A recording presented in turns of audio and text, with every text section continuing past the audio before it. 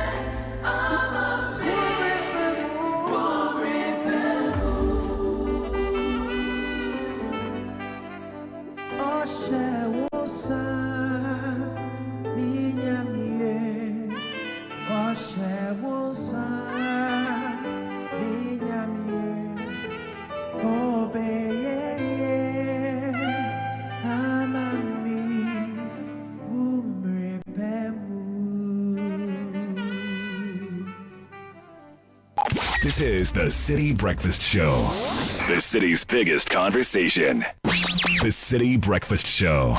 Rise above the noise. Join the conversation on the Citi Breakfast Show on Facebook at facebook.com/Citi 97.3, Twitter at twitter.com/Citi 973, and Instagram at instagram.com/Citi 973 with the hashtag CitiCBS.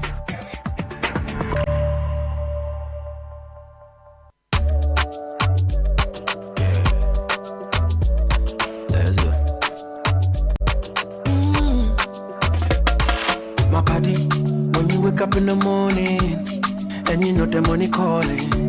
Oh, you go work, but you know it's out your side. If I believe with us, if I hold my hand and believe, oh, cause you know it's out your side. And when you dream, no say I live for you. And when you hustle every day, when you wanna go, anything you do.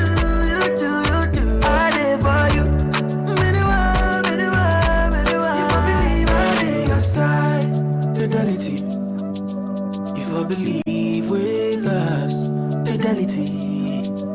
Oh, if I know I lay your side, fidelity.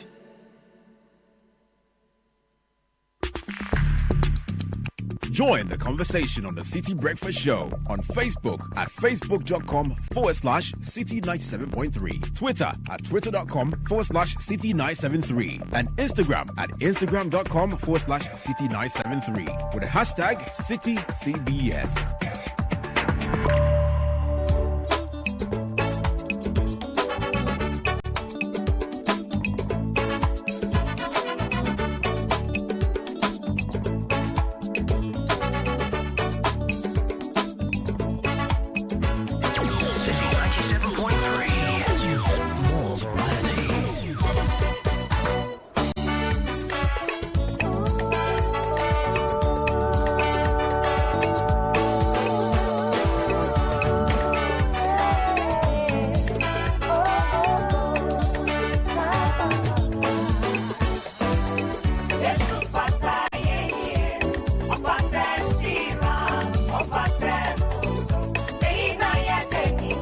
Yes,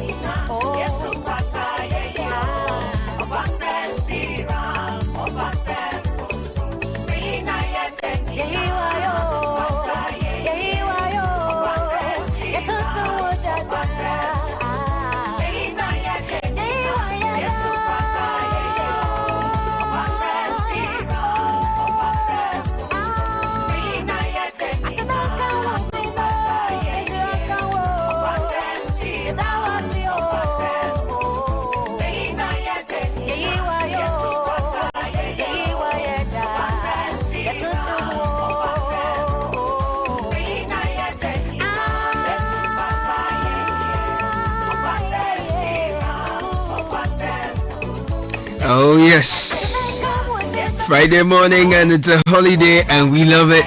We are happy to be here. It's Friday. Come on.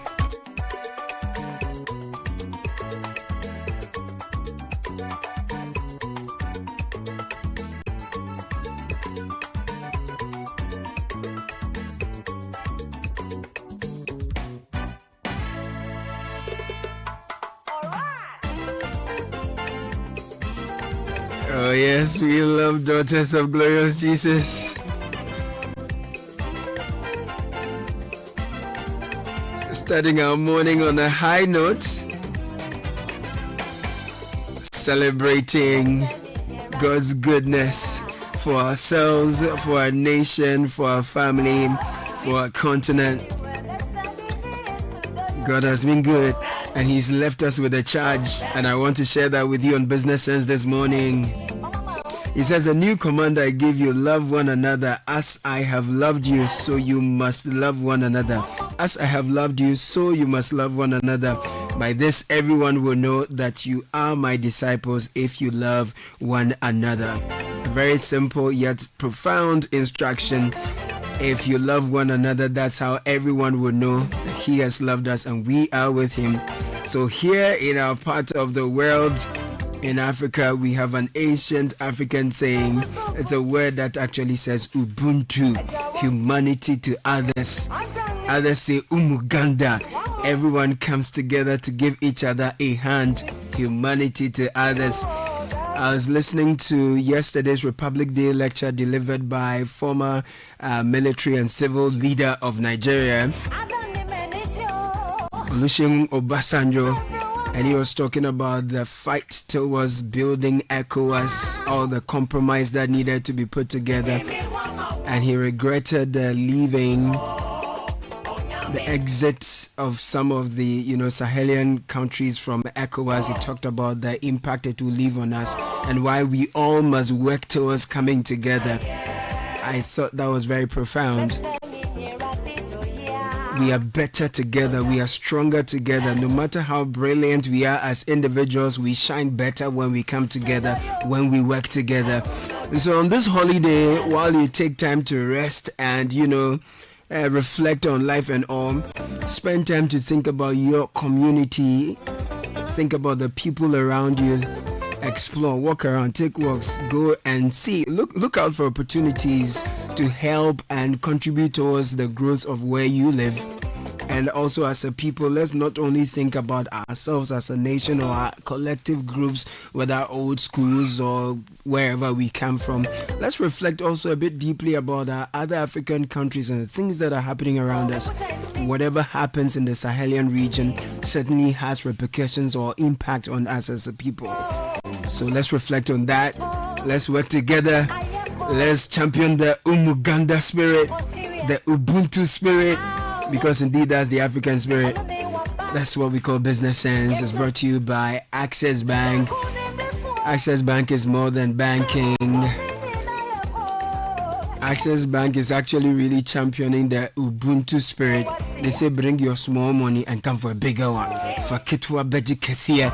It's a promo they are running from now to the end of September. If you deposit 250 Ghana cedis minimum or into your savings account, your Access Bank current or savings account, you increase it by 500 cedis or more, you will qualify for a draw. If you spend 500 Ghana cedis as a solo account or a youth customer or more with your Access Visa card, you will qualify for a reward. The more you deposit, the higher your chances of winning. So don't sit back. Join this promo. You stand and win a share of over 500,000 Ghana cedis. There are other amazing rewards like PS5, iPhone 16, Chromebook, and much more. It's going on in our 4 monthly mini draw and 2 mega draws. This is run by the NLA, is run in partnership with the NLA on the Caritas Lottery platform. Faketwa Beji Kesia, what you know? Yeah, man. 0800-004400 is the number. www.ghana.accessbankplc.com is our website. Access Bank is certainly modern banking. We'll bring you the news review. We'll go online mainly today. Welcome to the show. My name is Caleb Kuda. The news review is brought to you by Fidelity Bank. From the dreams of youth to the ambitions of adulthood, wherever you're on your journey, starting a career, building a family, growing a business, or planning your future, we are here for your journey. Every goal deserves a chance to flourish, and with hard work, dedication, and a strong belief in yourself, the seed of greatness is within reach. Trust in the journey. Understand that Fidelity Bank is with you every step of the way. Together, let's turn your dreams into reality. We're here for your journey. Believe with us. My name is Caleb Kuda. Welcome to a brand new show.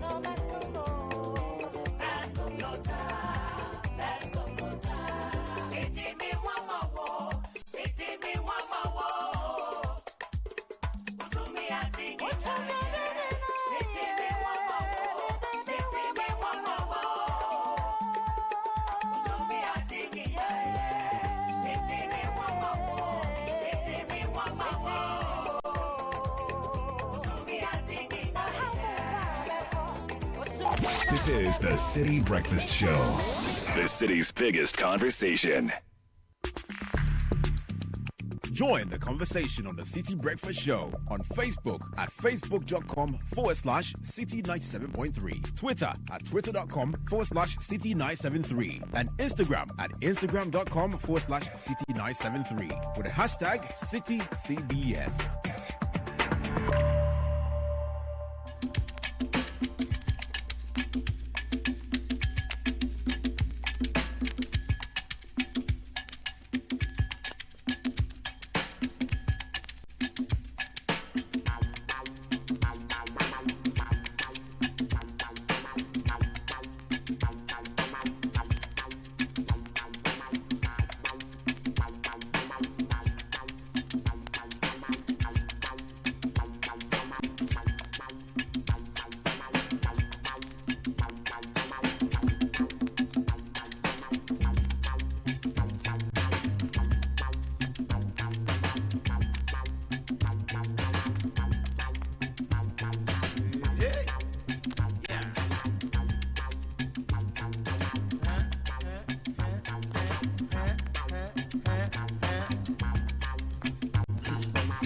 On the holiday edition,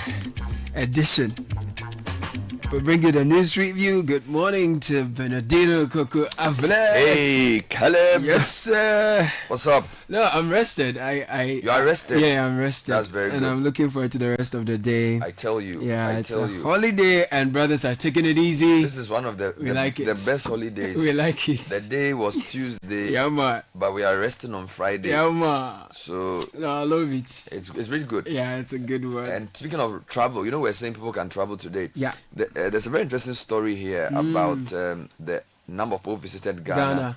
Yeah.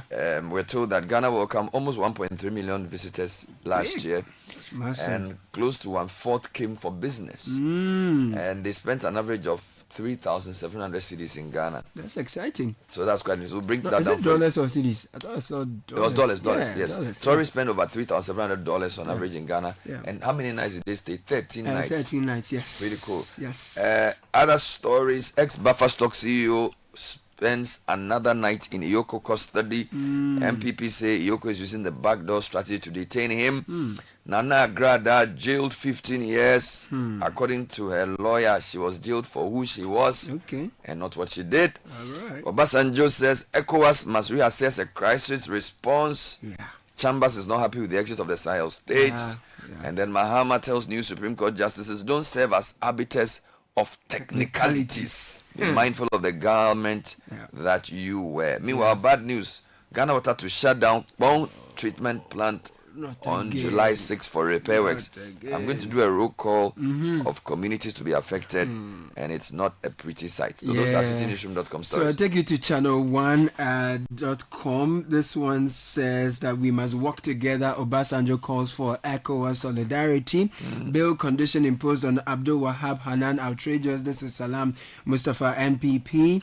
Agrada jailed for who she is. Yes, we brought you that earlier. And on the viral video that came from UPSA, the dress code is not new. This is something UPSA is saying. They've condemned the official who was seen manhandling the student, but they say that the code of conduct, the dress code is not a new thing. And the Ghana Water interrupting water supply in parts of Accra is here as well. To some of those stories, wear your rope with wisdom. President Mahama urging the new Supreme Court justices. And then Ghana pays $349.5 million Euro bond debt, completes 2025 obligation. Data must be treated as a utility, not a luxury. This is Sam George, and he's also saying that he will secure a drop in the pricing of DSTV. It's an assurance from Sam Jota George. If you go to my journal line, the justices of the Supreme Court are pledging fairness and they are acknowledging their family support. That's the lead story. Serve as stewards of justice, not arbiters of technicalities. Mahama charges new Supreme Court judges. And then he's also quoted as having said, this robe is not simply a mark of office, wear it with wisdom. In other stories, 3 MPP MPs drag government to court over unconstitutional Aboso Goldfields deal lease. This is in relation to the Daman mine. Don't launch policies and just hide documents. This is Oponkroma telling government. And then Asabi is eyeing MPP chairmanship position. Meanwhile, Donald Trump to host 5 African leaders next week.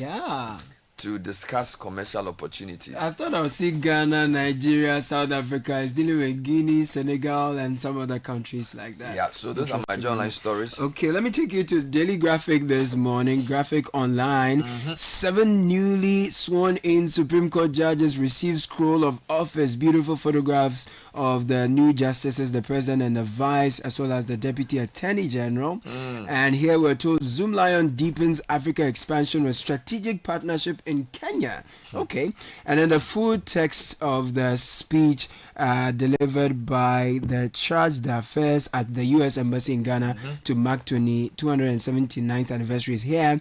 West Africa must find a new solution for governments emerging from non-constitutional constitutional means. This is Obasanjo as well. Once again, the transport minister has inaugurated the National Road Safety Authority and DVLA boards. That's a story here. Trump to host 5 African nations or leaders next week to discuss commercial opportunities. That's here as well. Indian Prime Minister departs Ghana after a 2-day visit.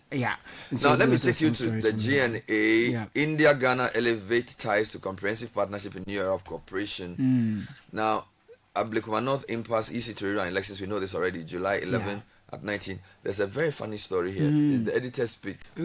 If you have protruding stomach, you are sick. This is Dominic Nito. If you have a protruding stomach, you are sick. What is he trying to tell me? Now, what is even funny is that he's not even a doctor. This is the former defense minister. And I don't know why I probably did. If you have a protruding stomach, you are sick. No, this why you must proceed with caution. We sick in terms of your health. Yes, we the friends of protruding stomach people. But you have a you don't. No, we are friends of people. I don't even have a stomach. What is your interest? I'm worried about my boss. How do you say such a thing about my noble and honorable? This is not proper. No, you can't do that. If you have a protruding stomach, you are sick. No. All right, let's do Francisca, if you can find the High Street Journal. High Yes, I Street have the Journal. High A Street couple, and then Journal, we'll go into and I have a story here on Yeah. business and economy. Ghana is stacking gold. What does it mean for your your wallet wallet. and the economy? Okay, so the story says Ghana has. Before that, just give us other headlines first before we get into the details. Let's see. Yeah. It says inflation disparities. Government must double poverty reduction policies in North and not rely on charity. This is an economist. And port disruptions could cause rise in fuel prices in July pricing window despite stable CD. This is Seaboard. Oh. Yeah. So this is what else is on the High Street Journal. It says Gitak hails Yeah. Prime Minister Modi's historic visit as catalyst for Ghana-India economic expansion. Also, let markets breathe. Why political pressure on pricing undermines consumer choice. All right. Those are some of the headlines from the High Street Journal. That's right. So we can get into the details All right. of the So other stories. Let me pick two that I like Okay, this morning. okay. I like the tourist story. Yes. Because we're asking people to travel. Yes. So I'm going to just read two stories on tourism on citynewsroom.com and I'll Sure. jump back to you. So Ghana welcomed almost 1.3 million visitors last year. Super. 22.4% came for business. Nice. According to the 2024 tourism report by the Ghana Tourism Authority, over almost 23% came for business, making it the leading reason for travel to Ghana. Nice. Study or teaching recorded 7%, visits to family and friends 22.29%, and holidays or vacation 22.15%. Yeah. So basically, it's an even distribution between coming for vacation, coming for visit family. of family and friends, and coming for business. Yeah. Majority of arrivals came through Kotoka International Airport, Right. while Aflao, Elubo, and Paga also served as notable entry points. Okay. Now, guess where the people are coming from? US. 137,000 arrivals. Okay. Followed by Nigeria, Oh. 1,111 arrivals, and UK 52,000. So UK is about half of the Nigeria figure. These three countries accounted for almost all of the visits, right? Now, perceptions of Ghana remain overwhelmingly positive. A striking 88% of international respondents describe Ghana as an ideal tourism destination, I love it. citing hospitality 94%, cultural heritage 39%, local cuisine 28%, and safety 39% as key attributes.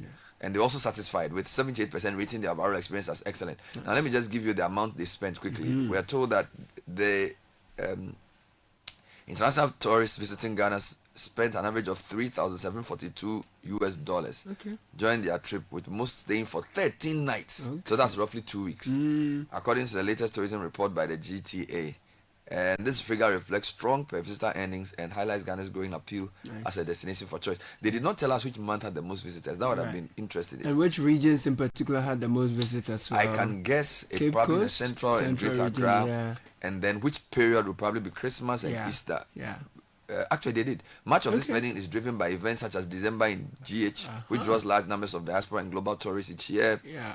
And then in the festive period, they spend an average of $720 on accommodation, $520 on entertainment, Okay. $446 on food and beverages, $308 on shopping. And this was a survey conducted at Kotoka International Airport. But despite these positive perceptions, Yeah. affordability remains a concern for some segments of visitors. While at it, and while we are looking forward to more Yes. visits, So I'll go to the something story related? about inflation. Okay. And this is coming from an economist. Inflation disparities. Government must double poverty reduction policies in North and not rely on charity. Yeah. So the story reads, the government has been urged to prioritize poverty reduction programs in the northern part of the country as the persistent widening of the inflation gap between the north and south jeopardizes the standard of living. Dr. Theo Champo is calling for a sustained national effort to tackle poverty in Ghana's northern regions, since the fresh inflation data published by the Ghana Statistical Service (GSS) reinforces the inflation disparities between the north and the rest of the country. The June 2025 inflation figures released by the Ghana Statistical Service reveals a worrying trend.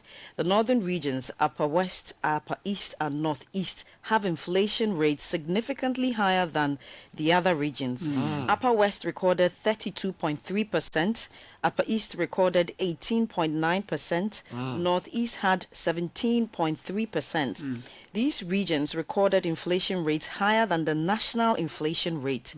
These northern regions stand in sharp contrast to places like Bono East, which recorded 8.4%, Ahafo 8.7%, and Greater Accra 12.2%, which are closer to or below the national average of 13.7%. Okay, so I'm going to commenting on these disparities, Dr. Achampong noted that this north-south inflation divide has persisted for over 15 years, largely mirroring the regional poverty gap. He warned that relying on occasional donor-funded initiatives or charity campaigns often seen on billboards when driving up north is not enough. Now, let me stay in the Greater Accra region because Ghana Water Limited says it has interrupted our water supply. And this is starting today. Management of Ghana Water Company Limited has announced an interruption in water supply from 6 a.m. to 6 p.m. on Friday, July 4, 2025, due to emergency repair works at the Bone treatment plants. Please.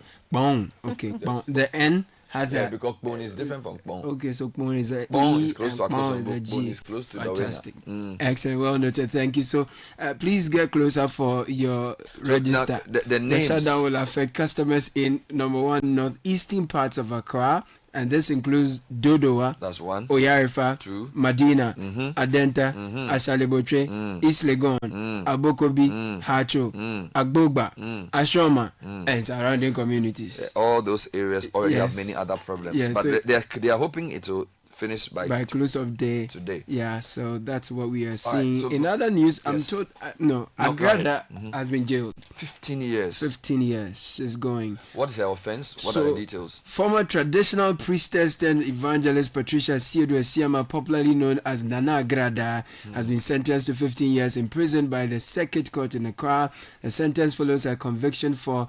charlatanic advertisement and defrauding by false pretense. Now, Nana Agrada was found guilty of luring victims through a 2022 televised broadcast in which she falsely claimed to possess spiritual powers to double money. Her claims led to several individuals to part ways with large sums of money in hopes of miraculous financial return, promises that were never fulfilled. So the court's ruling marks a significant step in the fight against fraudulent spiritual schemes and deceptive religious practices. A lawyer says she thinks it's a travesty of justice. She thinks that she was jailed for who she is and what she did. They said they will appeal the sentence.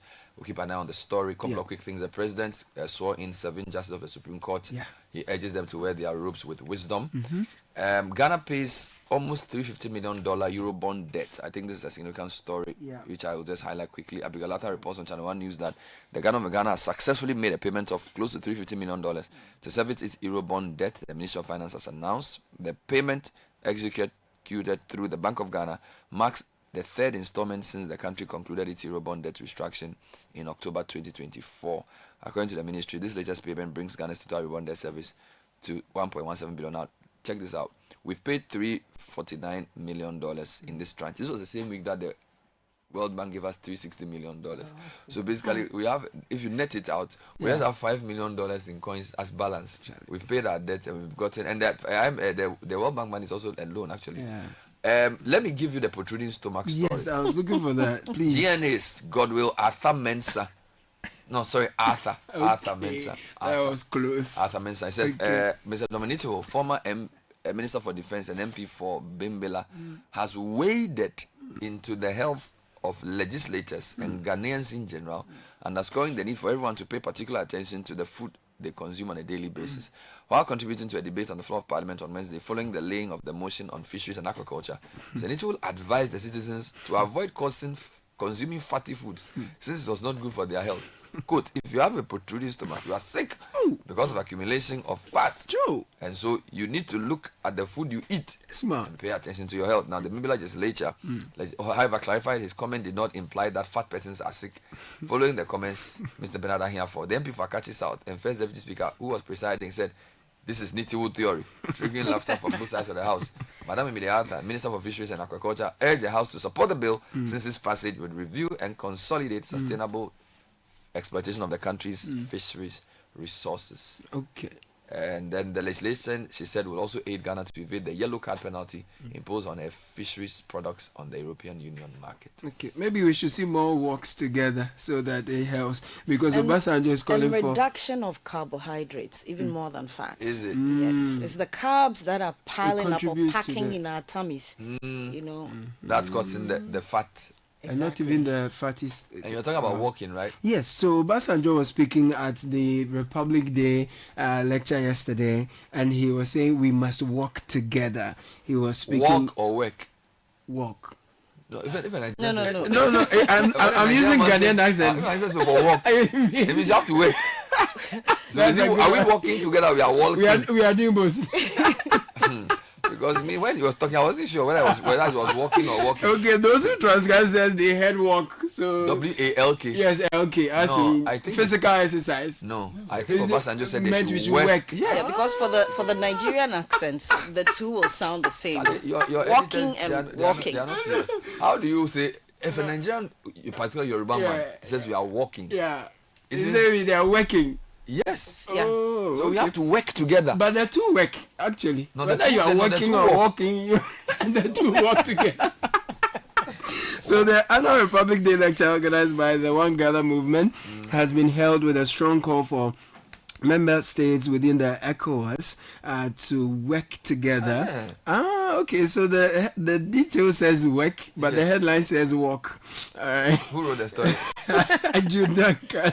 You are not serious. No, he called for ECOWAS and the breakaway of the Sahelian states.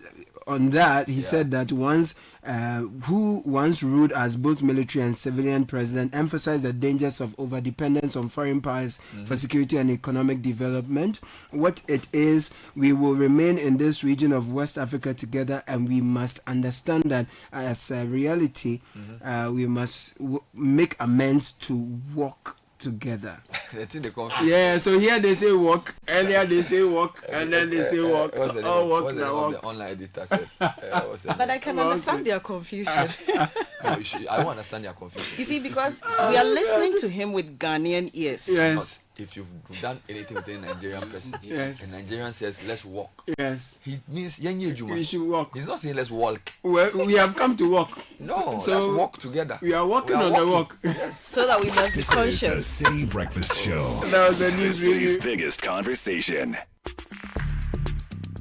Join the conversation on the City Breakfast Show on Facebook at facebook.com/City97.3, Twitter at twitter.com/City973, and Instagram at instagram.com/City973 with the hashtag CityCBS.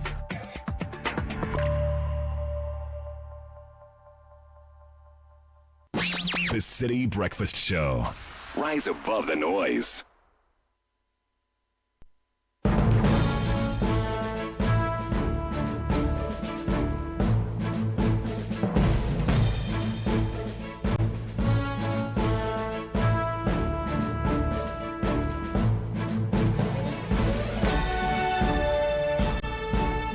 So we bring you the breakfast edition of the City Business News, brought to you by EcoBank and MTN. Neela Taylor is here with all you need to know in the world of business. My guy, what's up? Are they inside, my brother? Good morning. Good morning to you, Caleb. Hello there. Welcome to the Friday edition of the City Breakfast News here on 97.3 City FM. I am Neela Taylor. This morning, DSTV subscribers in Ghana may soon see a reduction in subscription fees as government moves to engage the service provider on more equitable pricing.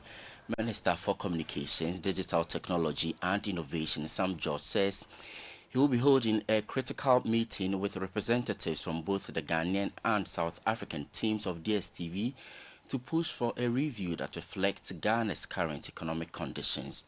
He described the planned discussions as important in securing pricing reforms that favor consumers and reduce the financial pressure on households.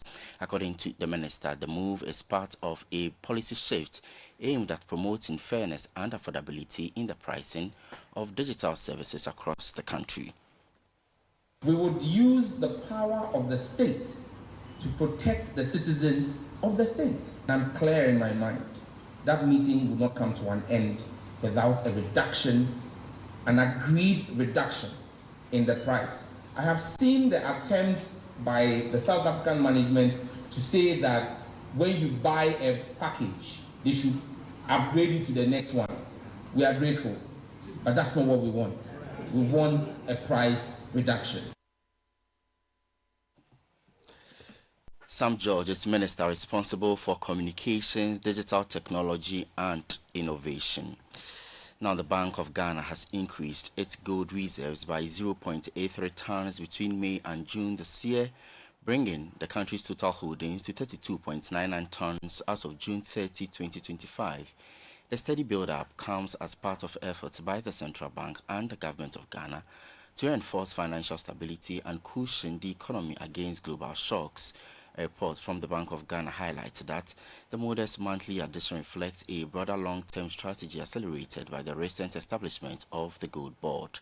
Since May 2023, Ghana's gold reserves have grown sharply from 8.78 tons to nearly 33 tons today. Finance Minister Dr. Kasayla Toforson says exports from artisanal small-scale miners alone have generated over 40 billion Ghana cedis, contributing significantly to the country's economic objectives. With a global trend where central banks are expanding their gold holdings to diversify reserves, with over 35,000 tons now nearly globally representing about 20% of all gold ever mined.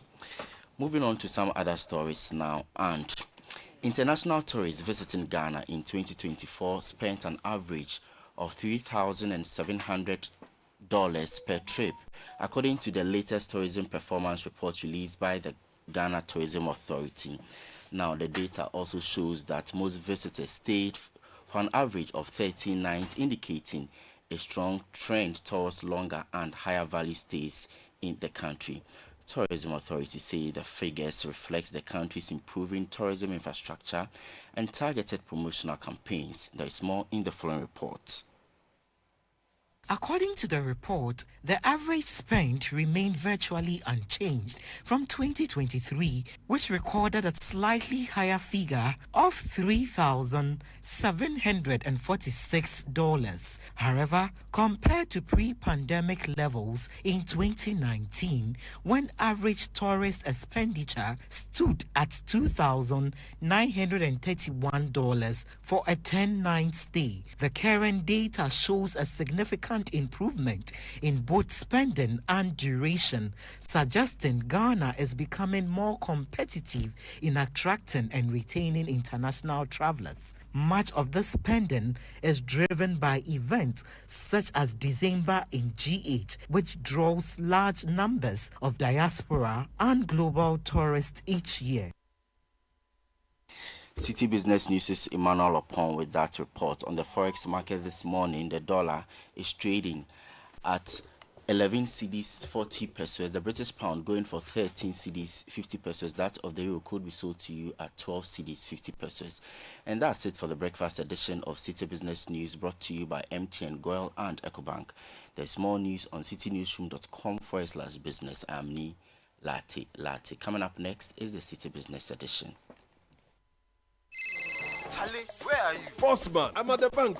Really? But your car is in front of your house. Bro, my bank on my phone, Charlie. Oh, how? EcoBank, bro. With EcoBank mobile app, I can do everything, anywhere, anytime. Listen, I just checked my account balance, paid Ahmed's school fees, and sent money to my grandma at Walwale. Oh, wow. Wow. Masa, just download the EcoBank mobile app from the Google Play Store or the App Store, or dial *770# and be your own bank manager. Manager. Whether to pay bills or fees, to check account statements, send money across Ghana, abroad, and more, EcoBank mobile app has got it covered. EcoBank Mobile, making everyday people live everyday lives the EcoBank way. EcoBank, the Pan-African bank. Hey, so as for you, every day you are just pressing your phone. Why? Are they paying you? They are, Oma. The more I use my MTN, the more points I get. And I can use those points to get airtime, data, and even discounts at shops and restaurants. Hey, so that is why all of you are always pressing your phones. And you won't tell us, so that we can enjoy some. Oh, ma. There's always more to enjoy with MTN Rewards. Just Just keep talking, testing, and browsing all day, every day to collect your points and use it to redeem amazing offers and discounted freebies right away. There's so much available for you. So dial *550# and get your reward today. Let's go. Everywhere you go. Kweku, have you heard what they are doing on MTN?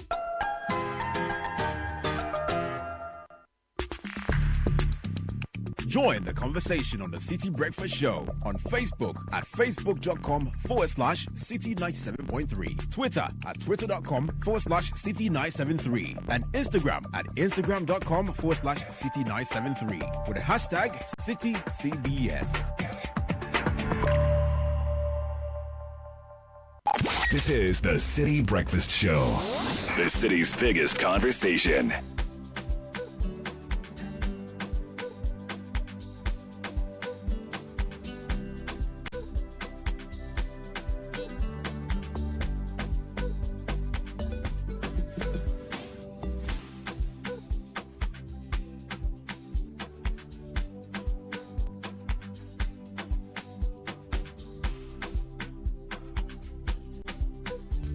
After 7 Friday morning, it's a holiday, and EcoBank will come through for you just in case you have an emergency that's related to money.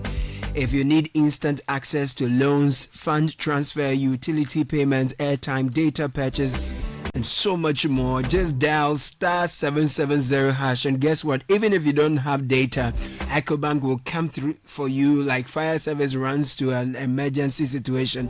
Oh yeah, they are that good and they are fast. So you don't need to panic when you find yourself in any money emergency. EcoBank will always come to your rescue. Dial *770# now for solutions to your money emergencies. EcoBank, it's certainly the Pan-African bank. Hello, boss lady. Yes, you, the go-getter, the planner, the do-it-all woman, building your business one bold step at a time. Listen, MTN sees you and MTN is cheering you every step of the way. That's why we've created the Ejumapa, MTN Ejumapa, just for you. Listen to me, it's more than a bundle. It's your new business bestie with special data and call bundles. You stay connected to your customers, suppliers, and everything that helps your hustle grow. As if that's not enough, we've brought you an insurance package that benefits you, helps protect the business you've worked so hard to build. So it's time to level up, scale up, and shine brighter than ever. Dial *5060# now, grab your Jumapa bundle, and let's get to work on your success story together. Yeah, we will both work and walk on your success story together. MTN Jumapa, powering women in business.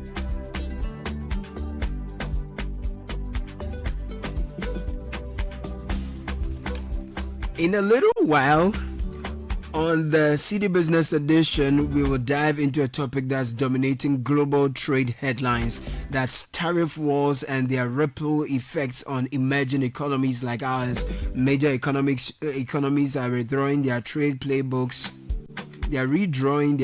playbooks. How can Ghana position itself and protect its own interests? That's what we're thinking about. It's a big conversation that we had much earlier in the month of June. And Michael Koto, managing partner at Confidence and one of Ghana's most respected voices on strategy and international trade, broke it all down, the global tariff shifts and laid out practical steps Ghana can take to turn challenges into opportunities. So we'll be bringing you highlights of that very eye-opening conversation. In the meantime, Chale, this is Ghana. Oh, you only get deceived if you are not sure of what you are buying or you don't really know the market. Listen, when it comes to water storage tanks, the name we all know is Polytank. Period. It's been with us for over 30 years and has been trusted by all generations. So make no mistake, always choose Polytank for guaranteed quality. No matter the size you want, durability is always assured, be it Rambo, Hippo, Sumo or Super Sumo. And the best part is, if you go to a Polytank partner shop across the country, it's the same price. Polytank is the original, always the best. Papano Angazangaza. Now the caution is that we do not request for Momo payments online. Okay, so how do you want your engine to feel today? It's a holiday, you're probably on a road trip, but how do you want your engine to sound? Confident, protected, ready to perform? Then talk to me and I'll tell you about Shell V-Power. Shell V-Power with Dynaflex technology is specially formulated to clean and protect your engine, giving it the boost it needs.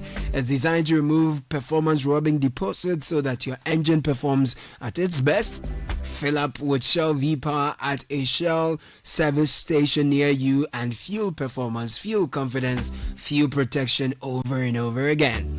Feel unbeatable because the best choice just feels right. Feel the feeling with Shell V-Power. Shall go well. Don't call me, oh, don't call me. La Shell Don't Call Me campaign has come to you. You deserve financial peace. Life comes with financial challenges. But with La Shell, you don't have to face them all alone. We've reduced our interest rates just for you.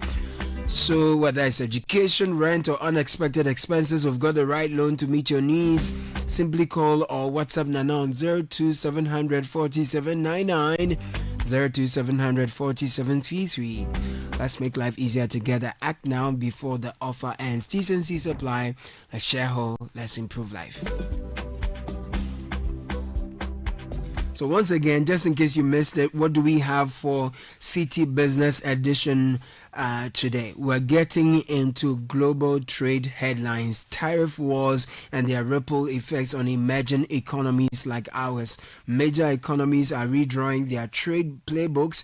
How can Ghana position itself and protect its own interests? To help us unpack this, we bring you a special presentation by Michael Koto, Managing Partner, Confidence, and one of Ghana's most respected voices on strategy and international trade. He breaks down the global tariff shifts and lays out practical steps Ghana can take to turn challenges into opportunities. So pick up your notebooks, your pens, your laptops, your iPads, and enjoy this incisive exercise. Enjoy. This is the Citi Breakfast Show, the city's biggest conversation. The Citi Breakfast Show. Rise above the noise.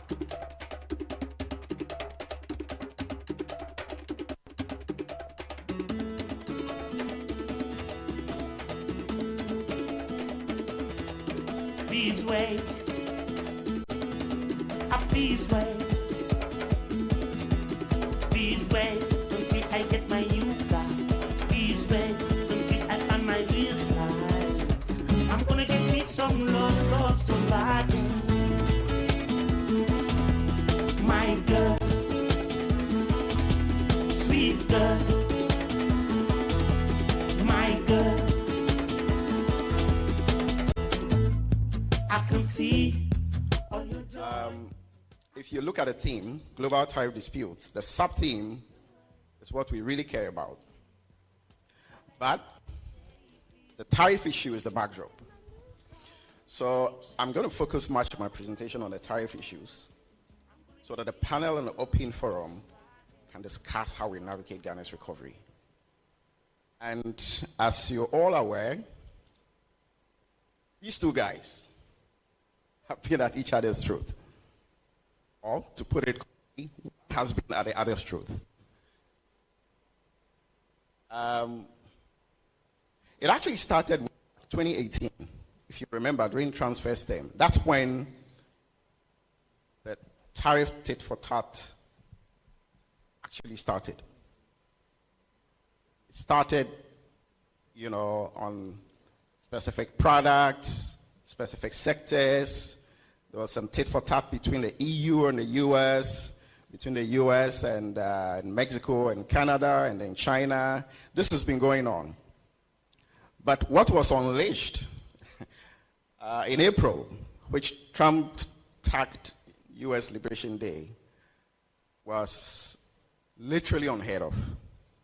It was actually a tariff apocalypse because it was really just going to mess up everything. Since then, we know that there's been efforts to try and pull back, contain, and all of that. Ghana had its own share of the tariffs, but we know that it's a complicated global issue. So with everything that has happened since that time, yesterday, Trump claimed that he reached an agreement with China. There's still a lot of uncertainty what the details of that is. In Africa, we had a lot of discussion about how this is going to affect different countries. Lesotho had a really, really, really big hit. South Africa has been under pressure. President Cyril Ramaphosa has had to go to the White House. It's a complicated issue. I know that in Ghana, I think either the foreign minister and the trade minister summoned the American ambassador. So, everybody sort of has had concerns. But what does this really mean for us as we try to navigate our recovery as a country? Where does Ghana stand? I'll look at how the situation could hit us directly and how it could hit us indirectly. So the analysis will look at direct effects and indirect effects. Now, direct effects. Really, what is the real exposure for Ghana? If you look at our top 10 exports to the US, this is for 2023. Total export was 1.7 billion USD. The year before, in 2022, was about $2.8 billion. So we suffered a 1 billion drop in our exports to the US between 22 and 23. But I suspect a lot of that is in crude. Oil prices and output. So if you look at our exports to the US, 70% of the value is in crude petroleum. 70%. The rest of the 30% is in everything else, including non-traditional exports. So, in terms of direct effect, we may potentially suffer some effect. It's not clear whether the 15% tariff that was imposed is actually in effect yet. But technically, in principle, if that were to apply, there will be some effect on these products that we export to the US. Now, some of these products fall under AGOA. And AGOA products constitute about 26% of our exports, or total exports to the US. In 2022, that came to about 500, 600, I have to check the numbers, but I think it was about almost $700 million plus, which is quite significant. But we know that AGOA is expiring in September this year, 2025. There's still a lot of uncertainty about what happens to AGOA, whether it will be renewed, how it will be renewed, if it is renewed. It's not clear yet. So that's also an issue we need to keep an eye on. The AGOA products, if you put the export value aside, the last time I checked, employs close to about 10,000 people in terms of direct employment.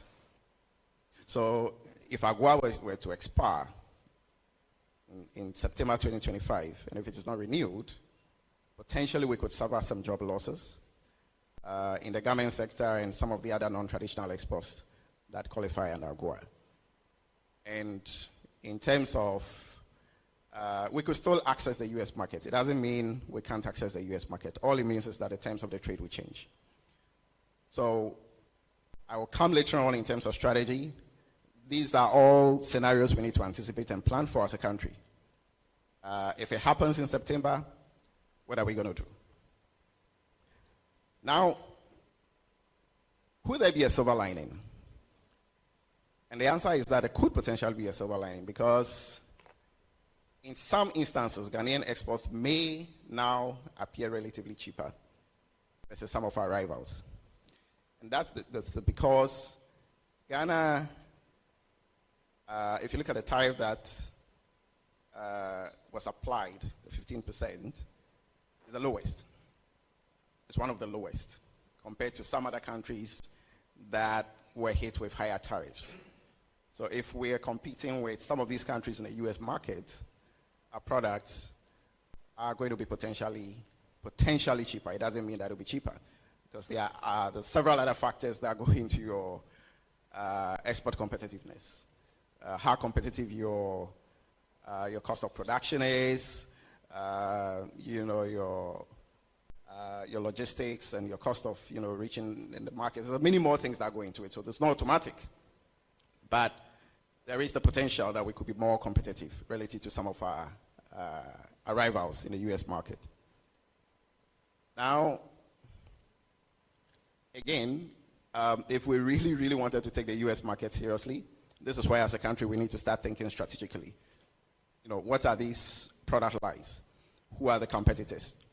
And how do we actually take advantage of this? I'm not sure whether we're thinking through these yet, but this potential is there. So overall, in terms of the direct hit, would say that it's not really much. There is actually some silver lining if we can take advantage of it. Now, what about the indirect? A lot of the indirect effects will go through ripples through our value chains.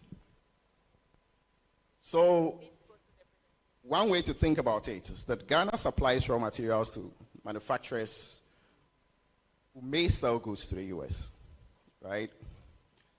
And if these countries lose US market share as a result of the tariffs, then there could be a potential knock-on effect for these customers that buy our inputs and our raw materials to manufacture and sell to these US markets that have lost market shares in.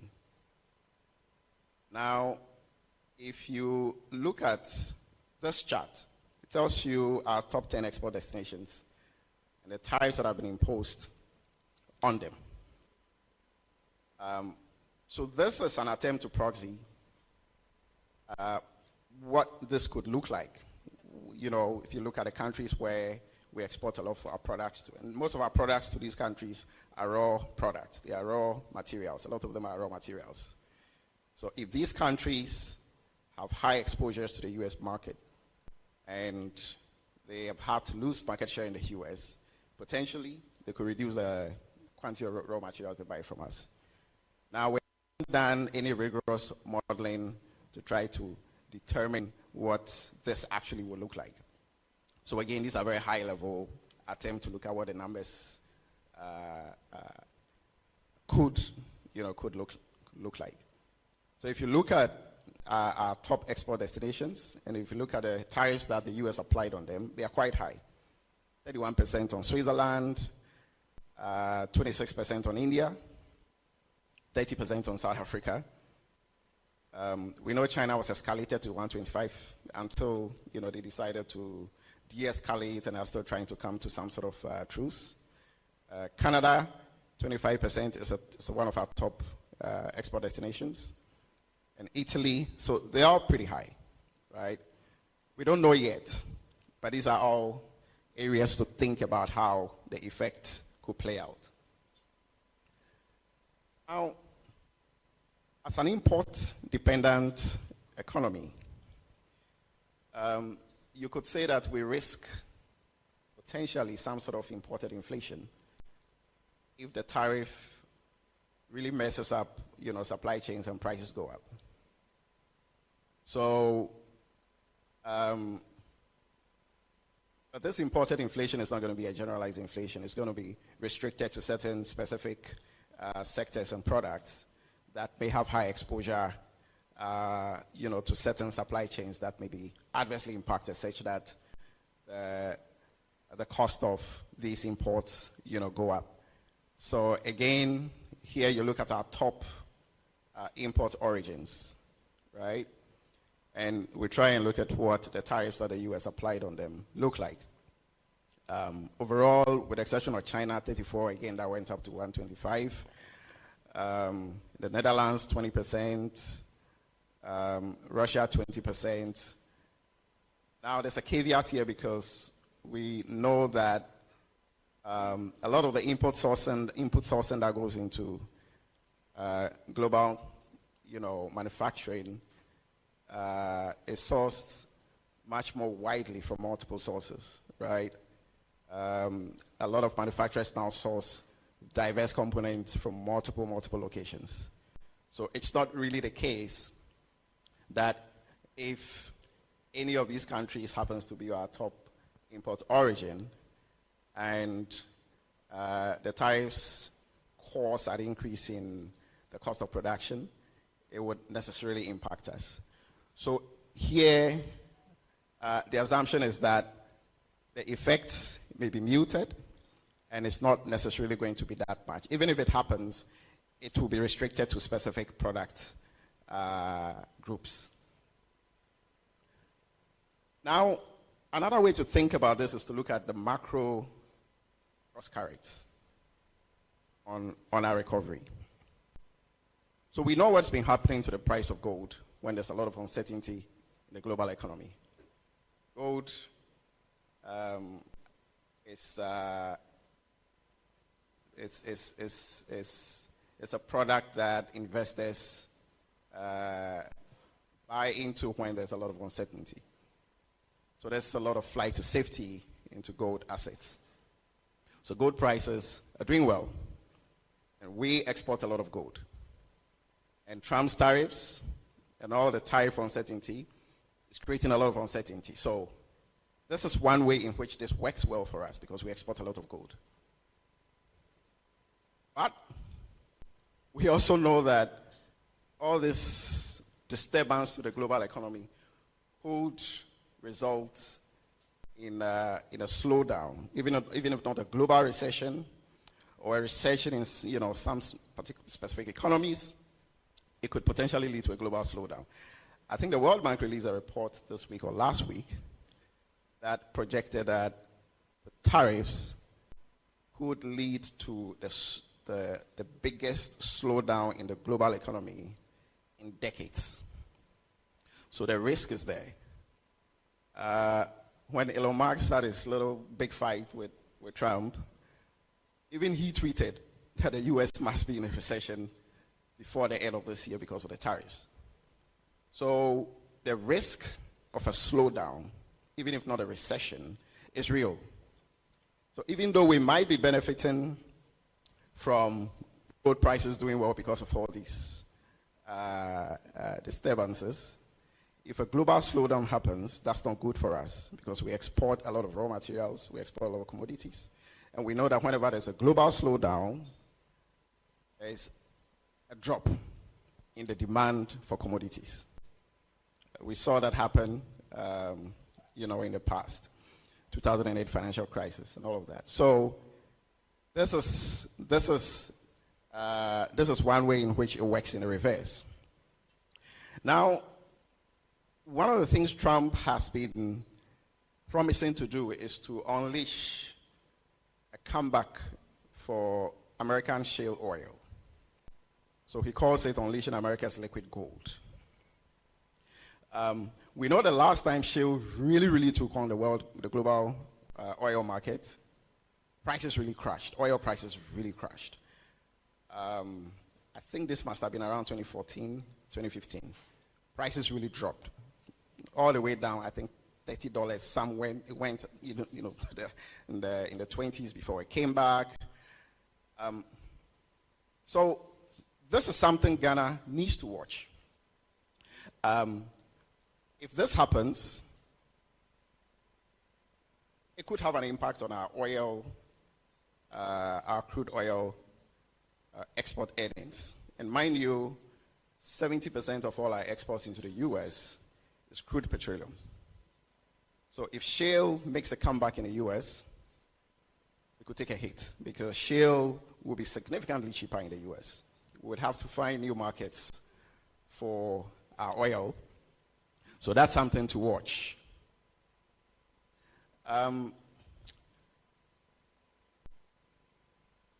This is an attempt to think through a few of these macros and to try to see what the potential effects or the risk outlook could look like. So if you take gold prices likely to rise, with all the uncertainty coming from the tariffs, in terms of our recovery, what does that mean for our public debt? What does that mean for our, economic growth? What does that mean for the deficit? What does that mean for inflation? What does that mean for the exchange rate? Our view at Confidence is that this one is a potential positive for all the macro variables that you see up there. If gold prices do well and we earn a lot more from gold, we accumulate more foreign exchange. We potentially could, do better with repaying our debt. It's a boost for our economic growth. It's good for the deficit. Since we're able to build up our reserves, and we know that a lot of our inflation comes through the exchange rate, it's also good for inflation potentially. So that's one way to think about it. But what about the risks of a global slowdown? What would that mean for our public debt? What would that mean for our GDP growth? What would that mean for the deficit and inflation and exchange rate? I've left these ones open. I think it's one of the things we could discuss during the panel and during the open forum, because I'm curious to know what you all think about, what a potential effect could look like. In terms of, if there's a surge in U.S. shale oil, again, what could the potential effects be? Because we know that there's a potential impact on our crude exports to the U.S. There's another one that I haven't put here, but which is very important, and that's remittances. Now, in the big, beautiful bill that, as they call it, Trump's big, beautiful bill that's in Congress now, there is a new levy that has been introduced, which is a 3.5% levy on remittances going out of the U.S. 3.5%. That's pretty high. It's higher than e-levy. And we know that we have a lot of our remittances coming from the U.S. So what's going to happen when this goes into effect? It was originally 5%, and they brought it down to 3.5%. Remittances, I think 2024 must have been about $6 billion in excess. We make more money from remittances than foreign direct investment as a country. So that's big. And it's not just remittances that, brings us a lot of Forex. A lot of it also goes down to the household level. Pay school fees, household expenses, and all sorts of things. So a lot of households are very highly exposed to this. It's not just at the level of our Forex reserves. So we need to pay attention to this. We haven't modeled what the potential effect of a 3.5% levy on remittances will be on the quantum of remittances that are coming from the US to Ghana. I don't know what it will be, but I think 3.5% is pretty high. So is it going to, make people send, is it going to cause a drop in our remittances? And if that happens, that's very, very significant, potentially, a potential effect. Now, key takeaways before we go into the panel discussions. How do we tie all of this together? The first one is the tariff shock. Really, at Confidence, we think that it's more of a ripple than a wave for now, as far as the implications for our recovery is concerned. There might actually be a silver lining if we can decide to take advantage of it. So that's on the tariff side. Remember that I spoke about other shocks that could happen outside of the tariffs. But as far as the tariffs are concerned, as we have them now, we shouldn't worry too much. We could actually take advantage of it. So in terms of opportunities, we could seize U.S. niche advantages while rivals pay higher tariffs. So, that's something we need to be looking at. And additionally, Lesotho has been crying a lot. South Africa is complaining a lot. We could potentially, using the AFCFTA, attract some of that export, right? Lesotho could relocate some of those contracts to Ghana. With the garments, we could expand our garment sector, through this.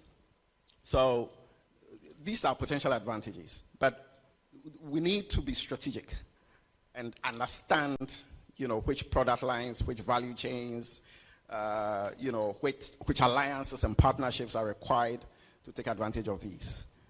So there are opportunities, but we need to. And in terms of risk, as I did mention, there are potential risks to global value chains and commodity outings. We need to diversify our exports and our production from a resilience standpoint. That's very important. More than 50% of our exports are concentrated in 3 markets: UAE, India, Switzerland. So that's a pretty high concentration. Exposure is pretty high to just 3 countries. We need more diversification.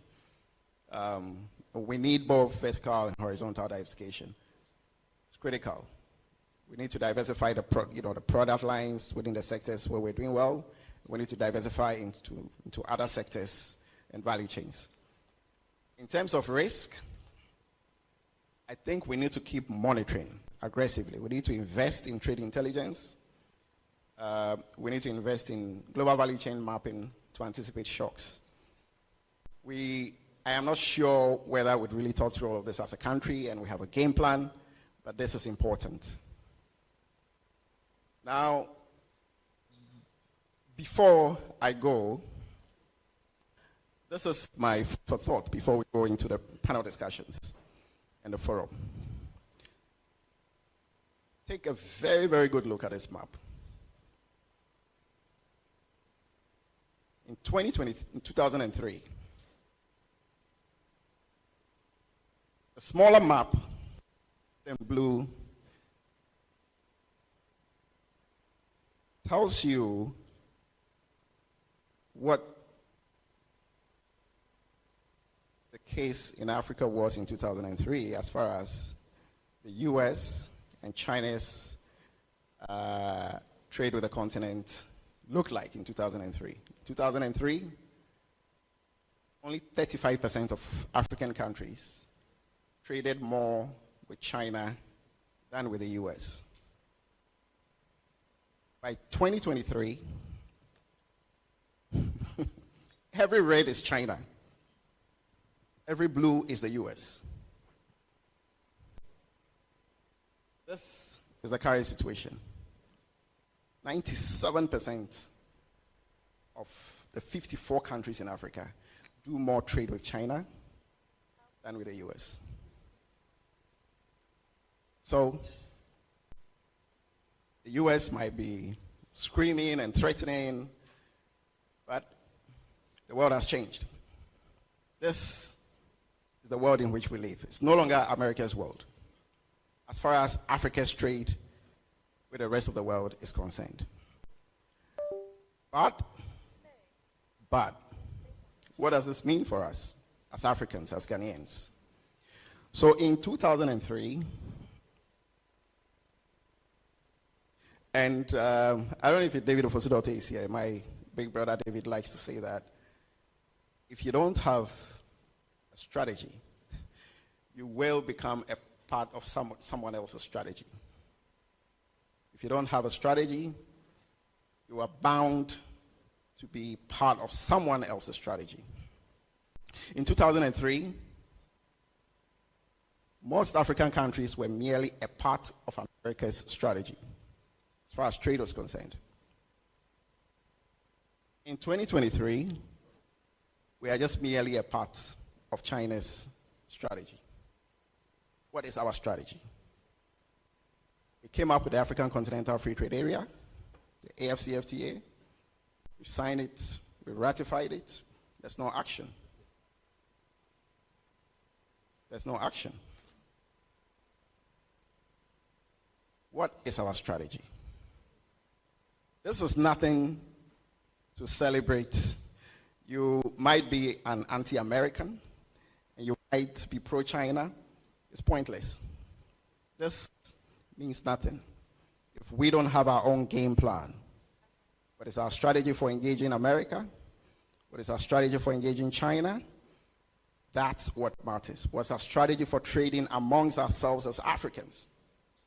Because the AFCFTA is our way out of all of these global trade arrangements that never benefit us. So in the short term, yes, we can analyze all of this. We can look at what the impact on our recovery is, and I think we'll have a robust discussion. But we need to look ahead. What do we really, really, really want to do as a country? To build resilience, to transform our economies. How do we do that as we navigate the recovery? So I will leave this here as my food for thought, our food for thought from Confidence.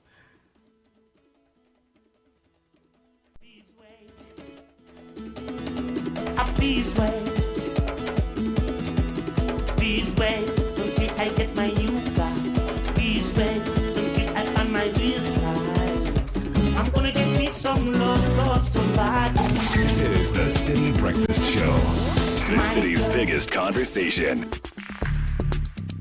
Join the conversation on the Citi Breakfast Show on Facebook at facebook.com/Citi97.3, Twitter at twitter.com/Citi973, and Instagram at instagram.com/Citi973 with the hashtag CitiCBS.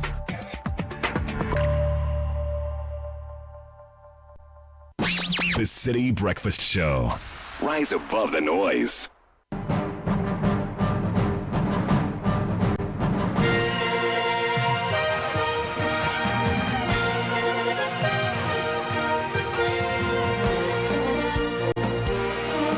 Friday morning, welcome aboard to kick off on the Citi Breakfast Show with me, Edwin Kwakofi. Kickoff is powered by Shell Go Well, Politangana, and Lesheho.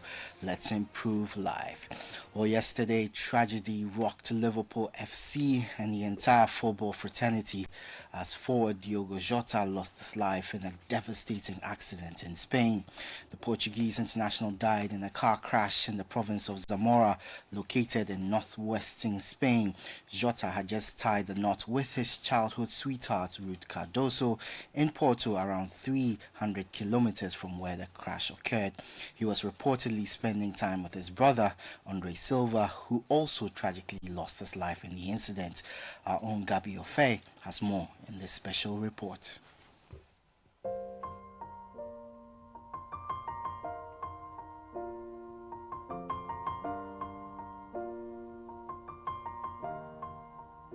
Luis Diaz. Here's Luis Diaz here. It's brilliant from Diogo Jota. Yes! A moment of quality and a moment of class unlocks the Everton door on Derby Day. It's Diogo Jota ending his own personal goal drought. Diogo Jota's final goal for Liverpool came in the 2024-25 Premier League season during the Merseyside derby against Everton at Anfield. It was a landmark campaign for the Reds as they secured their 20th league title under the guidance of Arne Slot, a first in Jota's career. Fittingly, his squad number 20 mirrored the club's historic title tally. Across all competitions that season, the Portuguese forward contributed 9 goals to Liverpool's title-winning run. A Portugal international, Jota earned 49 caps and netted 14 goals for his country. He was part of the squad that lifted the UEFA Nations League trophy twice, in 2019 and then most recently in 2025. His final appearance for Portugal came just last month in the Nations League final, where he featured as a second-half extra-time substitute in their dramatic penalty shootout victory over Spain. Jota's career was tragically cut short following a fatal accident in the province of Zamora, northwestern Spain. The car carrying the 28-year-old Jota and his brother Silva veered off the road and crashed, causing the vehicle to catch fire. Since news of his passing Heartfelt tributes have poured in from teammates, former clubs including Porto, Atletico Madrid, Wolves, and even clubs in Ghana such as Kumasi Asante Kotoko. In honor of his memory, UEFA has announced the moment of silence will be observed at all matches on Thursday and Friday at the Women's European Championship in Switzerland, including Portugal's opener against Spain. In an open reaction, former Wolves goalkeeper paid an emotional tribute to Diogo Jota on TalkSport. Yeah, absolutely devastated, gutted. I'm in shock. And I was in shock about around a year ago this time, when we lost Matej Sarkic. And I'd only been chatting to Matej that morning, and we lost him just over a year ago. And then you see the messages coming through on your phone, and you're like, what's going on? And then you check, and you're just in disbelief. I believe he just got married as well. He was the nicest guy, and the memories start coming back of that team with that Nuno built.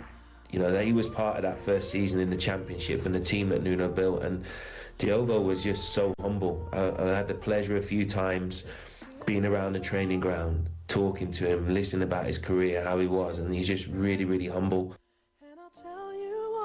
About it when I see you again. A wonderful report put together by Gabi Ofe. All the tributes have been pouring in from all over the world. Britain's Deputy Prime Minister Angela Rayner called Jota a gem gone too soon and extended her sympathies to both club and country.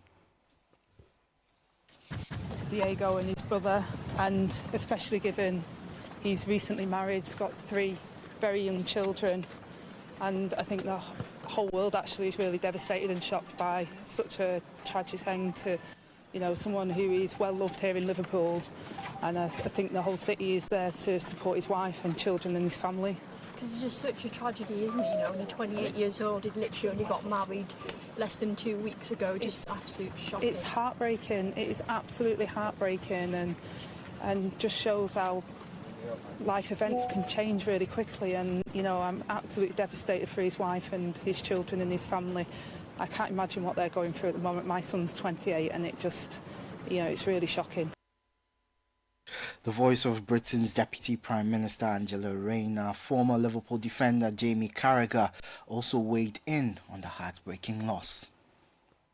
Yeah, listen, as I said before, I don't think it's just Liverpool fans. They will feel a little bit more maybe than others, understandably so. But I think the whole of football comes together in situations like that. And you just think of it, as I said, that, you know, there's some of that he's had. He's probably going into the prime of his career. He's just won, you know, the league title with Liverpool, the Nations League with Portugal. He's married 2 weeks ago.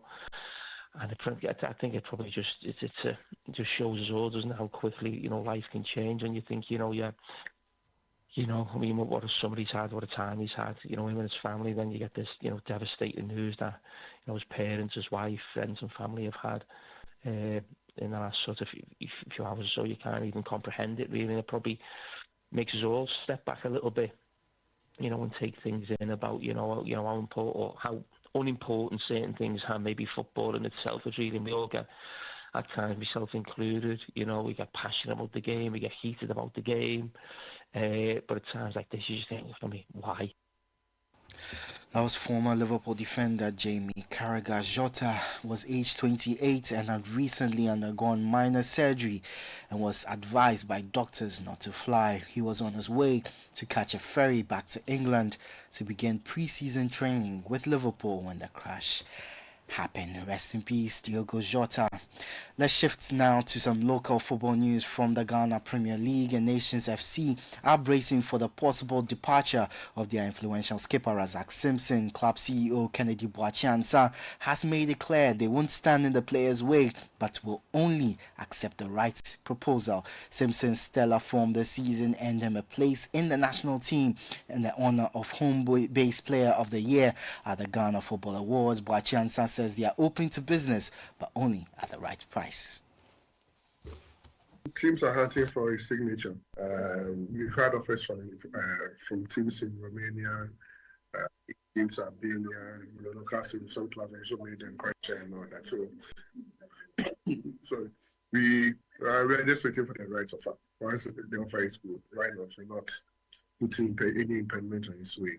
He said the club wrong and believed that when the offer is right, he had to allow him to go. Kennedy Boachansa is the CEO of Nations FC, and that's the latest in the world of sports. For more on all these stories, visit citysportsonline.com. I am Edwin Kwakofi. The City Breakfast Show with Caleb Kuda continues.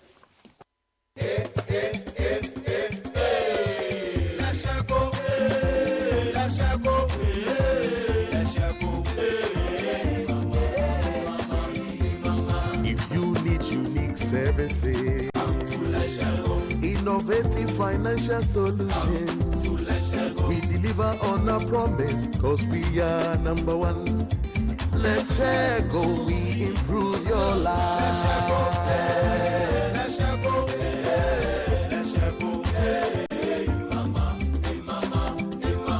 Even when you're stuck with nothing, no matter your situation,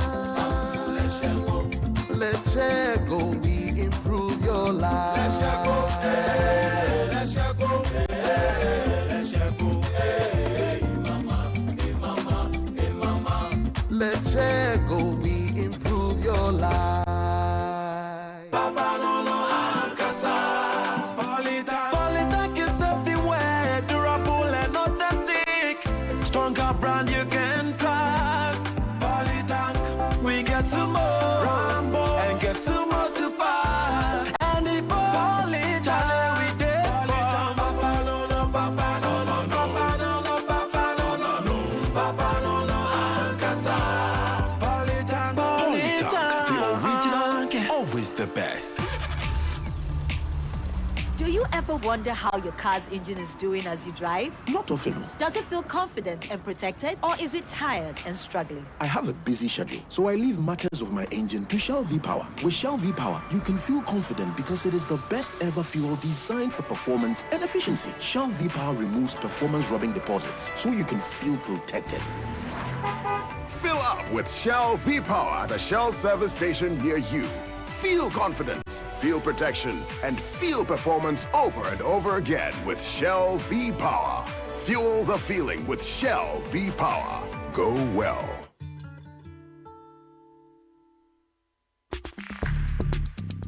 Join the conversation on the City Breakfast Show on Facebook at facebook.com/City97.3, Twitter at twitter.com/City973, and Instagram at instagram.com/City973 with the hashtag CityCBS. You know, listen, guys. One day, an old lady inherited a huge sum of money. Her family worried about how to break the good news to her. They feared that the sudden good news might give her a heart attack, and so they decided the family doctor, who was experienced in delivering such news, should be the one to tell her. And when he did, surprisingly, she smiled. Relieved, he asked, "What are you going to do with all that money?" She replied, "I am going to give you half." The doctor rather had a heart attack. Can you imagine? People are often surprised when we put them first. At First Bank, that's what we do. We put you first. Experience the gold standard of banking with First Bank. Open an account today and enjoy our user-friendly mobile app, quick banking via *894#, convenient shopping with our Visa Prepaid and MasterCard, and more. All designed to serve you better. First Bank. You first. There is small money, there is big money, and there is too much money. Telecel Too Much Money promo is here. Dial *500# to opt in. In the Telecel Too Much Money promo, you can win 100 Ghana cedis cash in the daily draws, 20,000 Ghana cedis in the weekly draws, and 1.2 million Ghana cedis in the grand draw. That's 1.2 million Ghana cedis. Simply reload airtime to end point to stand a chance to win. Dial *500# or visit the Telecel Play app to opt in now for the Telecel Too Much Money promo. Terms and conditions apply. Telecel, connecting energies. This promo is regulated by the NLA on the Caritas Lottery platform. There's no price like the ShopRite price. That's why we are committed to bringing you lower prices on all the essentials you need. Like 340-gram Lebanon chicken sausage for only 17 cedis, 99 pence worth, and 400-gram Cindy spaghetti for just 7 cedis, 99 pence worth. Never pay more than the ShopRite price. Prices valid until 6th July. Only at ShopRite. Is your home and office protected against crime? Trelidor, Africa's strongest burglar-proofing, provides fixed and sliding burglar-proof solutions for homes, shops, and offices. Trelidor has given Ghanaians peace of mind for over 20 years with the highest international standards backed by a 5-year warranty on materials and workmanship. Choose Trelidor. Call 0561 24 24 24 or simply Google Trelidor for more information. Trelidor, Africa's strongest burglar-proofing. Did you know that worms take away nutrients from the food you eat? Just listen to them. Brothers, yesterday the food nice, huh? Oh yeah, that's what about woman there. She did try wa. Charlie, something come on. It be food. It did taste like banana. Make a taste some. Make me try a taste. Make a taste. Hey, something is doing me. Something is doing me too. Oh, it be Vermox. Vermox banana-flavored dewormer is available in both suspension and tablet and is suitable for children and adults. It's good for you, bad for worms. Not recommended for children under 2 years and pregnant women. This advert is FDA approved. Charlie, Chairman is still not here. What at all could be the issue? Calm down. I'm sure you'll be here soon. Oh, guys. Sorry I'm late. Kotibab me for road. Sake of my insurance expire. Some long issue, Charlie. Chairman Pan. Hey, you make Kotibab you sake of you forget to renew your car insurance when you can get your car insurance sticker instantly on Hubtel. And best of all, you can set a reminder to renew. Simple matter. Just install the app, enter your car number, and oh la la! Your instant insurance sticker is there. Oh, really? Make I do am now before I forget. But Edemu, Charlie, see. Edemu, insurance sticker need Edemu one time. I can even renew it every month. Wow. Charlie, as for this one, today, as usual, the sitting is on me. Visit Hubtel.com/app to download your Hubtel app and set a reminder to renew your car insurance today. Hubtel is everything you. This is the City Breakfast Show. The city's biggest conversation. The City Breakfast Show. Rise above the noise.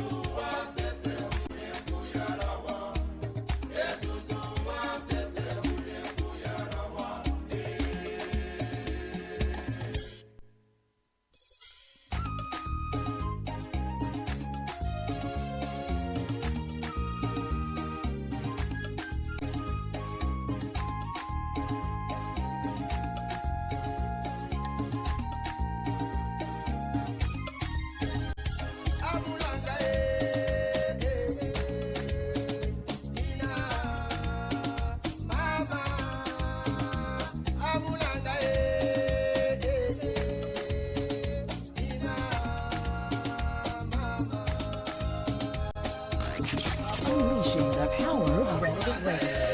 This is City 97.3.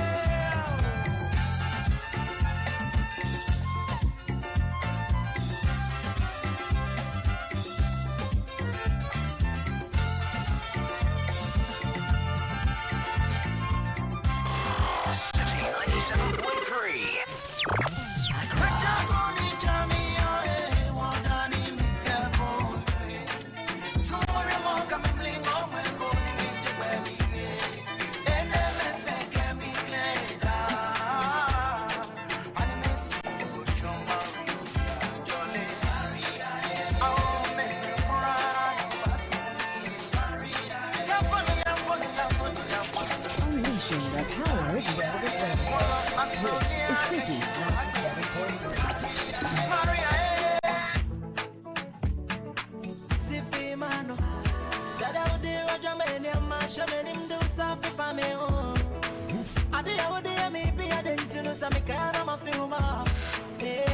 You're too sexy, you're too bad, you're too naughty. Oh, I get to stop up, see me to talk so much about what you're not. Make it a sound, be a moment. Make it talk so much about fear. Make it a sound to grab and see if it's a be a lobby. Georgia Mojo. So, some on the couch and the bottom of the lobby. Georgia Mojo.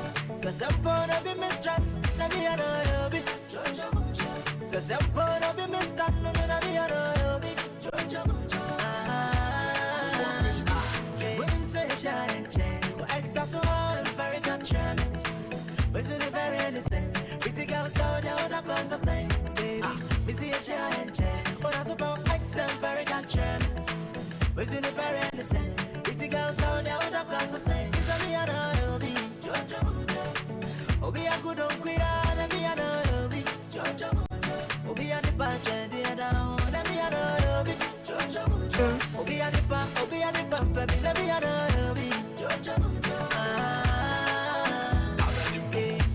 I don't love you, but I don't know you well. You may love me too, but you may have someone else. I'm so many way. Every prayer must out of me. I'm so much in no before. I'm on the chink on time, my name. Not trying to This is the City Breakfast Show, the city's biggest conversation. When I see my baby, I go give you all my love and I'm never gonna let you go. Hey, go tell your mommy, say me I get plenty money. Hey, so make she no complain. Come on like a watching in Johnny. You be my baby, and they never go to have the reason why I love you so. Hey, if I any Maya, Moko back to my boy.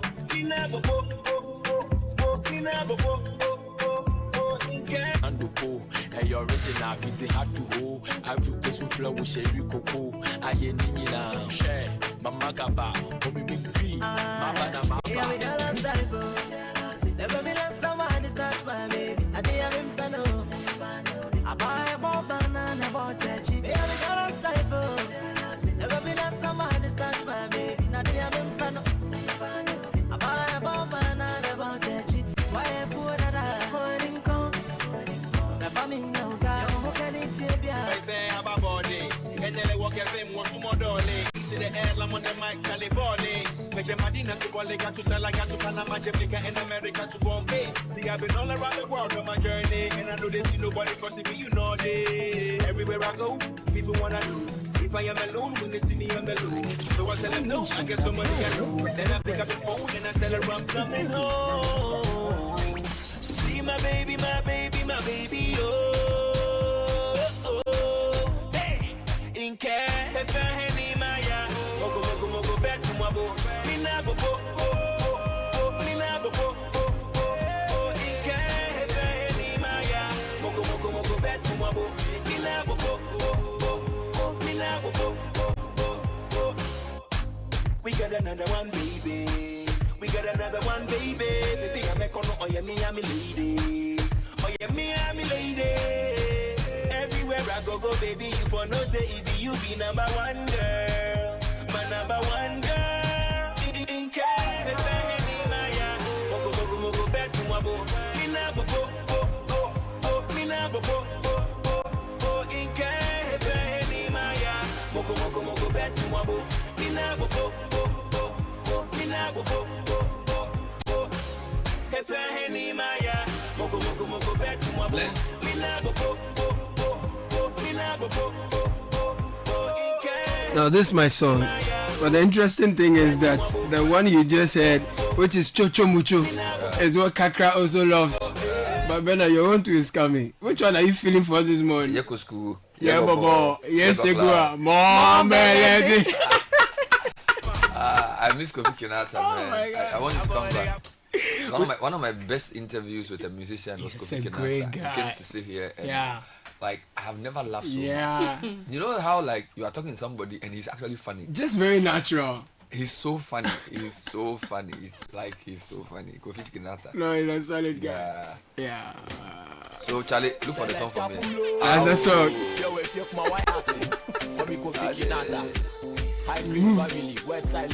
Let the song wait. Let the song wait for me. It's Dr. Ray on the beat. Lord of mercy. Make it time feel like fan base. We come back it up, lock it up. That can't take this. You don't know. Dada bless me. Me drop one then one cause traffic. Better no man and press it up. Fi change this style. Basta me a dash we. Hey, they my bag in the shamba. I go lo bossa wo Sofia Napa. Wicked. Shadi yaba na yaba eh. Yo yaba dada mada eh. Get die hustle na yenda ya shisha na yenya na brother si shisha na yeah. Boy where we get them? Give me that to wind there. Mom belede. Yo bushu. Yo jidu. Na ya kwa klaba. Mom belede. Yo bobo. Yo shogu. Na ya jekapa. Mom belede. Yo kusku. Yo bahad. Na ya bavaka. Mom belede. Sometimes kwa na ya tibida. Forget to biala do when you want to physical. Sometimes kwa na ya tibida. Forget to biala. So that's the vibe. Yes, and a special request to a few people born today. Nice happy birthday to Kwabena Owusu Mensah. Okay. He's our brother. Surely the Lord is taking him to the next level from all the royal family of Achima Eburaso in Kumasi to Kwabena Owusu Mensah Esquire. Happy blessed birthday to Kabute Okanse. Kabute, my MC, on his 45th birthday. May the good Lord grant you grace and more beautiful memories. This is Fatima of Kamshi Sense and Beyond. Okay. Bernard, please help me wish my wife Klocho Okai Gauga a happy birthday. Macho, happy birthday to you, my beautiful wife. Today, I want the whole world to know just how amazing you are. Your kindness lights up every room, and your love makes my life complete. You are more than my partner. You are my best friend and my greatest blessing. Come on. I celebrate you today and always, and I look forward to creating many more unforgettable memories together. Happy birthday, my love. From my husband, Dennis Gauga, to Klocho. We call her Macho. Macho? Any Cho is a fourth girl. Oh, all the Chos. So Chocho, Adocho, Klocho, Macho, Jocho, Vacho, all the Chos. Once you hear Cho in the name, it's the more melody. You know the guys, they Charlie. It's like this thing, very well calculated. Something. There's a whole Macho, Kwacho, Chocho. Yes, so Cho. If a lady is called Cho, she's a fourth girl. So what about Kai? If she's third. Kai. Oh, so Vivian Kai. So she's a third daughter. Yeah, so a boy to Aikai. Aikai. So any Kai, I said, the guys are not in their form. It's structured. They form. They form pass. So Kai. So the Joes and the cast. I also want to wish all the newly sworn in justices of the Supreme Court. Yes. Congratulations. Solid. May the wisdom of God guide their steps. Amen. So that they will maintain sagacity. That's one word I learned. Sagacity. Sagacity. In the work they do. So all the 7 justices of the Supreme Court. Yes. Wishing them well. They don't talk much. They don't. They don't call into radio stations to contribute. Sometimes they will send you text to say we are listening. Keep going. They will not call you and say hello, Bernard. I want to contribute to the discussion. They won't do that. You know. Sometimes I ask myself, there are some certain jobs I don't have the discipline to do. You know, the discipline of restraint. Think about it. You are a judge or who listens to the radio, and you know that what the people are talking about is completely rubbish. You know, and you really feel like calling it and saying, "Hey guys, you guys are offside," but you don't want to do that. By the calling. Yeah, you don't want to. Rarely do they even do interviews. The only time I've interviewed judges is when they are doing justice for all, right? Or when they are doing public. They are doing a deliberate public campaign. Education. Yeah. And that one is really nice. Or maybe they're on retirement as a personality, something. Barely, unless they're academics. Yeah. So maybe if like Professor Ateba wants to comment on something, but usually they are very interviews. There are some jobs if you take, which is why I was saying that on the UPSC thing, there are certain things if you say you will do it, you have to count the cost. You cannot. For example, if you say you are a lawyer, There are some things you can't do anymore. Look, I know people who are like pastors in Orthodox churches. You will never see them sitting at a bar.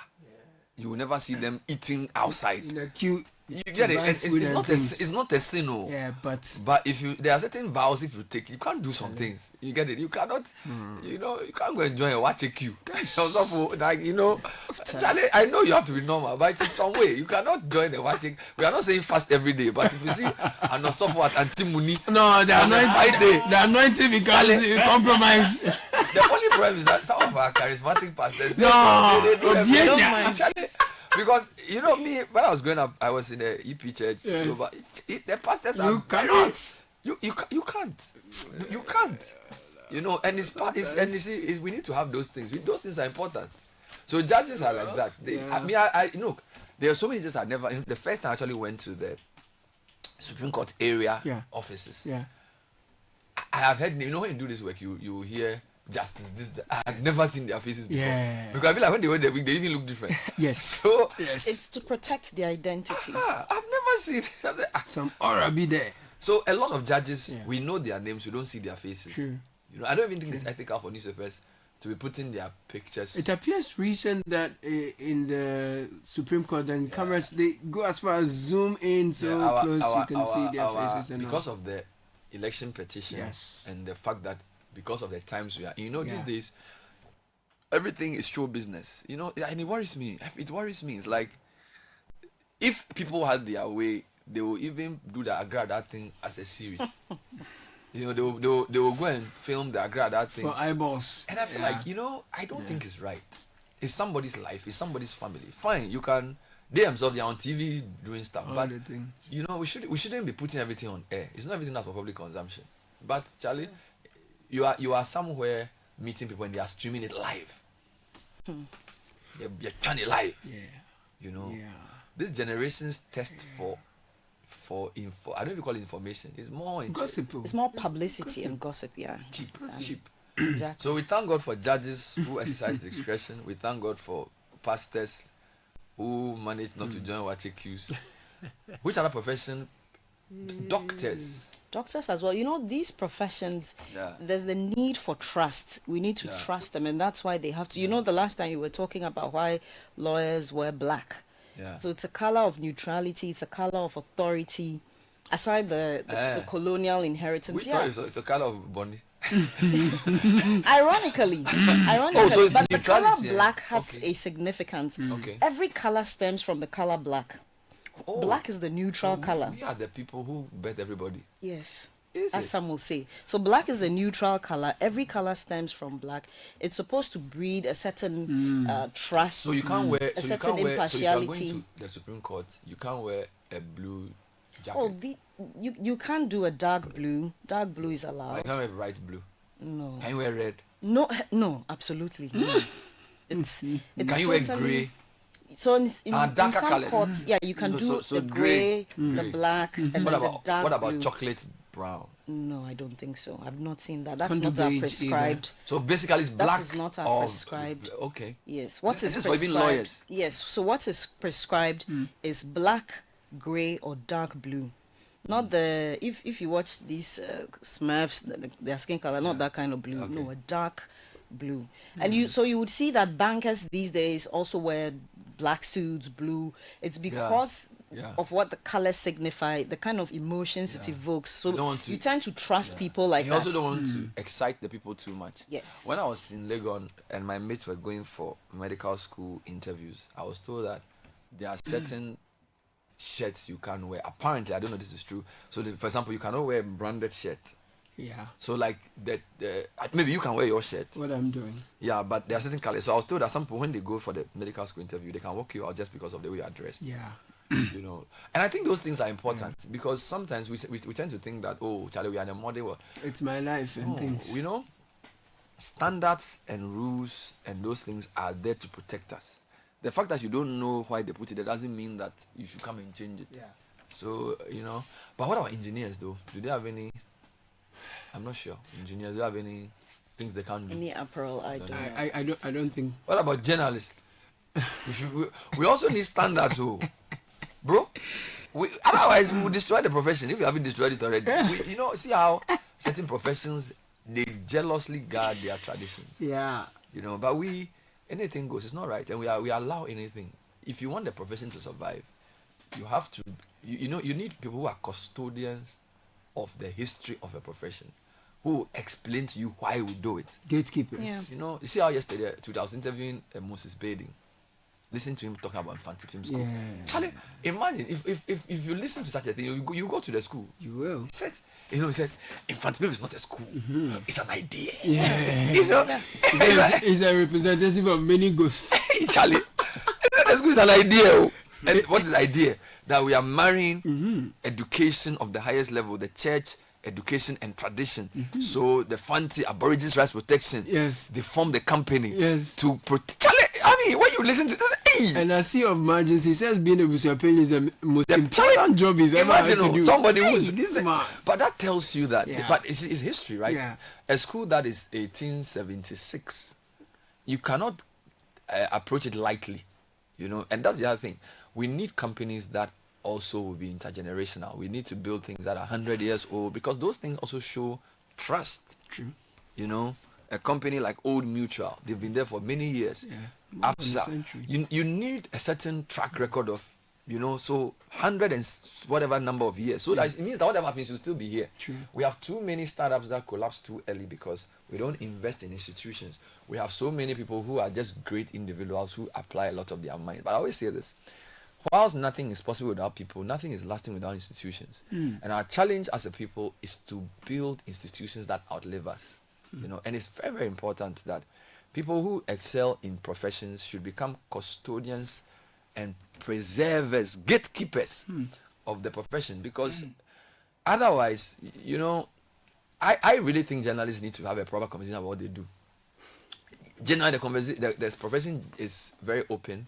Yeah. A lot of people can be journalists and Free stuff. for all. But I feel like we, the people who have the prominence in it, should be more serious in nurturing the next generation, and also, cautioning those who sort of take it to the excess.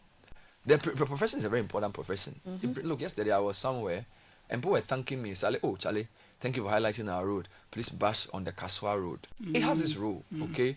It's gatekeeper. It allows the leaders to know where to emphasize.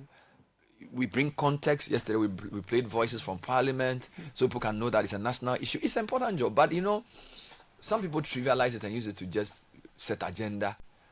They want to fix somebody, they lie. And if you do that, you destroy yourself. Every profession can be respected if you do it well.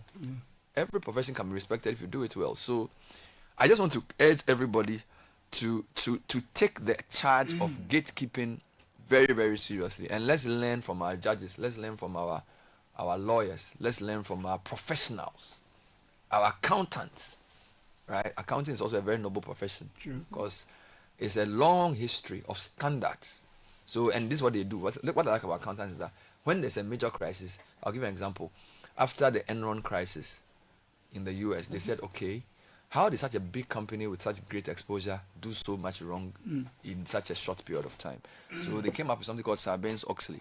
The two big legal people beefed up the controls around running organizations. So for them, every crisis is an opportunity to improve the profession. And as a society, we had a crisis in COVID.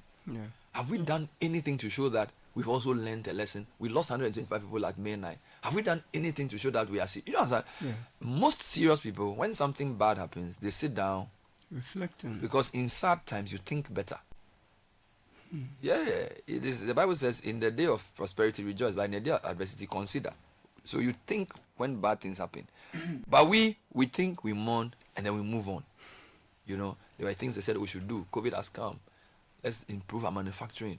Let's have people who can do our own vaccines. All those things. We didn't do anything. We just went back to factory settings. It's not good. Anyway, let me leave you. Bye. And I start preaching. We're in a hurry to make merry, and we miss out on the lessons. So I like the black. Anyway. Wear the black. It makes you think. But in the heat too, then you are enduring. So, there's also some criticism because it's a colonial heritage. And so... I used to think... I think I'm growing. I used to be very radical about those things. Anti-establishment. I feel from the Kwaboche story, you can marry the two. And I think Babin is doing it nicely. So Babin is saying, I am Speaker of Parliament. There's a certain robe the Speaker must wear. On certain occasions, I'll wear it. But nothing says I cannot wear kente or I cannot wear agbada or fugu. So in that sense, he's radical. He's not throwing away the values and all the... Because by the end of the day, the color and the dress you wear is to symbolize something. So you don't... The argument is not about the wig. The argument is about what it represents. The principles. So if we leave... That's what Jesus said. You Pharisees, you are funny. You pay tithe on the mint, the anise, and the cumin. But you neglect the weightier matters of the law, which is faith, justice, and mercy. What is he saying? He's saying that the externals point to the internals, or let me put it better. The color you wear, the robe, they should symbolize something. So don't kill somebody because they are not wearing the dress, and pardon somebody for wearing the dress but not living by the principles. So he said, this you should have done without neglecting the other. So he's not saying don't wear the wig. Yeah. He's saying wear the wig, but let the wig mean something. But in a society where we do argument over the wig, and yet in the same court, they are wearing the wig, but they are doing miscarriage of justice. And I think that's how Ghanaians have become. So we argue over what is external, and yet what is more important, the values are not there. So you say lawyers should wear black. Do people really get justice? Is there justice for all? So let's not make the whole thing about let law students wear black. That doesn't mean you just wear any color. Amplifying it like we are saying wear black to remind you of what you're supposed to do. But the more important thing is to remember what you're supposed to do. But the question is, do they remember? So yeah, that's where... How did we even get here? I don't even know, Charlie. I think let's go back to what we're supposed to do right now. Okay, so while we are at it, get paid smarter with Zenith Merchant Pay. Running a business, make receiving payments fast, easy, and stress-free with Zenith Merchant Pay. A similar solution for SMEs and corporates. With Zenith Merchant Pay, you can receive payments via mobile money, a QR code, bank transfer, or 966 # Zenith Bank's USSD, and all in real time. Also enjoy instant payments, alerts, and quick settlements and easy reconciliation. No delays, no stress. Sign up for Zenith Merchant Pay today at any Zenith Bank branch and enjoy fast, secure, instant payments anywhere in Ghana. Zenith Bank, in your best interest. Welcome to Seamless Banking with the Prudential Bank mobile app. Perform instant transactions, link mobile money wallets, scan GHQR to pay, manage your cards, transfer money between banks, and do so much more. No more banking hours. Experience simple, secure, and convenient banking wherever you are 24/7. Download the PBL mobile app now from Apple App Store, Google Play Store, and Huawei App Gallery. Visit the Prudential Bank website or social media platforms for more. Prudential Bank, truly dependable. And if you want a British degree at a fraction of the cost, you're looking for a vibrant student experience in a community that builds your confidence and equips you with real-world employability skills. Enjoy all these and more with scholarships available to support your academic journey at Lancaster University, Ghana. Your faculty are trained to UK standards, and the campus is right here in Ghana. So lancaster.edu.gh is the website. Admissions at lancaster.edu.gh is the email address. 0248656274 is the number we are waiting to receive your call on. Lancaster University, Ghana is the only British university campus in West Africa. Guys, listen up. When Republic Bank says they are the number one for you, they mean they are the one for you. That's why they've reduced their Citi mortgage interest rate even further to a new low in the teens. That means you can afford to own your dream home or your next one for less. But don't wait. This offer is only available for a limited period. And if you already have a mortgage with your bank, you can switch to Republic Bank and enjoy the exciting deal.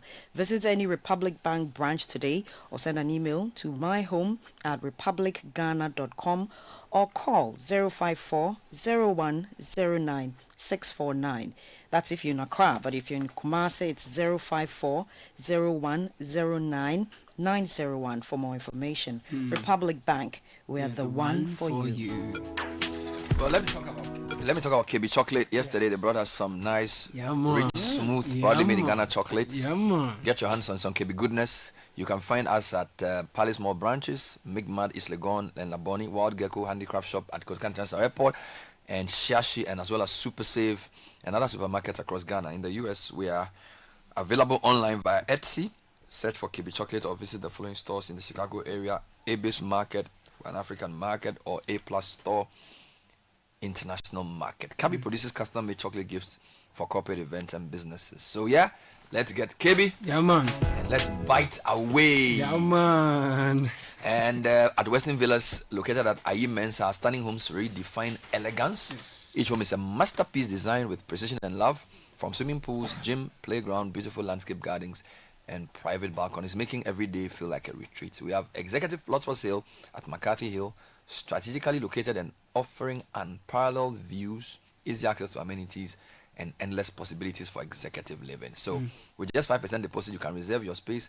Contact us today to learn more about luxury homes at Ayi Mensa or plots at McCarthy Hill. Right. So go to westonvillas.com or call 053-650-2295 for more information.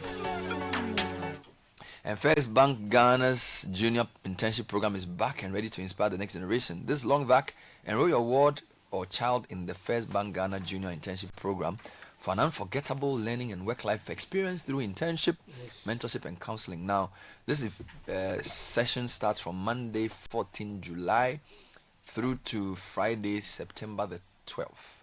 And the enrollment process is simple. Sign up your child or ward for the Kids First account, designed for children up to 12 years old. Alternatively, sign them up for the Me First account, crafted for teenagers aged between 0 and 14. Apply for the First Bank Ghana Junior Internship Program. Your child or ward will embark on an exciting 5-day learning experience at any of our branches. They'll receive certificates along with products from Gino, Kivo, Top Up Pharmacy, Awake, Kiki, and Pepsodent. And they could win attractive cash prizes. For more information, call First Bank on 059-692-1921 or 026-086-0250. If you're ready to unlock the power of artificial intelligence for your business, then discover how AI can help your business to work smarter, move faster, and serve better, from marketing and sales to customer service and finance. It's happening on the 12th of July 2025.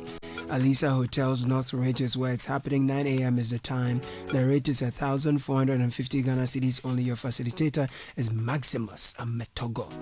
Join us for the AI Masterclass, whether you're a business executive, entrepreneur, or just curious about how AI really works. This masterclass will show you the tools, strategies, and real-world uses of AI that you can apply immediately. Limited spaces are available, so please call to register. WhatsApp also 0244-767-808. Visit www.idm.edu.gh for more. This event is powered by the Institute of Digital Marketing. I want to say happy birthday to my brother and friend Peter Omani Mensa Bonsu, who is our business development manager. El Chemano. And I always say Omani is somebody I was really destined to meet, because it's funny, we have many things. How do I even put it? We both grew up in Medina, but we never knew each other until we got to work at Citi. Wow. And there are many people and places we both know, but we never knew we knew. I mean, it was just so strange. So really, really wishing him a happy birthday. He's a really great guy, you know, who's what do I like about Money? Chamano Money. He has this relaxed. Yeah. Has a calm vibe. Yes. So if you have a confusing issue and you are with Money, he will always bring you clarity. He will de-escalate. Calm you down. Yeah. So his talent is chairmanship. El Chairman. Everybody has a talent. Chairman Money. Money's talent is that he's a chairman. His gift is he knows how to chair. Yeah, man. He looks like one, he talks like one, and he chairs like one. That's right. So Amanda is from Team Citi. Happy birthday to you. Bernard, I want to say happy birthday to my father. Dada. So this weekend, there's most likely going to be a celebration in honor of my father. I think he's 75 if my math is correct, but his birthday was on 1st July. And apologies, dear Dad, I totally forgot. I totally forgot, overtaken by work and other things. But on behalf of all the entire family, my mom Josephine, Irama, Pakwesi, Audrey and myself. What's his name? My dad is Emmanuel Kweku Forsen. He's the quiet Kweku I was talking about. This Kweku vibe, they have not heard something. My dad has a cool, calm vibe. He doesn't talk much, and when he talks, it makes a lot of sense. Cool, calm. Wishing him. So it's your mom who's giddy giddy? My mom is a bit. I'm like my mom, a bit aggressive. Your dad is the cool one. My dad is calm. Cool so type. Audrey, I think Audrey, my twin sister, is a bit like my dad. Cool. So you took your mom. Yeah, a bit of it. So Emmanuel Kweku Forsen, Dada. Happy birthday to you. Coming from Team Citi. Yeah, man. Led by Francisca Kakra. Yes, sir. Audrey Penny. No, you're a big man. And all the family. Zion. You're a solid man. Zion. From Ejumako. Yeah, man. Correct. Let's do a few birthdays.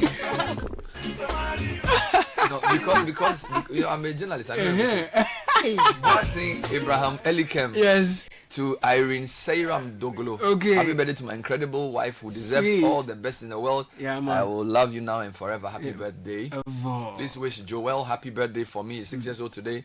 Spintex Road. Wish him well and God's amazing blessings. Kofi Kwache. So I suspect Joel is your son. Yeah. Happy birthday to Esther. Amen. Huh? Yes, Amen. Practical. Oh, her name is Esther Amen Practical, my daughter of the University of Ghana. Oh. So my uncle is Amen too, but the practical is what I don't understand. So a human being is called practical. What is this? On this day and for the year ahead, may your life be fulfilled, fruitful and blessed. Please play a nice song for her. Yes. Hey, is the name practical or is it a typo? Maybe it's a typo. Esther Amen Practical. No, it's a typo. It could be. It can't be. How can a person be called practical? I mean, I can understand if it's a first name. For my people, we have all the kinds of things. We can do all things. Bernard, please help me with my wife, Klocho. I think we did this already. Yes, Klocho came through earlier. And this one says, your special day has come around again. I hope you know how much you mean to me, Grandma. And I hope this upcoming year brings you all the happiness you deserve. Thank you for another year of life. May it be filled with grace and happiness. Today is your birthday, Gilbert Oting Dankwa Kolebu Police Station, from your colleagues at GCTU. Okay, so Grandma's name didn't come, and that of Gilbert is a bit different. That comes from his colleagues as GCTU. So happy birthday to you all, our friends. And good morning, Bernard, Caleb, and our wonderful lady Kakra. Please help me wish my lovely husband, Mr. William Na Ejabing, a lovely birthday. We wish him long life and prosperity. As he grows older, he's becoming younger, finer, and sweeter, like fine wine. Naki, Nakuo. Okay, so again, you need to understand that the Krobos. The first girl is Naki. The second girl is Nakuo. That's how it is. So. You know, the Gans and the Gadangbes, they have a rhythm. System day. For the way they name kids. So it's like that. Tete, Nati, all those things. If you hear the name, you know where the person is. Right. They may be first, Tete may be something. Okay. It's like that. Okay. Now, let me just quickly announce before we do a couple of interviews. The Methodist Church Ghana Salibotwe Circuit. Yeah. Which I think is where my friend, this guy, Clement Appa, goes to church. Okay. They are doing a medical outreach. Lecture, sorry. Tomorrow, Saturday, 5th July, Lakeside Community 4 Police Station.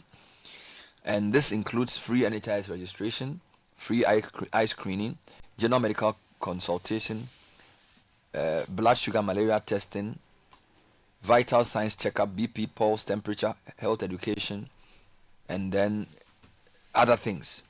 This is happening free. Oh, nice. At the Lakeside Community 4 Police Station grounds. So, those of you living in around Adenta, New Legon, the housing, please go to the Methodist Church Ghana. This is housing down. Right. I think that's where it is. Right. No. Sorry. This is Ashalibotwe Circuit. This is not Adenta. Ashalibotwe. Ashalibotwe. Where's Ashalibotwe's own? Ashalibotwe is good. Okay, I don't know where the building is. Methodist Ashalibotwe. I do not know. Yeah, I know where it is. Old Town.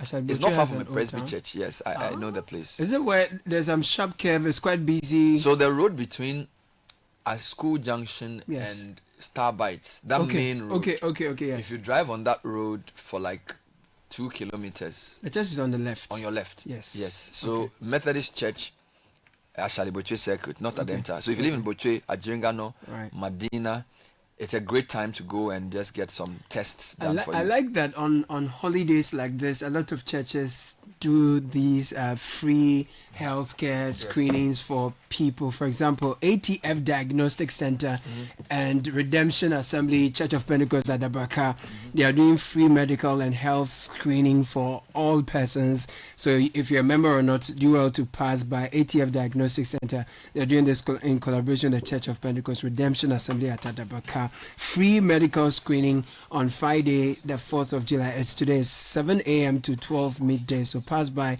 the JMMT auditorium near the Adabaka post office, Adabaka post office, and get free screening for yourself. It's a very important one, so do well to pass by. Them I come, they love me, but now only you who can be my wifey. I dey pray, I dey cast and binding for anything we go make us fight. I don't go lie, it's a made up mindy.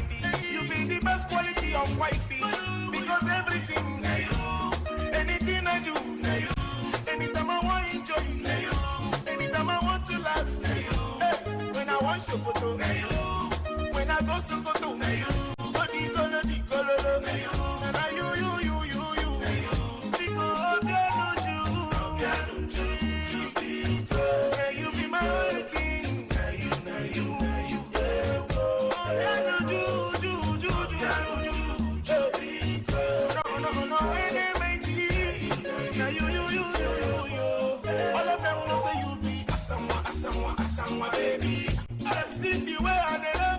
Some of them they talk say na juju.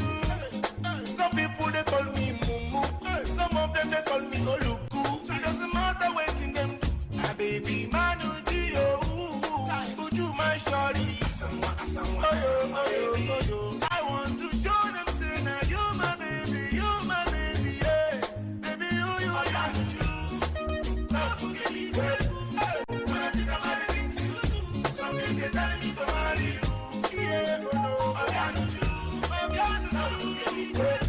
I think about the things you do, something they tell me to marry you.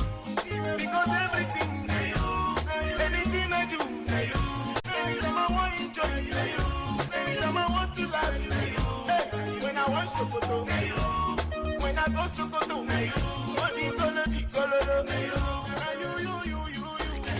Unleashing the power of relevant radio. This is Citi 97.3.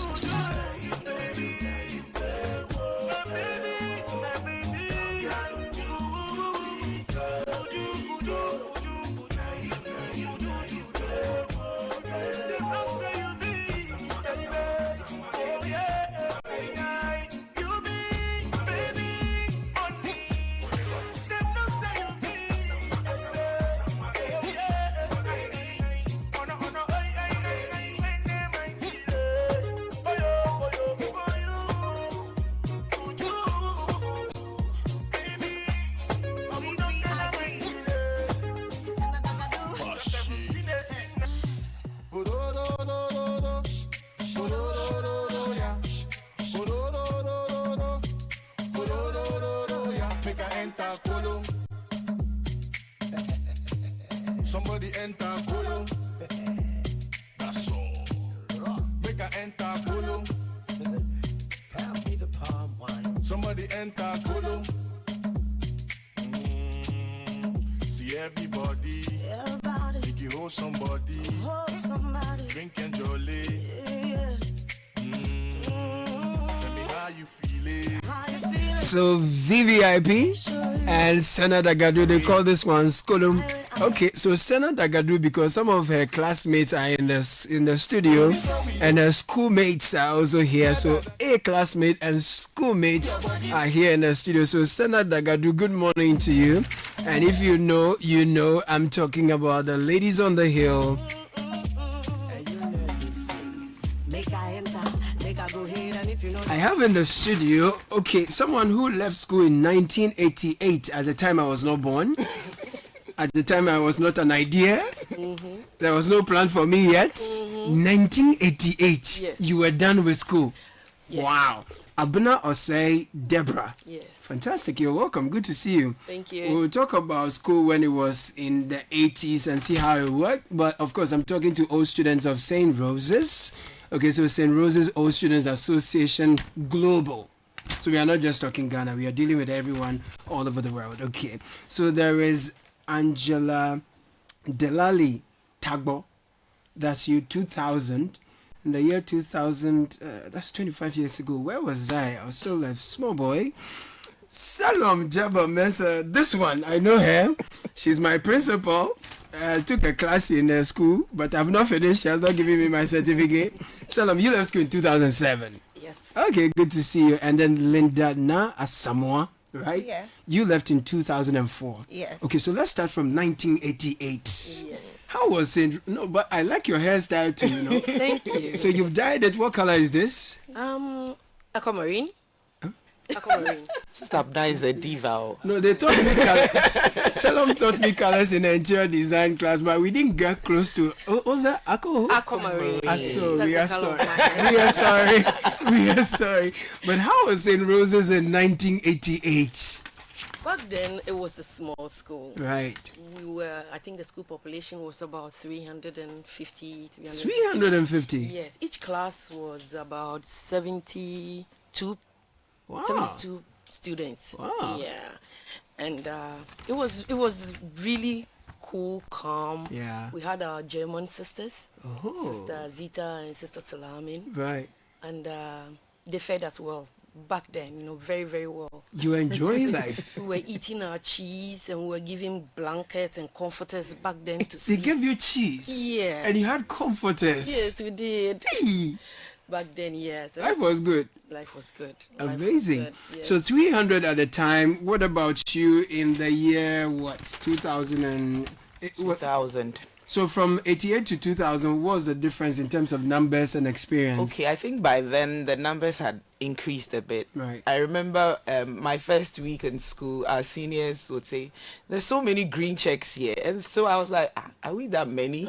So I go to check and I'm like, the whole class is just about 123. 123. Why is she making so much noise? My mates from other schools are saying we're like 400. Yeah. And I'm like, 123, we weren't that many. That was just for your class? That was just for green checks, my year group. Okay. We're just about 123. And the entire school? The entire school population, including workers, teachers, I think around that time stood at just below 500. Hey, from 88, 300 all the way to 2000, you were around 500? And that was like, we're too many. We're too many. So, wow. And then we come to 2004.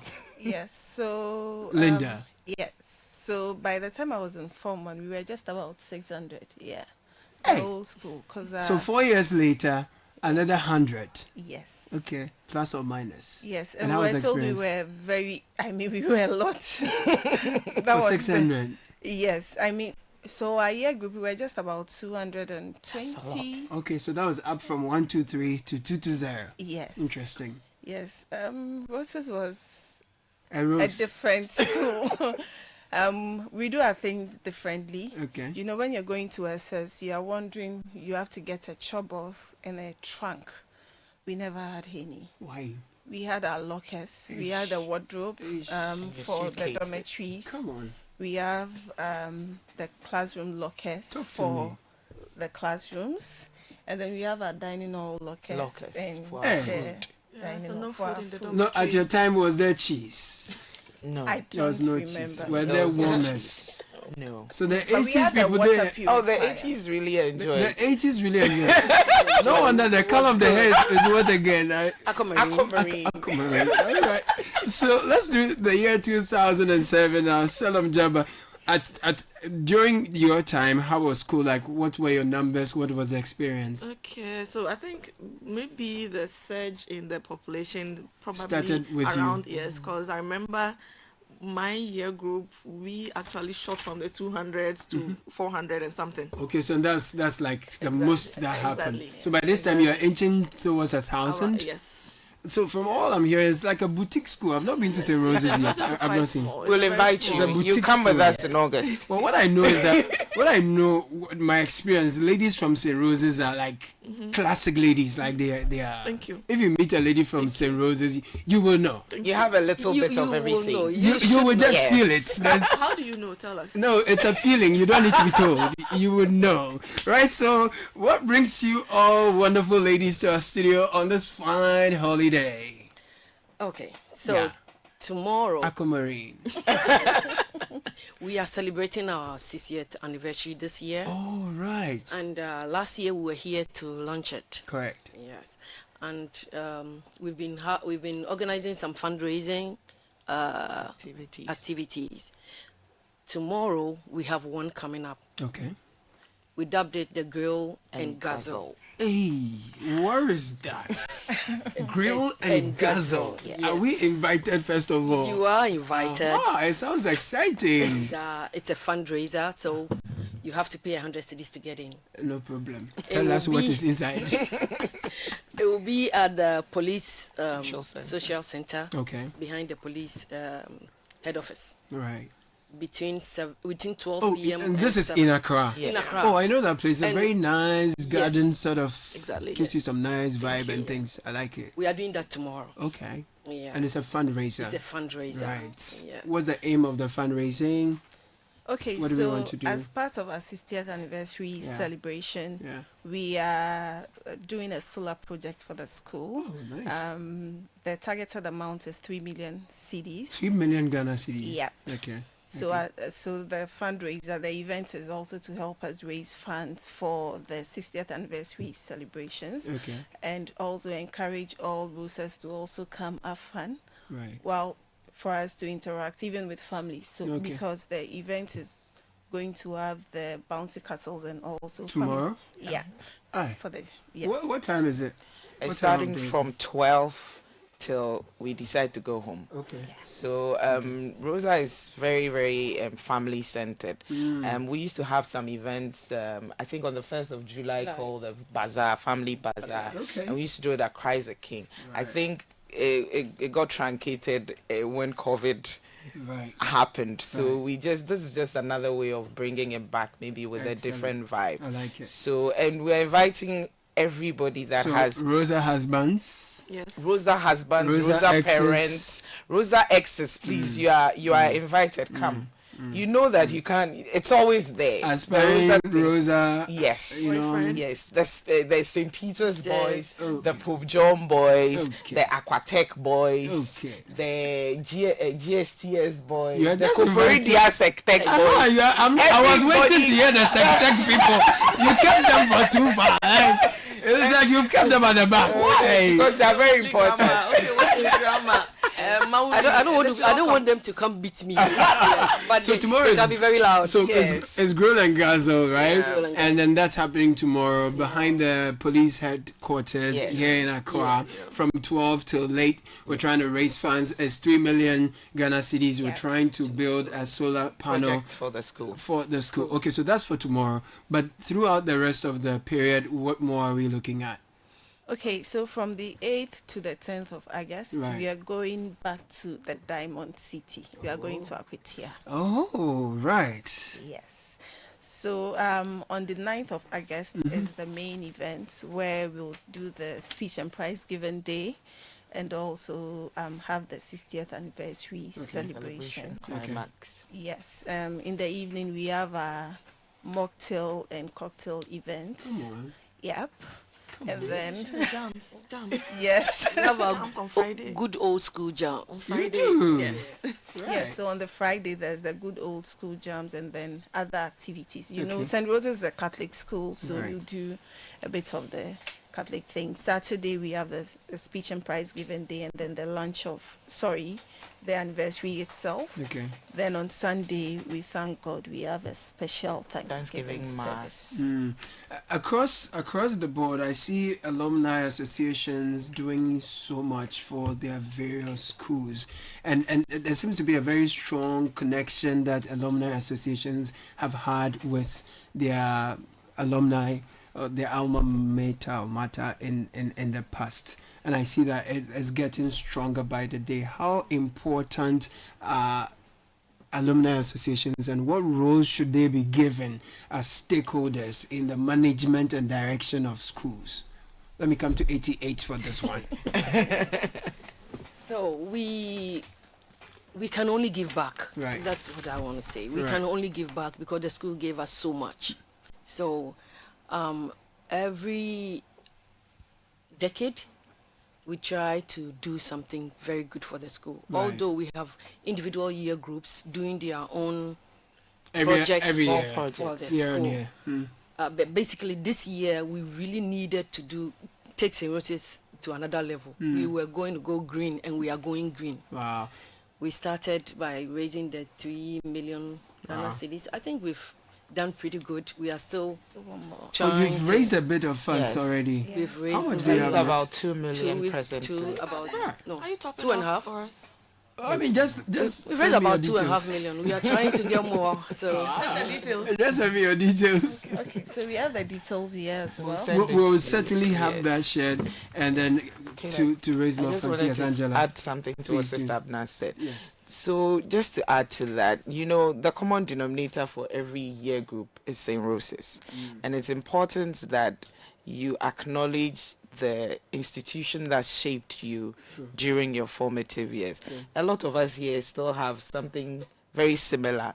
Everybody has this St. Rose's trait, which I feel helps in your later years. So like Sister Abna said, it's always good to give back. And I know that most old students associations have this, we are laid back.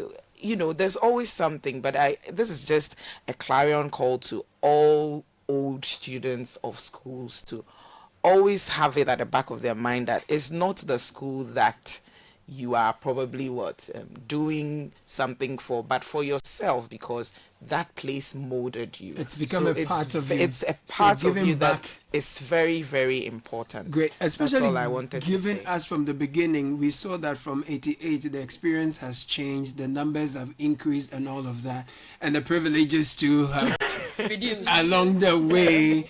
If we took away the role of alumni associations like yours and what you're doing, trying to raise 3 million Ghana cedis to, fix solar, which is very important. If we take away the role of alumni associations, how would secondary schools and high schools look like? I shudder to think of the thoughts because, look, Caleb, it's important. I mean, you should always go back. It's important that you always go back. I mean, I listen to you guys every day, and Bernard will not stop for a moment to remind everybody he went to Persec. And you even do that yesterday. You spoke about O'Reilly. Yes. And what you did, she and O'Reilly. I listened to that. Oh, you heard so us. everybody has an affinity towards, especially your formative years. So I always say that, look, in spite of everything, even if I'm ill, and my sisters always say that when they slap you and say, who was your French teacher in St. Rose's, or what was here in St. Rose's at this time, you always come back to it. Right. And it's important. I mean, we always have to go back. Like you said yesterday, the parable of when Jesus healed the lepers, you have to go back and say thank you. Yeah, One really way or listening. another. Yes, I was. One way or another, you always have to go back to say thank you. And it's the little things that we do that matter.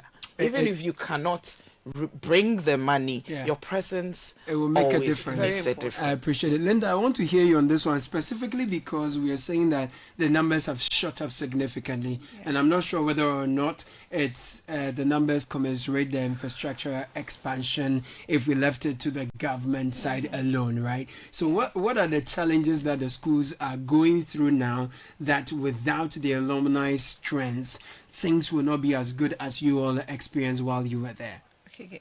So over the years, like you mentioned, the numbers have increased, and the alumni have come in to do so many things, including building dormitories. Teachers' Yeah, the teachers' bungalow, and then the dining hall. So somewhere last year, the year group ending in 3s actually gave out an old dining hall to the school and all that. So that just shows that the infrastructure, the government has a lot on their plate already.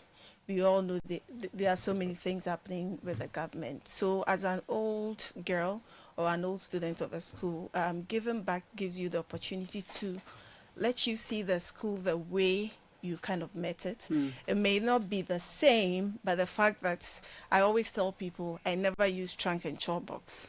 So my year group, we actually gave this school lockers last year. Right. Yes, because the experience was great to see yourself fold your stuff in a wardrobe instead of in a trunk and a chop box. That must be where the interior design came from for Salam Jabba, isn't it? But are they using trunks and chop boxes now, or is still the same old tradition? Still the wardrobe. Some things never change. Provisions locker, books locker, yeah.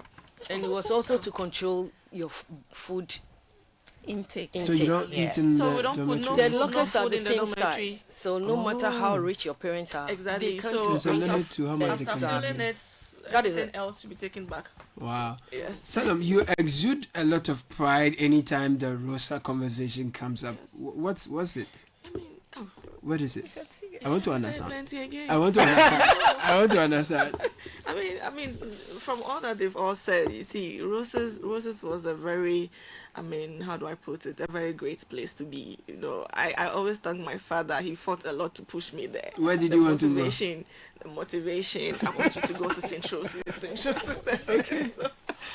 He was a headmaster. Was that your choice, though? I did. Yeah, it was my choice. He was the headmaster. No, he was a headmaster then. Somewhere else. Yes. So he kept pushing. You have to go to St. Rose's. What did he see? He liked the school. Then the headmistress, Mrs. Amenin, one of the, I don't know how to even describe her. Everybody knows I know what I'm talking about. So St. Rose's really helped instill a lot in us. Right. That's one thing I'm really grateful for being in that school. Yes. Excellent. So let's come back to the big ticket conversation, which is the 60th anniversary project. And for all of us who are listening, who are associated to Roses, and we want to be a part of the contributions towards making it better, how can we do that, Delali? Or who's the money woman here? I'm the money. Now is the money woman. We'll support her. Talk to me, Finance Minister of Rosa. How do we get in touch with our monies? Okay, so we have a Momo number, Okay. 053 8851745. Okay. The name on it is Rosa Rosek 60. Okay. No amount is too small, neither is any amount too big. The number again, 053 8851745. So I'm trying to look up names of prominent Ghanaians who have been to St. Rose's, so I let them know that you are expecting. But you should tell me, because you are from. We can actually give you the latest one. Up your laptop at I can. Yes, I have seen Marietta Appiah. She is the. She's the Chancellor of the University of Ghana now. She's a big woman in the government. Yes. I'm sure you're looking forward to seeing her. Yeah. She is coming. It's not looking forward. She's a very active Rosa, by the way. Super. Sister Marietta, hello. Hello. So Abena Amwa went to St. Rose's as well. I'm talking about the investment banker, Ghana Stock Exchange. Wow, that's interesting. So Abna, all her sisters came to Rose's. One of them is my classmate. Oh, sweet. And of course, you mentioned Senator Godu at the beginning of the interview. Doreen Andor is from St. Rose's. Okay. Patricia Bonai is also from St. Oh, you don't Before mean she it. attended Presec, she came to St. Rose. She did her 1 to 5 in Rose. So she batted in Presec, but she started in Rose. Yes, we gave her the foundation. Exactly. And then we have Josephine and Ankoma. Okay. She's Ankoma's wife. Yeah. Oh, right. We also have one of the Supreme Court. It's okay, they will come. No, It's no, okay, no, they will no. come. No, They you will said come. we should mention. I'm satisfied. It's Her okay. Ladyship It's good. Justice Afisata Amali Boba. She was just Amali Boba, yes. Yes. Amali Boba, right. Yeah. So you see how calm she was, but assertive. It's from Rose. That's how we are. I have someone who just really believes it. Oh, you can't tell me, but only child are sisters. The only children, the only children. Child, they are sisters. Catholic girls' schools all the way, yeah. So there's some connection there. There's always a connection. My elder sister went to Holy Child. Audrey? St. Rose's. Irama Forsen. I almost went to St. Rose's. Almost, but my cousin turned my head to Holy Child. And you've never looked back since. I haven't looked back. You've been proud of that direction. I've seen them. I feel she misses her. She actually looks like a Roses. Rama was my senior. Oh my goodness. 1 year ahead. It's okay. My colleague. It's not okay. It's okay, It's please. not okay. It's not So okay. you want to sing your anthem? Yes. All right. Before we go. But we're inviting you formally to our 60th You have to come. anniversary. I look forward to it. On the 8th to the 10th of August in Akwitia. We will bring you the invitation. Okay. If you don't come, no certificate for you. I've paid for it, man. I've paid for it. All right, so let's top it up with your anthem, and then we will say goodbye. We'll go enjoy our holiday. So please. The earth resounds with songs. That's a tune, right? Yes. Okay. 1, 2. The earth resounds with songs from St. Rose's. Joyful hearts sing with peace and love. To God we pledge our lives from St. Rose's. Our service to all men. To our mater will be loyal. Our motto ever be roses to uphold knowledge and virtue will lead us through life from St. Rose's. Our hearts aglow, our spirits go high. So just to wrap it up, tomorrow we are having the grill and guzzle at the police social center. I will come. Come in your numbers, come have fun. You don't need to leave the children at home. Just reserve my grills for me. I will. I'll come around. I will come around. But ladies, it's been a pleasure talking to you. Thank you. Someone was drawing my attention to a part of your anthem that says service to all men. Yes. And they're asking what about the women, but you are servicing all of us. So all of thank you of the human race. So we are grateful for your services to the human race. Thank you, Angela Delali Tagbo Albena Osei Deborah 1988. I'm trying to remember the color again. Aquamarine. Lindana Sama Salam Java Mensa. Ladies, thank you. You brought so much light and fun to the studio. We're grateful you passed by. Wish you all the best. Thank you. In raising your funds. When you don't hit your target, let me know. I'll just sort the balance out. We want it now. I'll take care of it. Don't worry. All of me. Thank you. It's all of you, ladies. Thank you for having us. Have a good one. Happy holidays. Same to you. This is the City Breakfast Show, the city's biggest conversation. World number one Brunch higher LED TV and home appliances got mega up to 5,000 cities price drop at all Electromat showrooms. This time to shop higher air conditioner, LED TV, refrigerators, washing machine, just freezer, range of appliances at unbeatable prices on every purchase, exclusively at showrooms. Rush now while stock lasts. Check our website and social media pages for more details. Electromat, your world of electronics.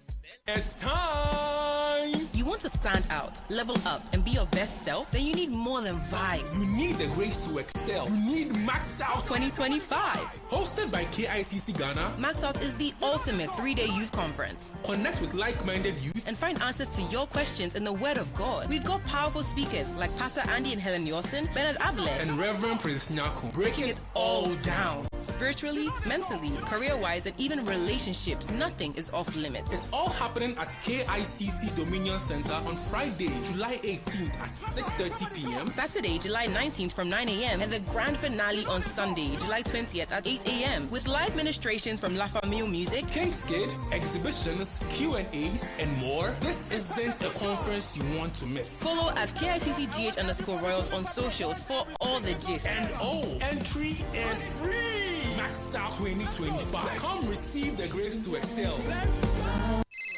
Charlie, where are you? Boss, Boss man, I'm at the bank. Really? But your car is in front of your house. Bro, my bank on my phone, Charlie. Oh, how? EcoBank, bro. With EcoBank mobile app, I can do everything, anywhere, anytime. Listen, I just checked my account balance, paid Ahmed's school fees, and sent money to my grandma at Wale. Oh, wow. Wow. Masa, just download the EcoBank mobile app from the Google Play Store or the App Store, or dial *770# and be your own bank manager. Manager. Whether to pay bills or fees, to check account statements, send money across Ghana, abroad, and more, EcoBank mobile app has got it covered. EcoBank Mobile, making everyday people live everyday lives the EcoBank way. EcoBank, the Pan-African bank. Always busy on the go. Tap the app, you're good to go. Big dreams, little time. There's a boat for you to ride. Every single time, yeah. Morning rush to the late night grind. Work to home and gig to gig. Smooth and easy ride and vibe. Safety toolkit by your side. Use code Keep Moving 50 for 50% off your first 3 rides. Download the Bolt app now. Make moves with Bolt.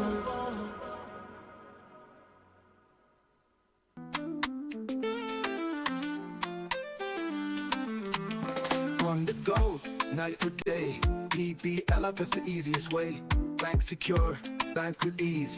Right at your fingertips, bank is a breeze. PBL app making banking so clear. Anytime, anywhere, we're here. Safe, secure, banking for you.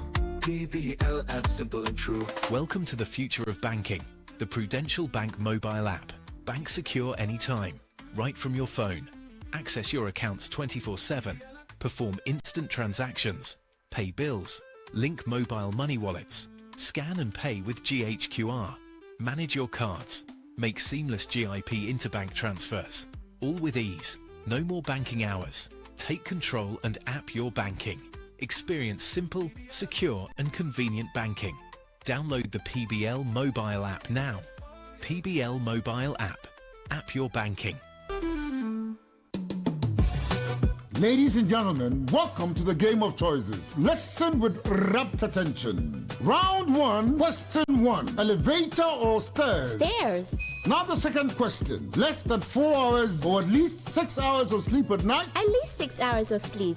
The last question. Yomi yogurt or... Yomi yogurt, of course. Oh, I'm not done. No need. That's my choice. Yomi yogurt. Life is full of choices. Always remember that the choices we make today shape our tomorrow.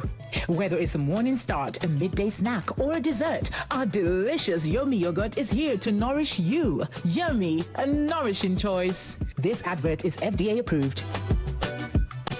Imagine waking up to serenity every day, surrounded by nature's beauty and luxury at your fingertips in a gated estate you can be proud to call your home. Welcome to Western Villas, located at Ai Mensa, where our stunning homes redefine elegance. At Western Villas, each home is a masterpiece, designed with precision and love. From swimming pool, gym, playground, beautiful landscaped gardens, and private balconies, making every day feel like a retreat. We also have executive plots for sale at McCarthy Hill, strategically located and offer unparalleled views, easy access to amenities, and endless possibilities for executive living. With just 5% deposit, you can reserve your space. Contact us today to learn more about our luxury homes at Ai Mensa or executive plots at McCarthy Hill. Call us now on 0536 502295 or visit www.westernvillas.com for more information.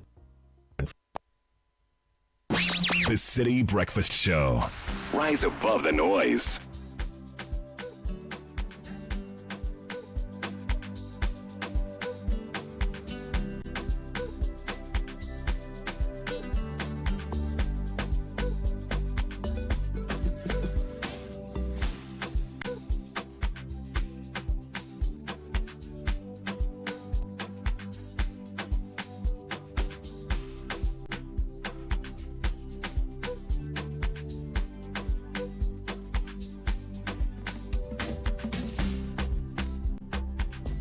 It's 19 after 8 Friday morning, July 4. We are having a blast in the studio. Trusting that you're keeping it safe and cool. Take it easy, take it easy. It's a holiday, my friend. Enjoy life. while you're at it, upgrade your office space, okay? Yeah, for this long holiday, imagine returning to work and your sofa is better.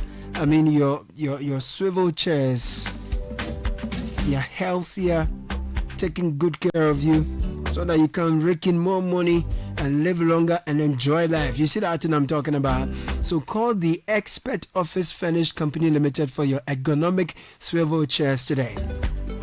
Listen, our ergonomic swivel chairs, they have intelligent seat cushion with dynamic bionic spine pressure relief design. It's dynamic. It has some dynamic smart motion back support technology.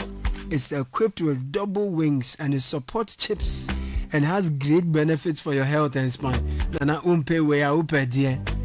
At Expert Office Furnish Company Limited, we also have executive desk, cabinets, conference and all office furniture that suits your budget. So what are you waiting for? Look out for us. We are off the Atomic Hills Estate Road on the Asori Junction near ASI Plaza, Ashoman Estates. Call us please 0571 386 600 0244 280 532. On all socials, this is Facebook Expert Office Furnish GH, Twitter is Expert Furnish, Instagram is Expert Office Furnish, and our website is expertofficefurnish.com. Expert Office Furnish, your health is your wealth.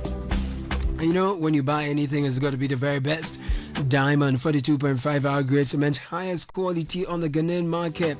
We've been in the system since the year 2000. We put smiles on the faces of homeowners, block makers, and we've supported numerous constructions with high quality brand that's rated green by the EPA. Now we have the 32.5 hour grade, good quality, great value for your pocket. So go for Diamond. It's your number one choice.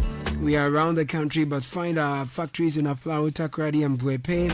We are happy to receive your call 0244 313 368 0540 111 978. Diamond cement is still as hard as a diamond. Now you spoke and we heard you. DSTV has cooked something absolutely amazing for you. An upgrade to the next higher package, and that's on us. Oh yeah, that's right.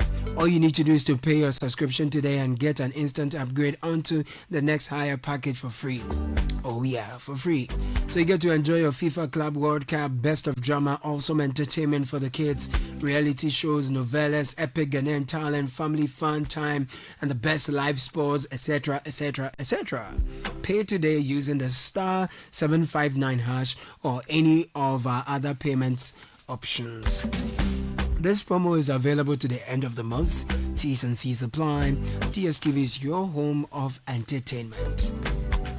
So you see, it's a holiday, but when you go to Alpha Delta Pharmacy, Ghana's first drive-through pharmacy, you'll be pleased. You'll be amazed. You'll be bamboozled. They are running their regular 24-hour service all throughout today. This weekend, everything. Anytime you go there, then they enjoy our drive-through service at the Ring Road branch where you are served from the comfort of your car. Alpha Delta Kolebu branch will also run its usual 24-hour service. While at Labone, we are open from 8 a.m. to 10 p.m. Man, that's good. All Alpha Delta branches offer pick-up or delivery services. So if you're unable to drive there at all, just call 055 14 00 999. 055 14 00 999. And this holiday, if you're looking for something to sip on, you're looking for a best of flavor in every sip, then you should discover the refreshing taste of Piva beverages. You will enjoy the classic Piva Cola flavor, perfect fit anytime. And if you want something fruity, you like that adventure with fruits, you should try our delightful Piva orange fruit drink. It's packed with recognized citrus flavor. And if you're craving something exotic this morning or in the afternoon or in the evening against your grills on something special, think about a Piva cocktail fruit drink. It brings the tropics to you. For a sweet and juicy treat, grab a grapefruit drink We have the refreshing Piva Tangy fruit drink, bursting with tangerine flavor. So Piva Cola, Piva Orange, Piva Cocktail, Piva Grape and Piva Tangy. Grab yours today, available at a local store near you. Call us 0550-032-231. Piva Beverages, a taste you will love.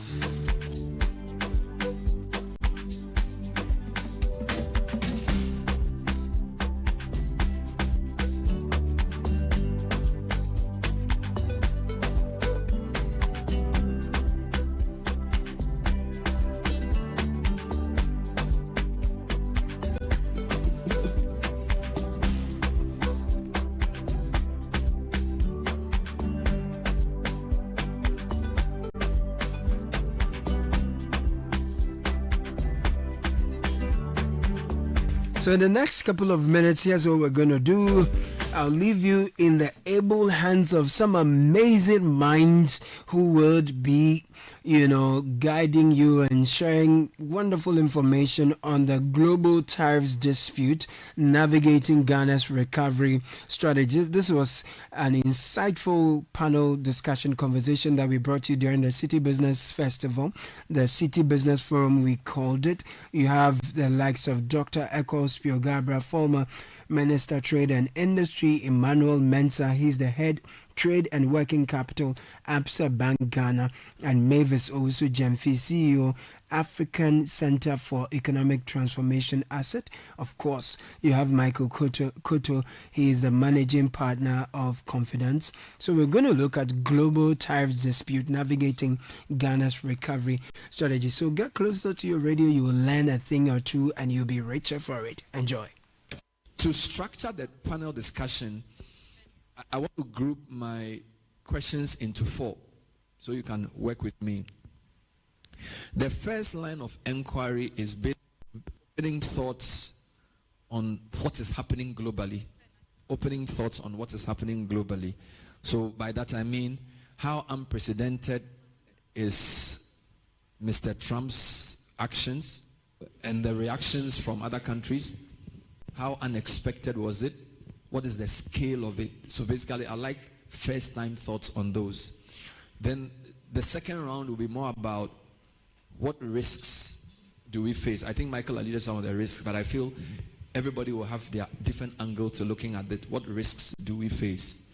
Then the third line of inquiry will be more to do with what opportunities does this present? Okay? What opportunities does this present? And then finally, what are the key takeaway action points? So that's the structure I have. Please, am I making sense so far? Is this making sense? All right. So what is the scale of what is going on? I read one post by an analyst that the economic effects of the Trumps could be as devastating as COVID-19 on the world economy. And I was like, whoa, this is quite big. I don't know. But that's what some people think. So I'm going to take opening thoughts. I'll start with Emmanuel. So you are a finance guy. You're a trade guy. You work at one of the world's largest banks. How have you been monitoring what's happening from the U.S.? How seismic has the tariff policy implementation by Mr. Trump been in terms of your outlook? Thank you, Bernard, and good morning to everyone around the tables. So, Bernard, if you ask me, it's quite going to be varied in terms of how these geopolitical tensions when it comes to global trade and its impact on our economies, especially African economies, and particularly the economy of Ghana.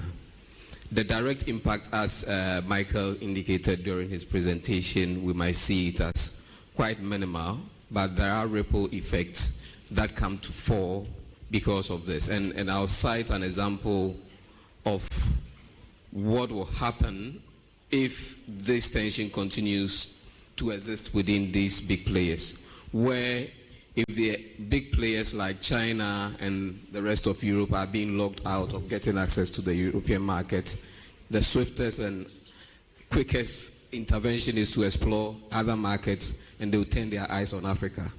What will that mean for our production businesses in Ghana and on the African continent. What does that mean when it comes to direct investment into the continent? And I'll cite an example around the steel industry, where US is restricting importation of steel into their countries.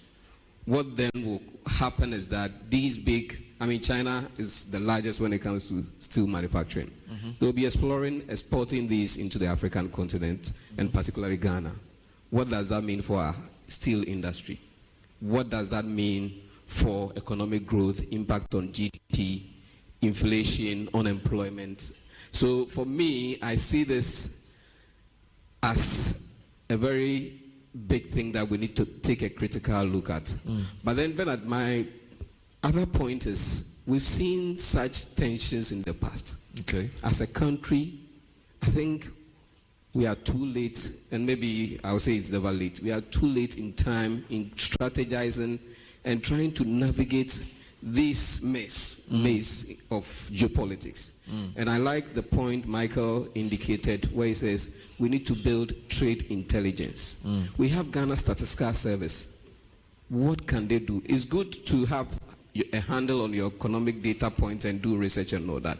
But we should be taking keen interest in what is happening in other people's backyard. And that should guide us in navigating. I believe if we had these and is informing policy strategies, this wouldn't be much of a challenge for us. We are just caught in the web because we are really not prepared as a country for this. Wonderful. Let me take the first time thought. Thank you, Emmanuel. Let me take the first time thoughts of Mavis on this from the perspective of how shocking and how seismic is this. Mavis, thank you. Thank you very much, Bernard. So let me begin by saying, like everything that President Trump has done, it shouldn't be a surprise. This has been coming for a long time. All that Trump did in his second term is push us off the cliff. Okay? So trade wars, we've been debating and discussing it for a long time. Our relationship with Europe as Africa has been shifting for a while. The difference is Europe did not push us off a cliff edge. When Trump came in his first term, most of the tariffs he put in place were kept by the Democrats. Okay, nothing changed. And so what tends to happen is in his second term, he decided, this is too slow. And he's pushed everybody off a cliff edge, and we all seem surprised by it. So the first thing is, for me, Bernard, it's not a surprise. We've seen this coming. It's the time frame that seems to have shocked everybody. And the fact that it has been, let's move, let's stop, let's move, let's stop, let's move, that let's stop, tells you about the uncertainty and the lack of an analysis underpinning this and the amount of work. It's shocking the system for the system to respond. Okay? So what I think for me really was devastating as an African as we watched this process was, as soon as Trump announced the first round of tariffs and everybody was shocked, the Asians got together and started strategizing and planning. Okay? They didn't go one by one to see Trump. They didn't start negotiating with ambassadors at their nation states. They came together and said, as a sub-region, how do we respond to this issue?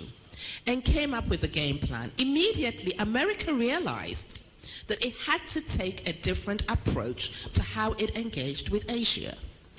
Where is our common voice? And having said this, remember, ASEAN is not a bloc. It doesn't tout to be AU or AFCFTA or any of the things we are so proud about.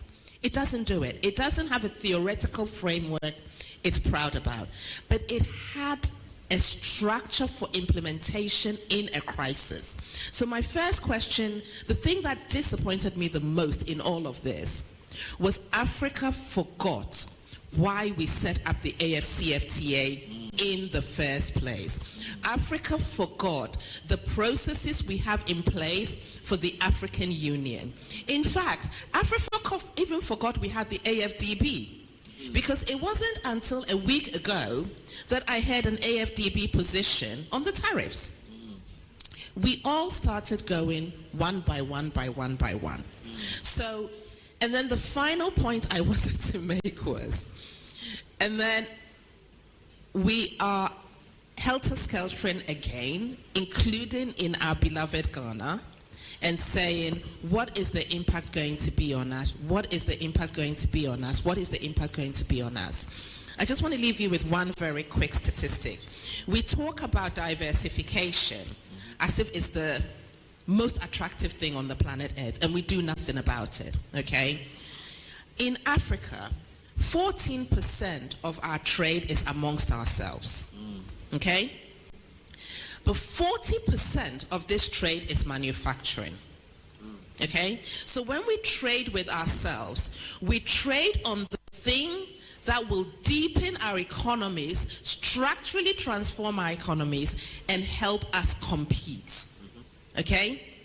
Asia does it without setting up an AFCFTA. And they compete with the world by working together, and when they have a crisis, they come together and fix it.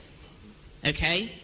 So we are busy panicking because of one country. And Mr. Koto, you were talking a lot about, you know, the link between EU and Africa, it's EU and America, and who takes our raw material and adds value to it, etc., etc., etc. For me, that is a red herring. You know, the Lobito corridor should be our priority right now. The Akosombo corridor, you know. Bernard, can I digress for 1 second? Just 1 second. Feel free. We have a 25% you know, decrease on our imports all of a sudden. Suddenly we have we're paying 25% less on our imports because of the CD appreciation, okay? And we're talking about the Akosombo corridor. We know most of that stuff has to be imported in for us to build that industrial park that we want. Shouldn't this be the time when the business community and government should be sitting together to think through how we fast track that?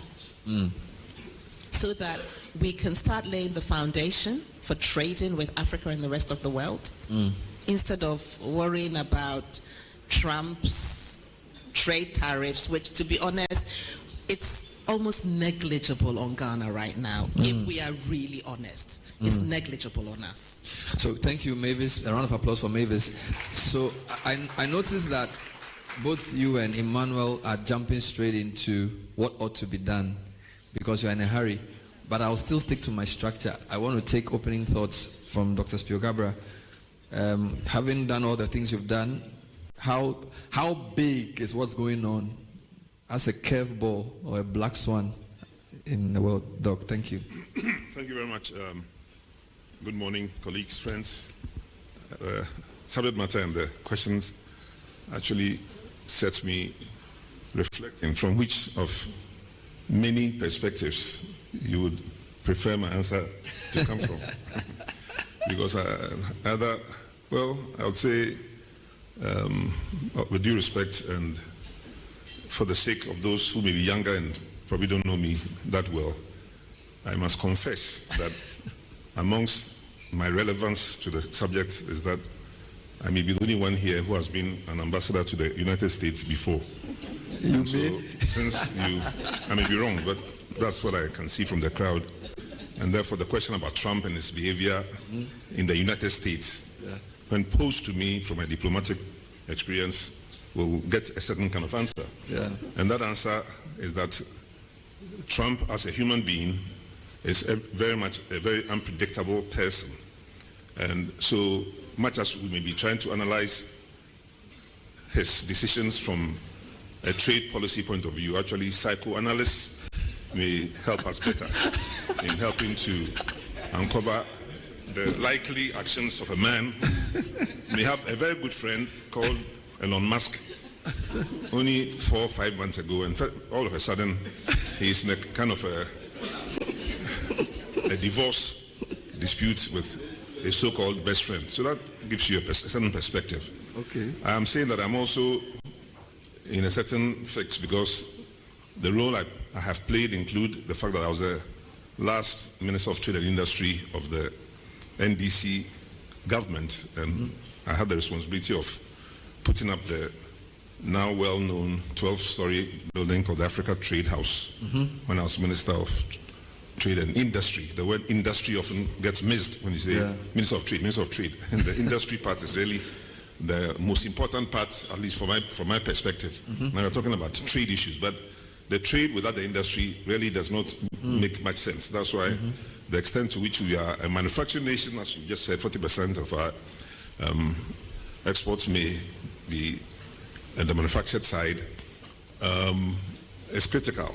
So how we respond to it, if that's not a question you're asking now, but which I'll come to later, it's important to understand the structure of our economy and our export-import regime. Now, I think most of us now know that Ghana imports about $17 billion per year and also exports about $17 billion. So for last year, I think our trade balance was only about 500 million in the negative side, which is not bad. It's really balanced in terms of our imports and exports. But of course, we would want to be an export-driven economy so that we actually would wish our exports can overtake our imports by 20-30%. That's going forward. Now, if we also, I heard mention of the African Development Bank, which has only issued a recent report. I was in Abidjan just 2 weeks ago for the African Development Bank meeting. So I must also confess that I was also a former director level officer of the African Development Bank. But I was also a member of the team, 15 people who helped to create the African Export-Import Bank, which is based in Cairo. Afrexim. So the discussion actually, the Afrexim is a more relevant institution for this discussion than African Development Bank, which is more long-term funding, finance, and development issues. So if African Export-Import Bank has not yet issued a statement on this, that's the one that will worry me most. By the end of the day, the issue is how should Ghana respond to these gyrations from the American side? And I think the advice of my good friend Dr. Okonjo-Iweala, who is now the Director General of the World Trade Organization, actually is the most appropriate, that countries should relax and observe and monitor what is happening, because as I said, psychoanalysis, the man can start tomorrow and say, okay, all tariffs have been removed, but only Ghana will take 50% of Ghana. You can do that tomorrow, either by Twitter or by X or by whatever. And that's the policy for 5 minutes, or for 20 minutes, or 2 hours. And then the next week can be something else. So the situation is so unpredictable. The unpredictability of the policy framework of the United States is what I would like to refer to, but also to acknowledge that now that we have the African Continental Free Trade Area, that's a regional trade-oriented institution, it's better for that organization to be the voice of Africa at this particular time than individual countries running around being scared about what they should do and not do, so that we take collective action through the AFCFTA, and also happen to be among the ambassadors then in the United States who signed the initial documents that led to the Africa Growth and Opportunities Act, AGOA. It was in the 1990s when that particular US law came into existence. So I happen to have had those kinds of experiences, and I thought there's a time when collective knowledge from a number of institutions, a number of personalities, if put together properly on behalf of Africa, can help us all to navigate the choppy waters that are ahead of us. Finally, it is important to state that whatever the United States does is being done by one country. That one country does not control more than about 70% of global trade or global anything. It does contribute 20% or so to the United Nations, and sometimes near 20% to the other multilateral institutions, etc. But notice how the Bank of Canada, former Bank of Canada governor, who also was the Bank of England governor, and who is now Prime Minister of Canada, how he took on America without making any noise. Just attending to the bond markets and getting his European friends with some Asian friends to escalate the cost to the United States of United States borrowing. United States is the world's largest debtor nation. and they are adding to their debts. If you follow the recent debates in Congress about increasing the debt of the United States, because you are a debtor nation making a lot of noise. So if your creditors just get together and they hit you 2 or 3 punches, you are finished. So that's where I think the world can respond to the United States on this particular matter. But there are many other aspects that I have to give the. Please put your hands together for Doc. Thank you. It's almost like you are answering an exam question and you want to tell the examiner which angle should I come from. From the ambassador angle, from the trade and industry angle, from the AFDB angle. That's why we brought you on the panel. So I think everybody is in a hurry to go into opportunities. But Michael, I just wanted to come to you. So of all the things you said in your presentation, did I hear you say that our narrow diversification of exports is a greater risk? The fact that the concentration on Switzerland, I think it was UAE and India. Can you elaborate on that a bit? If you talk about diversifying exports, you are not referring to products alone. You are referring to countries too. So just elaborate a bit about that before I jump into the substantive question. Yeah, it's both products and markets. Okay. You need to do both. Products, industries, markets. So at a product level, we need to do more value addition. Okay. That's been our biggest challenge. Industrialization is hard, but countries have shown that it is possible. It is doable. It takes a lot of discipline. It takes a lot of focus. It takes a lot of long-term planning and sticking to the plan, not ad hoc approaches that change every 2-4 years. No continuity in policy. So that's been our challenge. So if you look across Africa, and I maybe say something very important about how, if you look at intra-Africa trade, it is the biggest driver of value addition and manufacturing in the continent. So if we want to do more value addition, if we want to industrialize faster, the natural pathway is to do more intra-Africa trade, right? But we're not doing it. So the pathways are there. If we have to diversify our markets, we should look within the continent first. Okay. Because the data is clear, right? It's much harder to diversify your value-added and exports into more advanced markets where the competition is stiffer. But we can do it in Africa. So yes, we need to do both products. Okay. We need to do diversification of different sectors, but we need to do markets. Okay. We did some work a couple of years ago. At Confidence, we're trying to look at what the export potential for various products that Ghana manufactures, is within the African continent. The surprising thing was that in many of the markets where we had a lot of export potential, we were underutilizing that potential. Grossly underutilizing that potential, sometimes by over 50%, 70%. Okay. Right? So we know that it's tough, to move goods and commodities within the continent. So it's a different discussion. Right. But if we are focused, it can be done. And we need to start first within the continent. Wonderful. Thank you. So what I hear from my panelists is that there's no sense trying to second guess what Trump will do. But what we need to do is to get our house in order, act collectively, and act deliberately. Each of the 4 panelists has mentioned AFTA. So I want to give you a quick overview of where we are with AFTA. As of May 2025, and by the way, AFTA is a framework that is hoping to eliminate about 90% of our intra-African tariffs. 54 countries have signed, 47 have ratified. So on paper, it looks like the countries are interested. Now, here is the problem. Whether you sign AFTA or not, you have infrastructure problems. Transportation of goods. You have a narrow export base.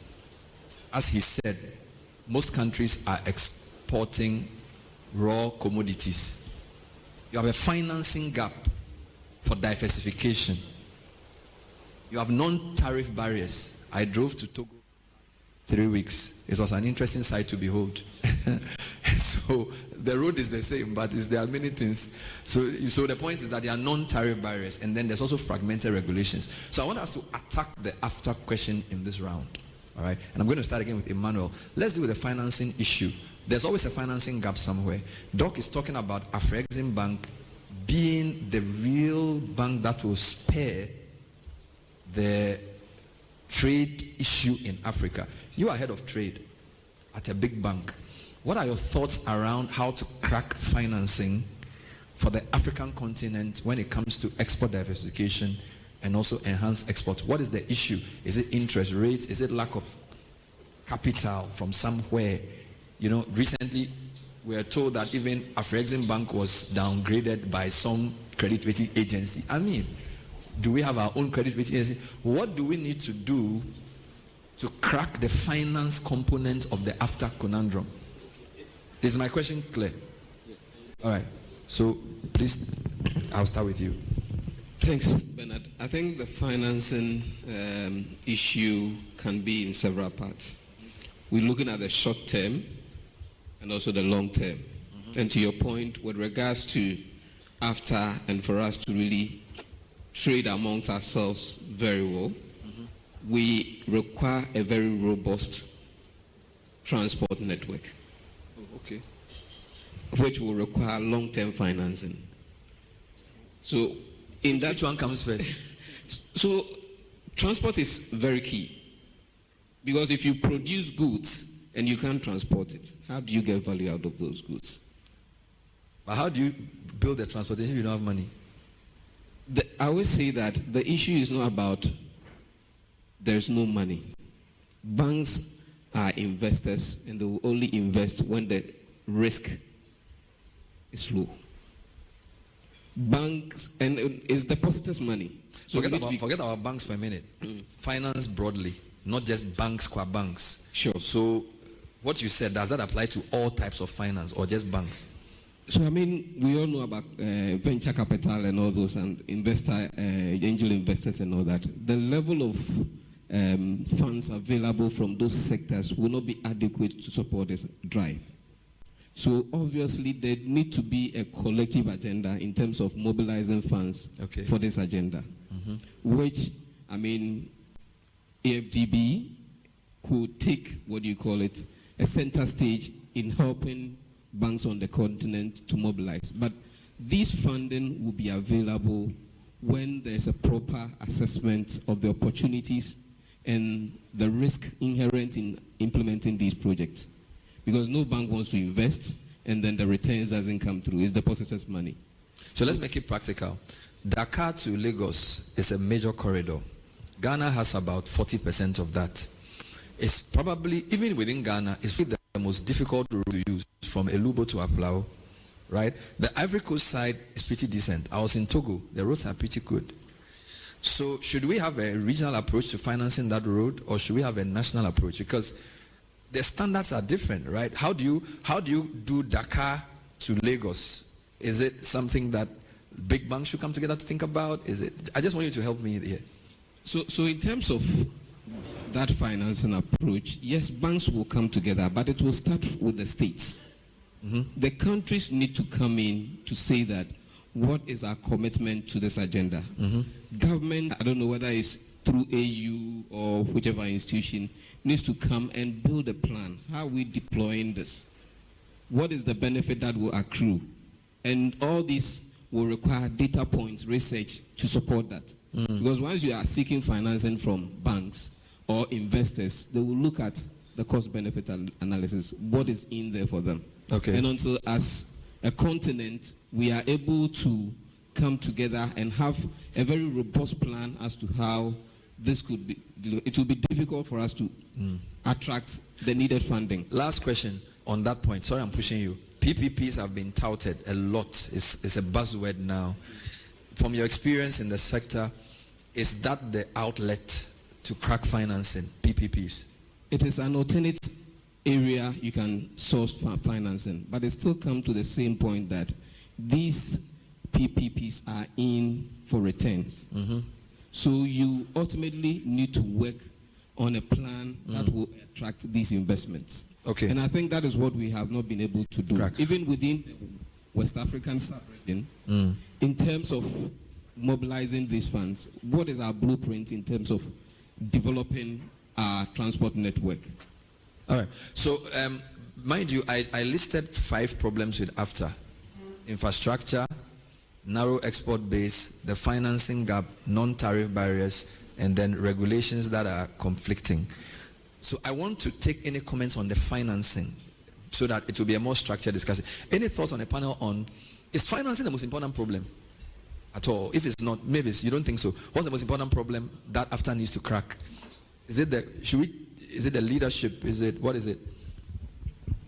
I would say political commitment. Political will. Is our biggest problem. So we sign the agreements, but then when it comes to putting in place the local policies and regulations to actually implement it, it's problematic. We like saying we don't have money on the continent. The problem is we have money, but it's deployed in the wrong way. Okay. We have pension funds that are garnering very low interest rates sitting in the US. Now, in about X number of years, I'll be calling on my pension. I've got a way to go, but I'm still thinking ahead on calling on my pension. I don't want my pension in risky investments if the regulatory framework is not there. But if the regulatory framework is there, the money is available, okay? Our tax systems, whenever we talk about illicit financial flows, we like to talk a lot about the money our politicians are taking out. We don't fight for the money that large international corporates are taking out that we are not getting back as taxes. So for me, money is not the problem.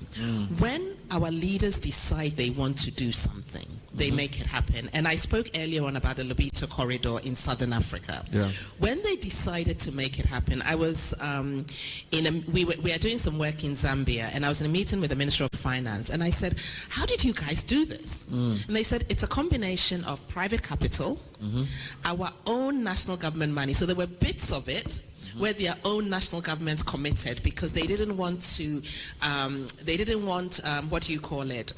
tolls on it. So in this agreement across X number of countries, if you don't want tolls, you build that bit. But you have to build it. This is the deal we've made. They brought in foreign direct investment. A lot of work went into project preparation. A lot of work went into cross-border challenges that they had to navigate. A lot of work went into agreeing standards because every single one on that corridor has an incentive. From copper to EV batteries, the end game is actually electric vehicles in South Africa. That's what they're all going after. And if we can get that electric vehicle market in South Africa really working well, we won't just export to Africa. Our target is way beyond that. We are going after Europe and North America with our EV cars. Okay. If we can get, but they are not looking at it as, let's do everything in Zambia. Let's do everything in Zimbabwe. Follow-up question let's for not you. do everything here. It's about, let's do a little bit here. Let's specialize in this. Let's specialize in this. Let's specialize in this. And together, let's win the war. Maybe it's on the Lobito corridor. Are you suggesting that it may make more sense to look at African integration from a regional bloc's perspective? West Africans, the East Africans, the SADC guys, then eventually the bloc work together. Is that a better approach? In the short to medium term, it probably would be the quickest and best approach. It's not perfect. It's far from perfect. But because our countries were built to trade raw materials out, okay, the ability to try and interconnect it all at once is going to be difficult. So if we can be more intentional, and somebody said earlier on about focus, planning, etc. I'd like to say we need to be more intentional. If we can be more intentional and say, okay, I'm going to be a bit controversial, can I? Okay.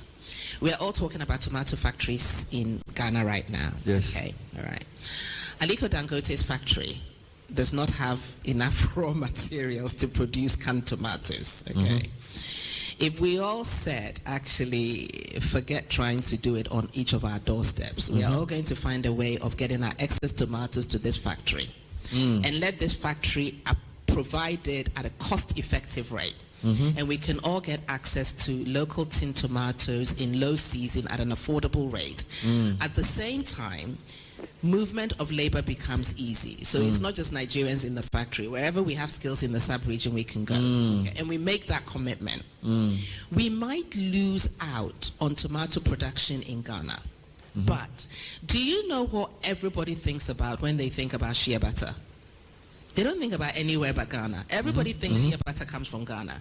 But actually less than, I think it's something like 30% of the shea trees that we used to ship out is actually grown in Ghana. They buy the bulk of the share in the countries around the region. Around the region, and then they produce it in Ghana. So we say, okay, we're going to be the shea hub for West Africa and do it seriously. I'm just giving examples of how we can make the connectivity work. But Ben, everybody's talking about roads, okay? And everybody's talking about trains and all of it. If we build the infrastructure, but the basic trade facilitation systems are not working. If I get to the border and I'm still being harassed because I'm a woman, if I get to the border and I'm still being harassed because I'm carrying X, we can have the best infrastructure in the world. It's still will. So for you, the political will is at the top. Number one. All right. Let me take Doc's view on what AFTA needs to do. You put up a nice building for them, and they have a nice CEO who gives very beautiful speeches. But I suspect your intention was not for that. You wanted more traction. So what are your top 3 or 4 things you think we need to do for AFTA to really kick off? Thank you very much.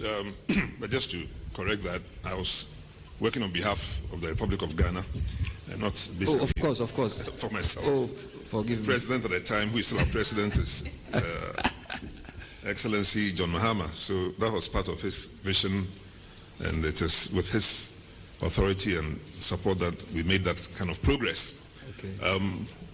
Now, when we come to the implementation of AFTA, it's at different levels. I think what we must acknowledge, when we say political will or leadership, we can always blame, if you like to use that word, our leaders. But the honest truth is that our leaders, as far back as the 60s, especially through Kwame Nkrumah, our first president, they recognized the importance of collective action. They were the ones who suggested, let's have an African Union with a headquarters in Addis Ababa, which has been there for almost 70 years, doing hopefully reasonably appropriate things. It is the African Union which gave birth to the African Continental Free Trade Secretariat. So we must recognize that political will flowing through that. It's the same African nations, political will, who created ECOWAS, Economic Community of West African States, and also put money into some of the ECOWAS institutions, that's as ECOWAS Bank, ECOWAS Fund. These are all financial institutions. So the politicians have misbehaved often, yes, but they also take sensible decisions on our collective behalf, which when we implement them, hopefully we'll get the right results. But here are financial people or bankers in a room, and we are talking about remittances. If we say that, okay, Ghana probably got 6 billion or whatever in remittances, if you do collective African remittances, it's in the 90 to 100 billion range per annum. Yes. So that's a source of money which goes to people's mothers and fathers and uncles in their little villages and towns, but there's no collective system of aggregating those funds to do infrastructure work or whatever.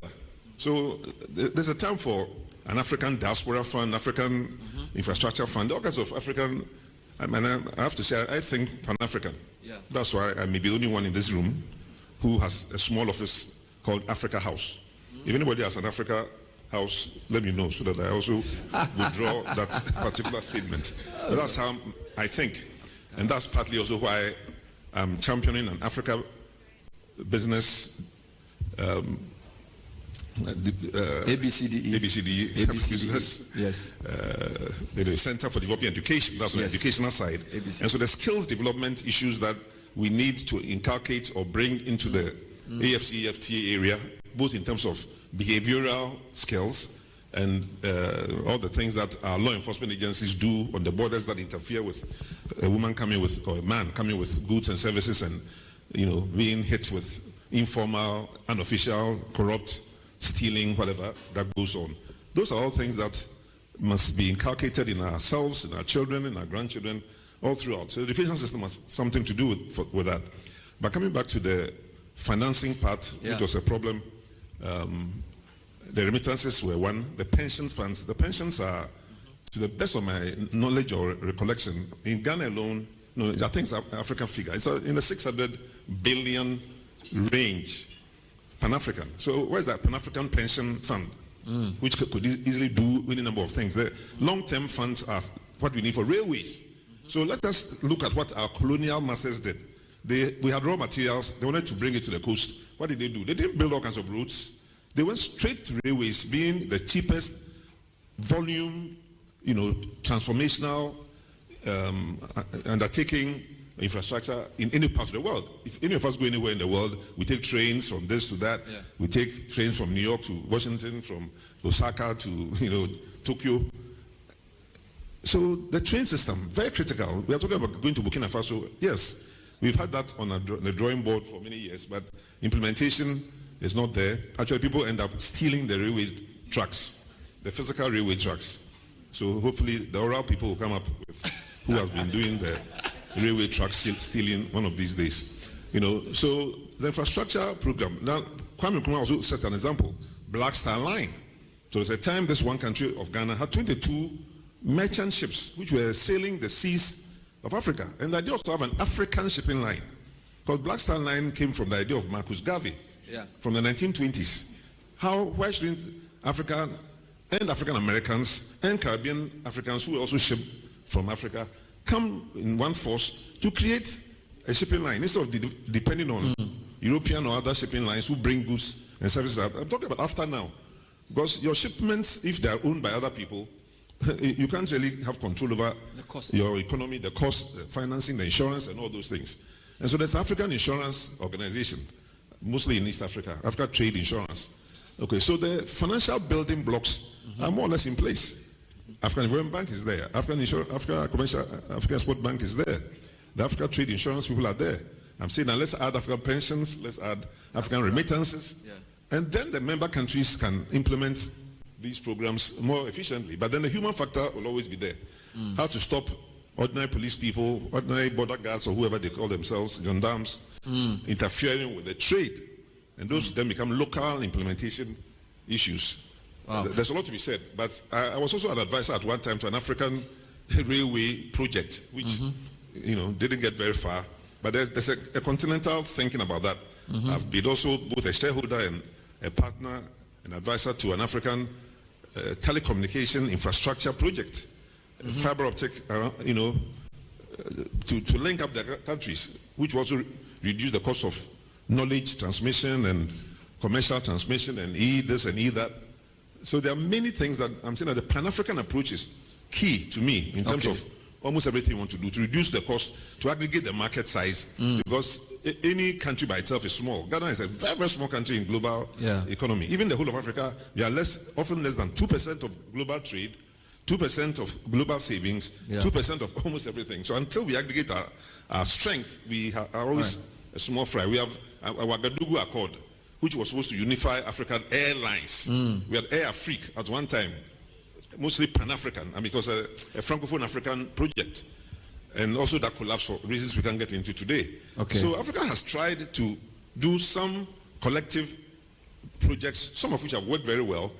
I was part of East and Southern Africa telecom project called EASY when I was at the Common Telecom Organization. We put that project together, put the regulatory and protocols together, Kigali Accord, and it's working till today. 22 countries own that common infrastructure for telecommunications in the Eastern and Southern African corridor. So these things are possible, but we must do more. Thank you. Thank you. A round of applause for the panel. Just a second. Just to remind everybody that we are live on channel television. It's 2 minutes to 11. We're also live on 97.3 Citi FM. This is the Citi Business Forum, and we're basically discussing global trade uncertainties as expressed through President Trump's tariff agenda. And we're zeroing in on the Africa Continental Free Trade Area. So essentially my panel is saying that whatever Mr. Trump does, our long-term solution is in acting together and starting with ourselves, which is why I zeroed in on the after. pointing out about 5 issues in after that need to be addressed. I like to say that on the finance side, we've had some important suggestions in terms of unlocking pensions, in terms of aggregating private remittance to make it a powerful vehicle for infrastructural transformation. We've also been told that for the infrastructure side, rail seems to be the most sensible for long term. Telecommunications infrastructure also critical as well. Political will has also been pointed out by another panelist that is part of the challenge that we need to address. The only thing I haven't seen yet is non-tariff barriers, but I've had allusions to that. And then, of course, the narrow export base has been eloquently articulated by Michael. Now, the only thing I just wanted to ask finally before we open the floor is, so yes, Ghana is a small country, but Doc, so too is Vietnam, all right? So too is Cambodia, so too is Thailand. These days, look, a lot of the footballs we play, they are made in those countries. A lot of the t-shirts we wear, they found a way to become the world's, what's the word I want to use? The world's,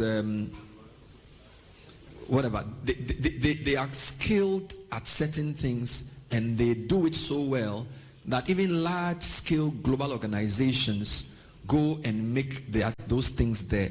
So what I'm asking is, we can say after and everything, but what can Ghana do to diversify? Because that's something within our control, right?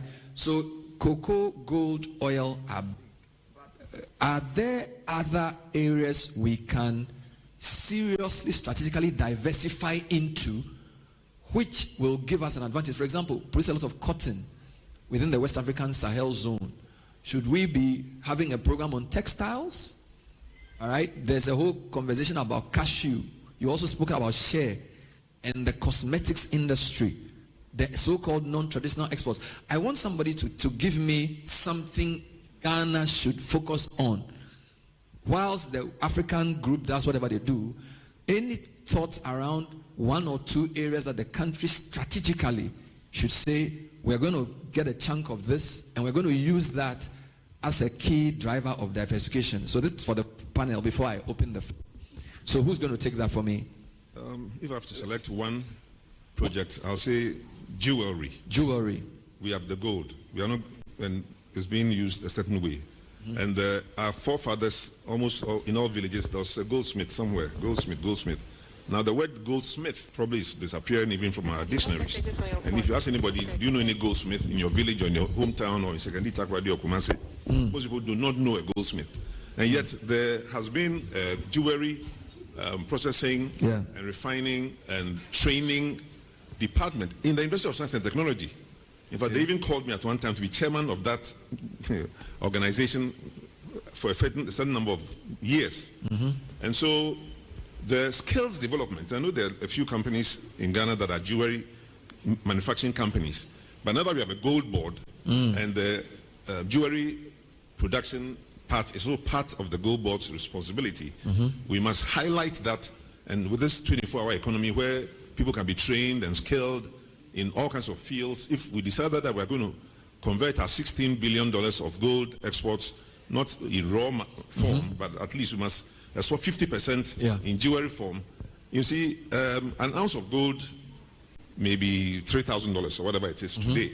But if you convert that 1 ounce of gold and you get it marketed by Beyonce, for example, or some other celebrity, that ounce of gold is $100,000. Because of the person wearing it, or the name brand on it. All these European name brands that we like, Louis Vuitton, whatever it is that we, the leather itself is only, less than 10 cedis or $20. But because of the name on it, we can also have a sewa, gold. So for you, jewelry is one jewelry, area. Certainly. You can do furniture, you can do all kinds of. So I'm taking everybody's one. You think jewelry is a good because of the way it works? Emmanuel.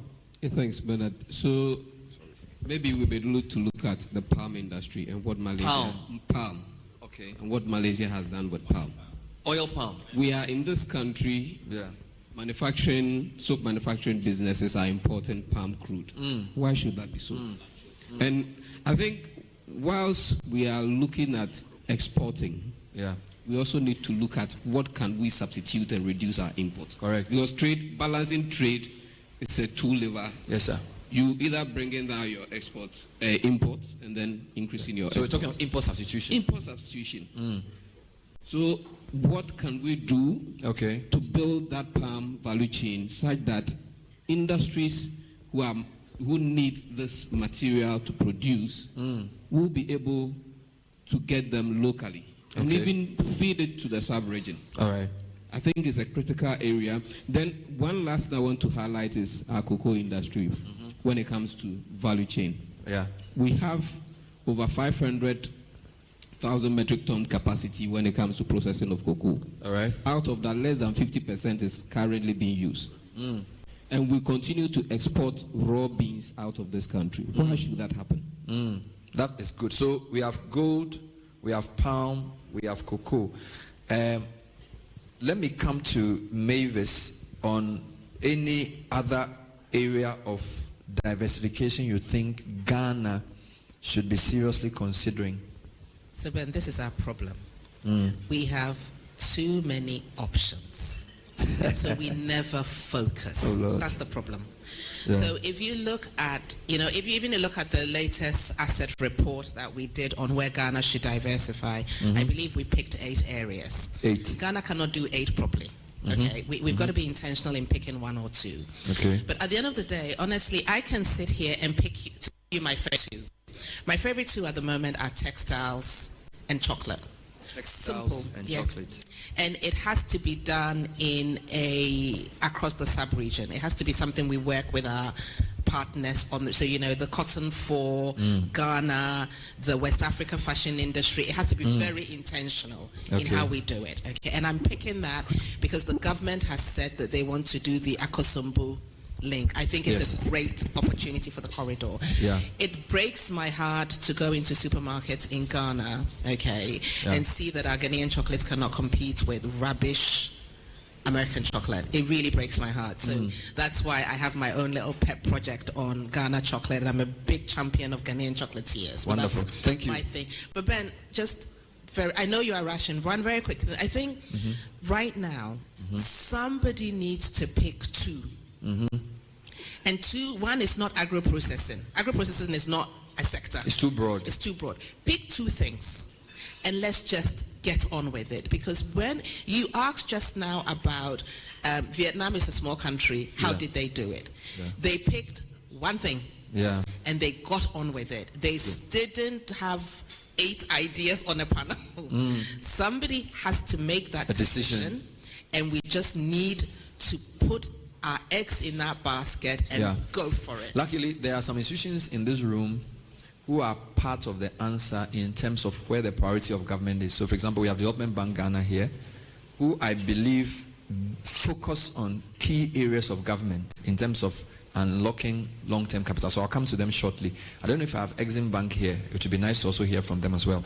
But let me take, Michael, your quick comment on area. I've heard textiles, I've heard chocolate, I've had palm, I've had cocoa, I've had jewelry.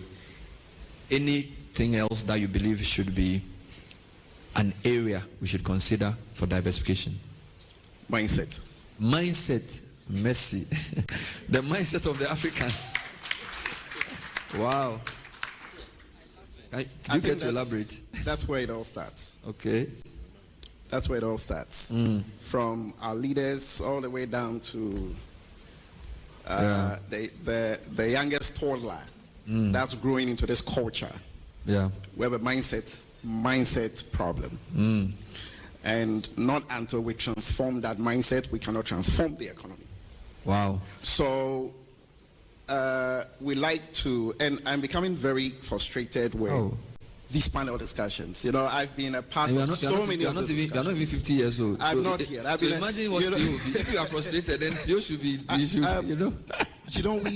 we have these discussions all the time. Yeah. We have these brilliant discussions. Get on with it. And we're still where we are. Yes.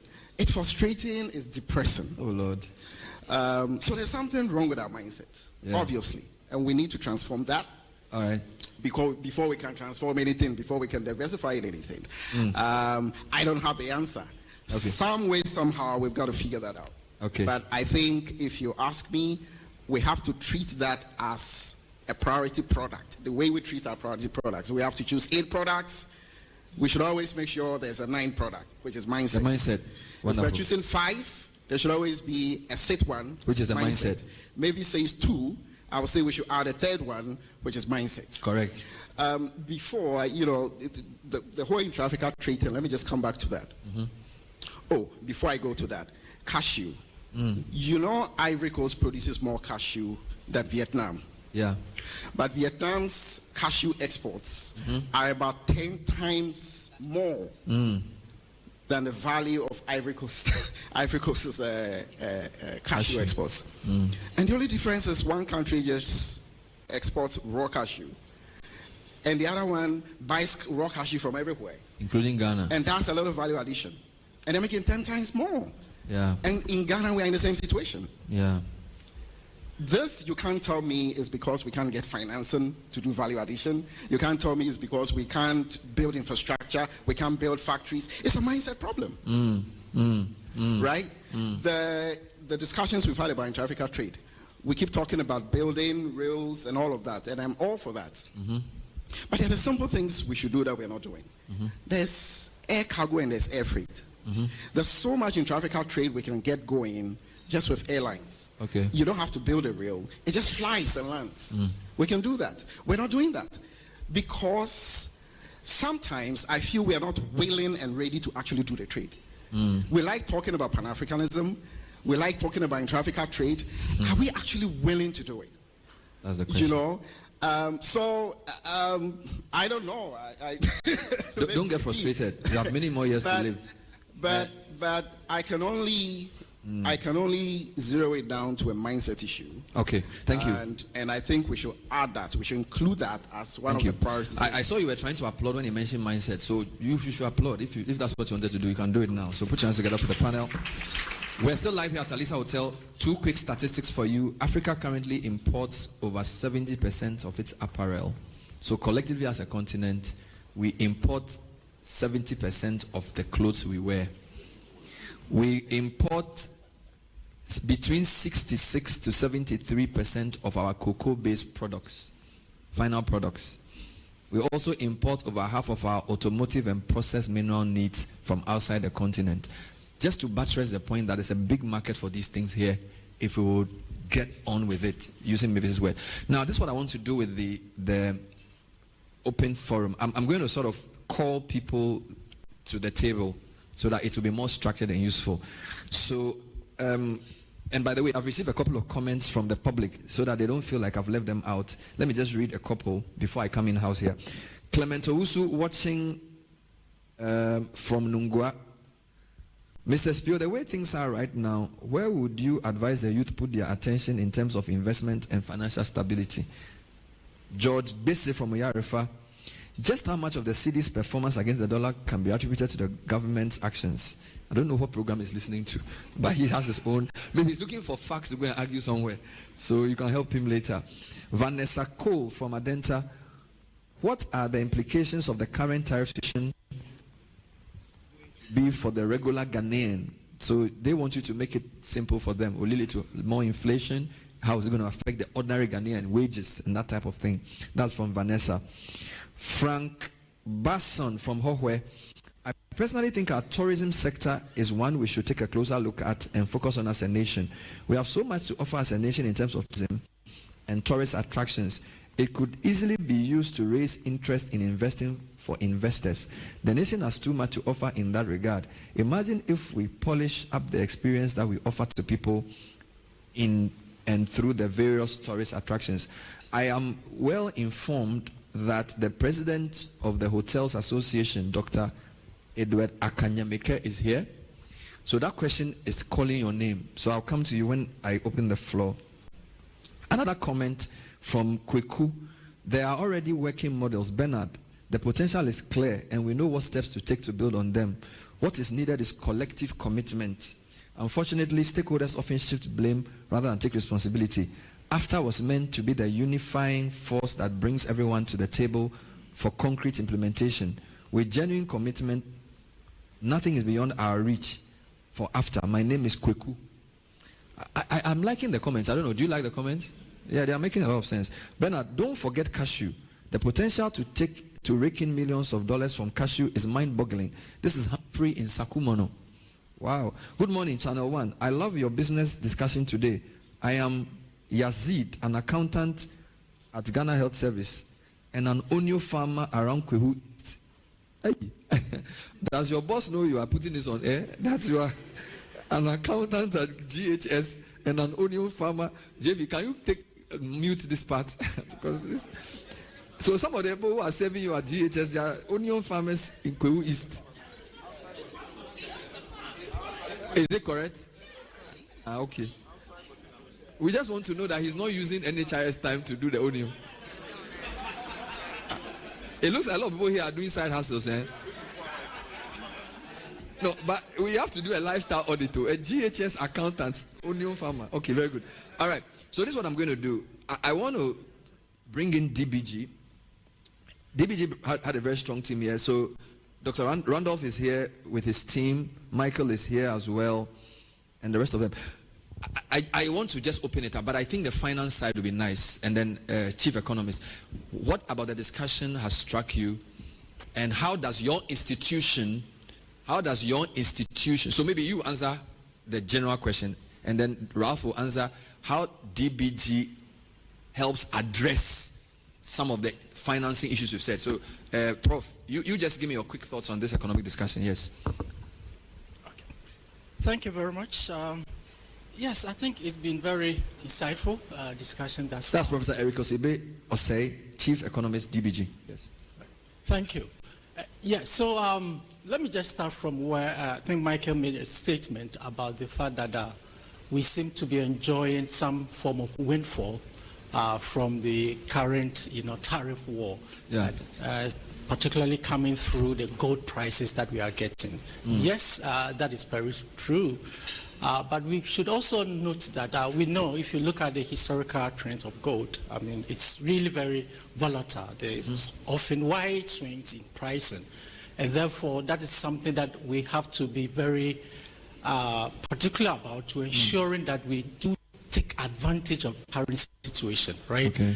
Because if it's going to lead to a situation where your currency is appreciating, yet it's good, but it could also lead to Dutch disease, as you know, right? The appreciating currency will mean that your trade export becomes uncompetitive in a way. So you may not be able to take advantage of what is going on after all, because you'll be priced out of the market, So you have to make sure that you balance that.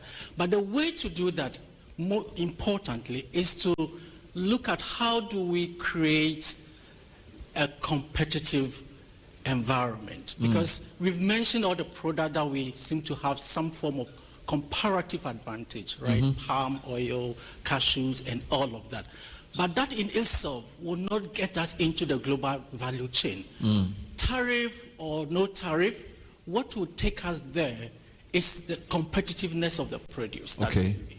Right. If we are able to produce at competitive price, no matter the tariff, you'll still be able to penetrate. Right. So our focus really it should be on how do we ensure that we support indigenous firms, the private sector, to be able to produce at competitive price. Right. It's very important. I mean, looking at the value chain, our cost of production is huge. More often than not, these days we talk about inclusive growth, we're talking about sustainable growth. Before we used to talk about pro-poor growth. But really what matters for me is the endogenous growth. The endogenous growth tend to look at the key levers of your production, right? What will drive competitiveness? Dr. They mentioned about skills. Our skill set is important, right? We have to be able to make sure that we build the necessary skill set that helps out to upskill our production process. Because more often than not, you can produce share, you can produce cashews, but our per unit cost is often very high. We have to make sure that our producers have access to medium, long-term capital, affordable capital that will make them competitive, right? adoption of technology. So we have to be very intentional about rebuilding endogenous growth. So let me hear you right. If we even choose the area of specialization, we must make sure that we are competitive. That means absolutely we produce it at a lower cost, and we can produce more per cost, per unit than our competitors. Sure. So that it will be affordable wherever, whether I send it to China or America or to Iran. Yeah. So that's the point. That's the point. That's the point you're making. We have the influx of textiles. We talk about, garment and all the apparels. But if you are not competitive, we'll have the influx of textiles coming from But China just to understand you, to be competitive, you are saying you need two things. You need skills, but also the finance. You need because skills if the cost of funds is too high, so we probably need cheap power, cheap money, and then good labor. That is productive. So those are like three anchor areas. Absolutely, yeah. Okay. Productivity growth is key. All right, I'll stay on that table. Thank you. Randolph, you have to talk. You are the head of DBG. So have you identified, because my people give you jewelry, palm, cocoa, textiles, what did they mention? Chocolate, cashew. At least you should be supporting one or two, because you have money that you on-lend to banks. So you give money to this guy, and then he will give it to the NHIS guy who is doing onion. So do you tell him what area he should spend it? As in, you will say, for me, textiles is what I want you to give it to. Or he will say, forget our textiles. We want to do import-export because people are bringing chalewote from China. That's where you get a return. So what do you, as a development bank, tell a commercial bank, and how do you insist that the policy of the government means that the money trickles down to that guy who's farming onion in Kwanta or wherever he's farming the onion? Yeah, so thank you. It works in three stages. The first is that as a bank, we need to plug into the national priorities. Okay. Which means that at various stages during our strategic sections, we need to have engagements with our shareholder, which in this case is the Ministry of Finance, to share with them a plethora of evidence around where we consider to be the growth pools. What we call growth pools are essentially areas that we believe that the multiplier effect of our investments would deliver comparatively more value than in other areas. So the first stage of it is plugging into the national priorities. The second stage of it then is, after that plug-in, basically building a comprehensive set of evidence-based strategies on how to unleash that mandate. So as we speak currently, our mandate currently is in 4 areas, basically without that all the time. Essentially agric, manufacturing, ICT, and areas we call value-added service. You can repackage that to essentially say that we are focused on food security, import substitution, and human capital development, because we invest a lot in health and in education. So what happens then is that then the last lever is engagement with the PFIs that would be the participating financial institutions that we work with. For them, first of all, to plug into what our priority areas are. So there are various sessions we have with them at the beginning of the year, throughout the year, various trainings, various co-creation and co-branding initiatives that we engage with them. So invariably, in as much as we leave the development of the pipelines to them, those pipelines must plug into our core mandate and what we call our priority areas. What we are focused on, essentially, which Prof was trying to suggest, is that we are trying to offer an additionality, not competition. So we are trying to focus on areas that we believe the market has failed in. And that essentially is in providing medium to long-term capital. And not necessarily to compete with the financial institutions in the space where they know how to do best. So that we don't end up cannibalizing the whole market in some sort, and that what we bring expands the market rather than scale it down. Thank you. Yes. I like this. So food security, import substitution, human capital development. Fantastic. Now, thank you. I like to move to any other financial institution in the house. Is Exim Bank here? Anywhere from Exim Bank? Yes. Any quick thoughts from you guys? How different are you from them? And because Doc mentioned that the EXIM is critical for the conversation around trade and tariffs. So introduce yourself. My name is William Obeng. Yes. I'm the General Manager for Projects, Ghana EXIM Bank. Yeah. I think one fundamental difference between us and DBG is that DBG is a wholesale bank, so they lend to financial institutions for on-lending, but we do direct lending. Okay. Yes, and taken from all that people have said and what we have seen, I've always believed that you can't be everything to everyone. So we need to focus and we need to stay the course. Okay. I'll give an example. EXIM Bank, we targeted the pharmaceutical manufacturing industry to help them put up global good manufacturing practice plans, GMP plans. And the few which we've completed and which have started work really helped us even during the COVID era. They were producing the sanitizers, and then they were producing all those vitamins for us. And I think if we stay the course and support even more of them, then we should get to a point where we become significant. If you look at the global pharmaceutical sector now, it's about maybe almost $600 billion. If you look at the whole of Africa, I think we are about 50 or thereabouts. So, but there's a gap for us, contract manufacturing, because it doesn't make sense for someone to produce, let's say, antibiotics in Europe. Maybe they don't have that kind of disease all the time at higher cost because employment. So it makes sense to produce it here. Yes, makes sense to produce it here, and then we become relevant. And so for you in the past, pharmaceuticals has been one.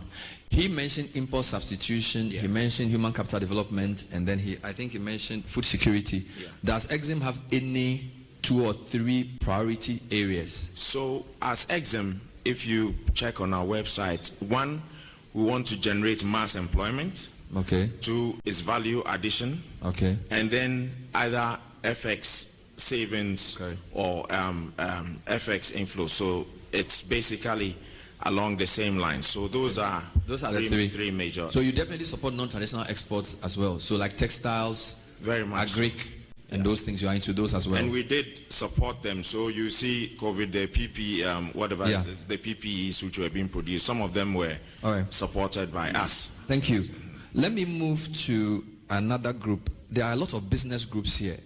So this is what I'm going to do. I will start with the hotels, then I'll come to the FABAG, then I'll deal with import-export, COPEC, and then the trade guys, and I'll end with the parliament. So let's do it like a minute each, your quick thoughts. So Mr. Akanyameke, somebody said we ignored the tourism sector completely, and the texter was reminding me that is a large employer and is also good for FX. Anything to add to the discussion, and what do we need to know about your sector that can be an opportunity in this discussion?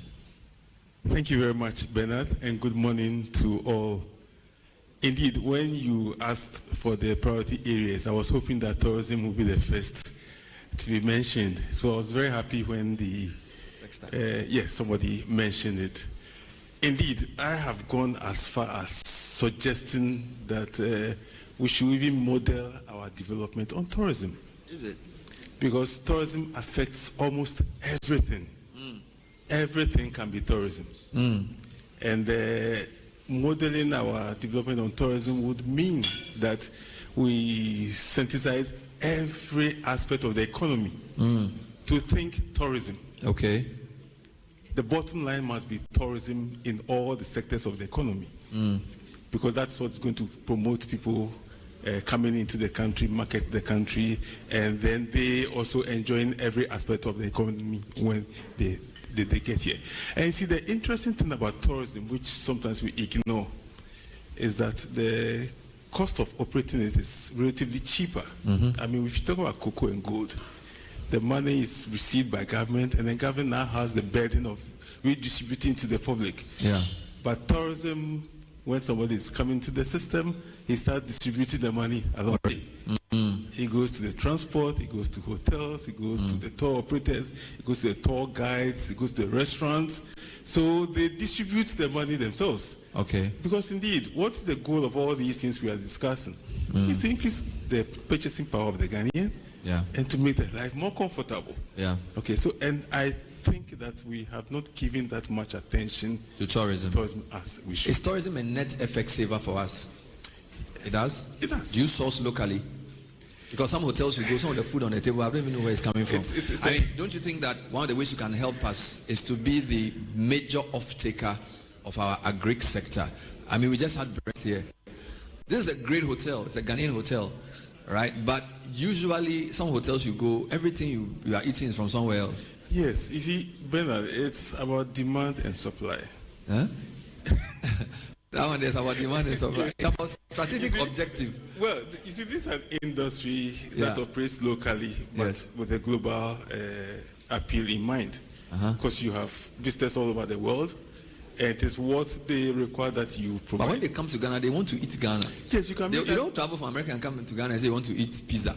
You want to eat. You see, you can make that deliberate effort, but it takes time to do that. Otherwise, then you're also going to have a situation where you're going to lose a lot of. No, they will still come.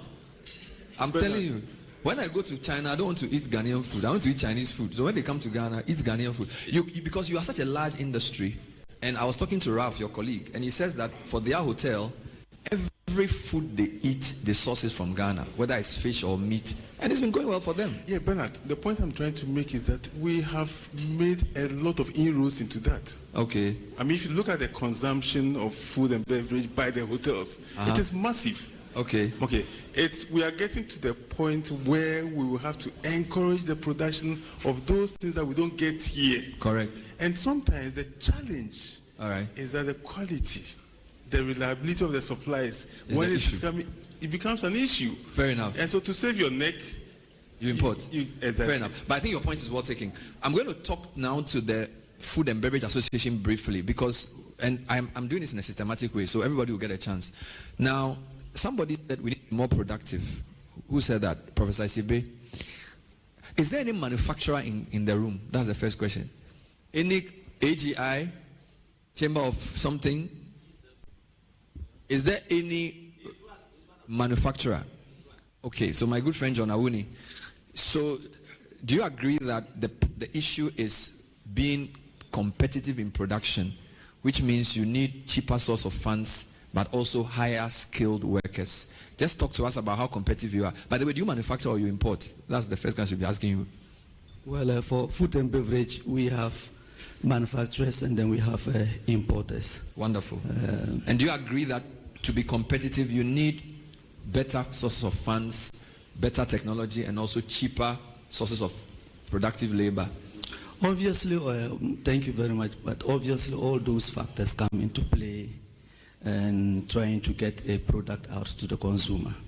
More especially where we have in a situation where disposable incomes of consumers are being eroded as a result of high cost of living. So essentially, I think that over the period, what has hampered the marketing of Ghanaian produce goods have been the high cost. In the year 2001, for instance, I began a project to ensure that we produce local rice, we brand it, we package it very well in a general branding, and then we can sell out. What eventually killed that product was the high cost of the produce. Okay. Farmers were more or less looking at what the price of the imported product is, and then they sell their paddy. For instance, paddy at that price before, and then paddy is the raw unprocessed rice, and before. So you look at the whole thing. They are looking at. They want to price their product compared to the mill rice. Okay. So eventually that did not work out. Much as I did over the period, we marketed it, we did so much, but at the end of the day, this is a new product that was coming to the market and needed to penetrate the market at a reasonably low price so that consumers can try it and then order. It did not work out because of the high cost. So, if we want to get Ghanaian produce, for instance, let me come back, there are other products. If you go into the area, that doesn't fall in our domain. But if you go into the area of electrical products, and I have always said, we've tried some of the local electrical products. You'll find out that, I don't want to mention the cables, but they are more expensive than those ones that come in from Turkey and UK and then others. And so you'll find out that in the competitive market, people go in to patronize that. So I could go on and on, but the fact is that I would say that for this country to be able to make a headway in producing, making sure that consumers patronize what we produce locally, we have to ensure that our products are competitive. So that's quality and price. If you take, for instance, the beers, without mentioning any brand, the price of beer, for instance, increased from 140 cedis in December to 220 cedis. In the face of the strength of the cedi against the dollar. Okay, and this is a locally manufactured beer? This is a local manufactured. And so if you have beer coming from wherever it's coming from, much cheaper than you are here. And in the face of where we are even saying that I lead that group, I really don't understand it. Okay, so you are saying a lot of things, but because of structure, from what I hear you say, we need to find a way of making things cheaper in Ghana. And that's how to be competitive, because at the end of the day, whoever is buying also wants to save. So if you say I should buy local and local is too expensive, I'm not going to buy it. I think that's the point you're making. So point that I'm making. So in terms of structure, just to summarize, let me summarize. I will say that we have to deal with our technology. Indeed, human attitude, the attitude of the mindset is a very critical. There's something even called pricing culture. I'll come to it, but for want of time, please understand me. I'm trying to put a lot of points into one conversation, so please bear with me. Let me take a couple of comments from CATS International. Yeah, you've been talking to me a lot about Ghanaian pricing culture. You also talk about competition law, and you feel like the institutional arrangement around customer service also needs to be tidied up if you are to be competitive. Can you just give me a couple of thoughts around that whilst we are in this area of being competitive?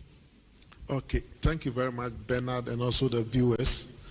I think as a country, we've not done well with the entirety of our Ghanaian market. Our market is largely informal, and people price their goods without using any scientific approach. And speculative pricing is also has taken over.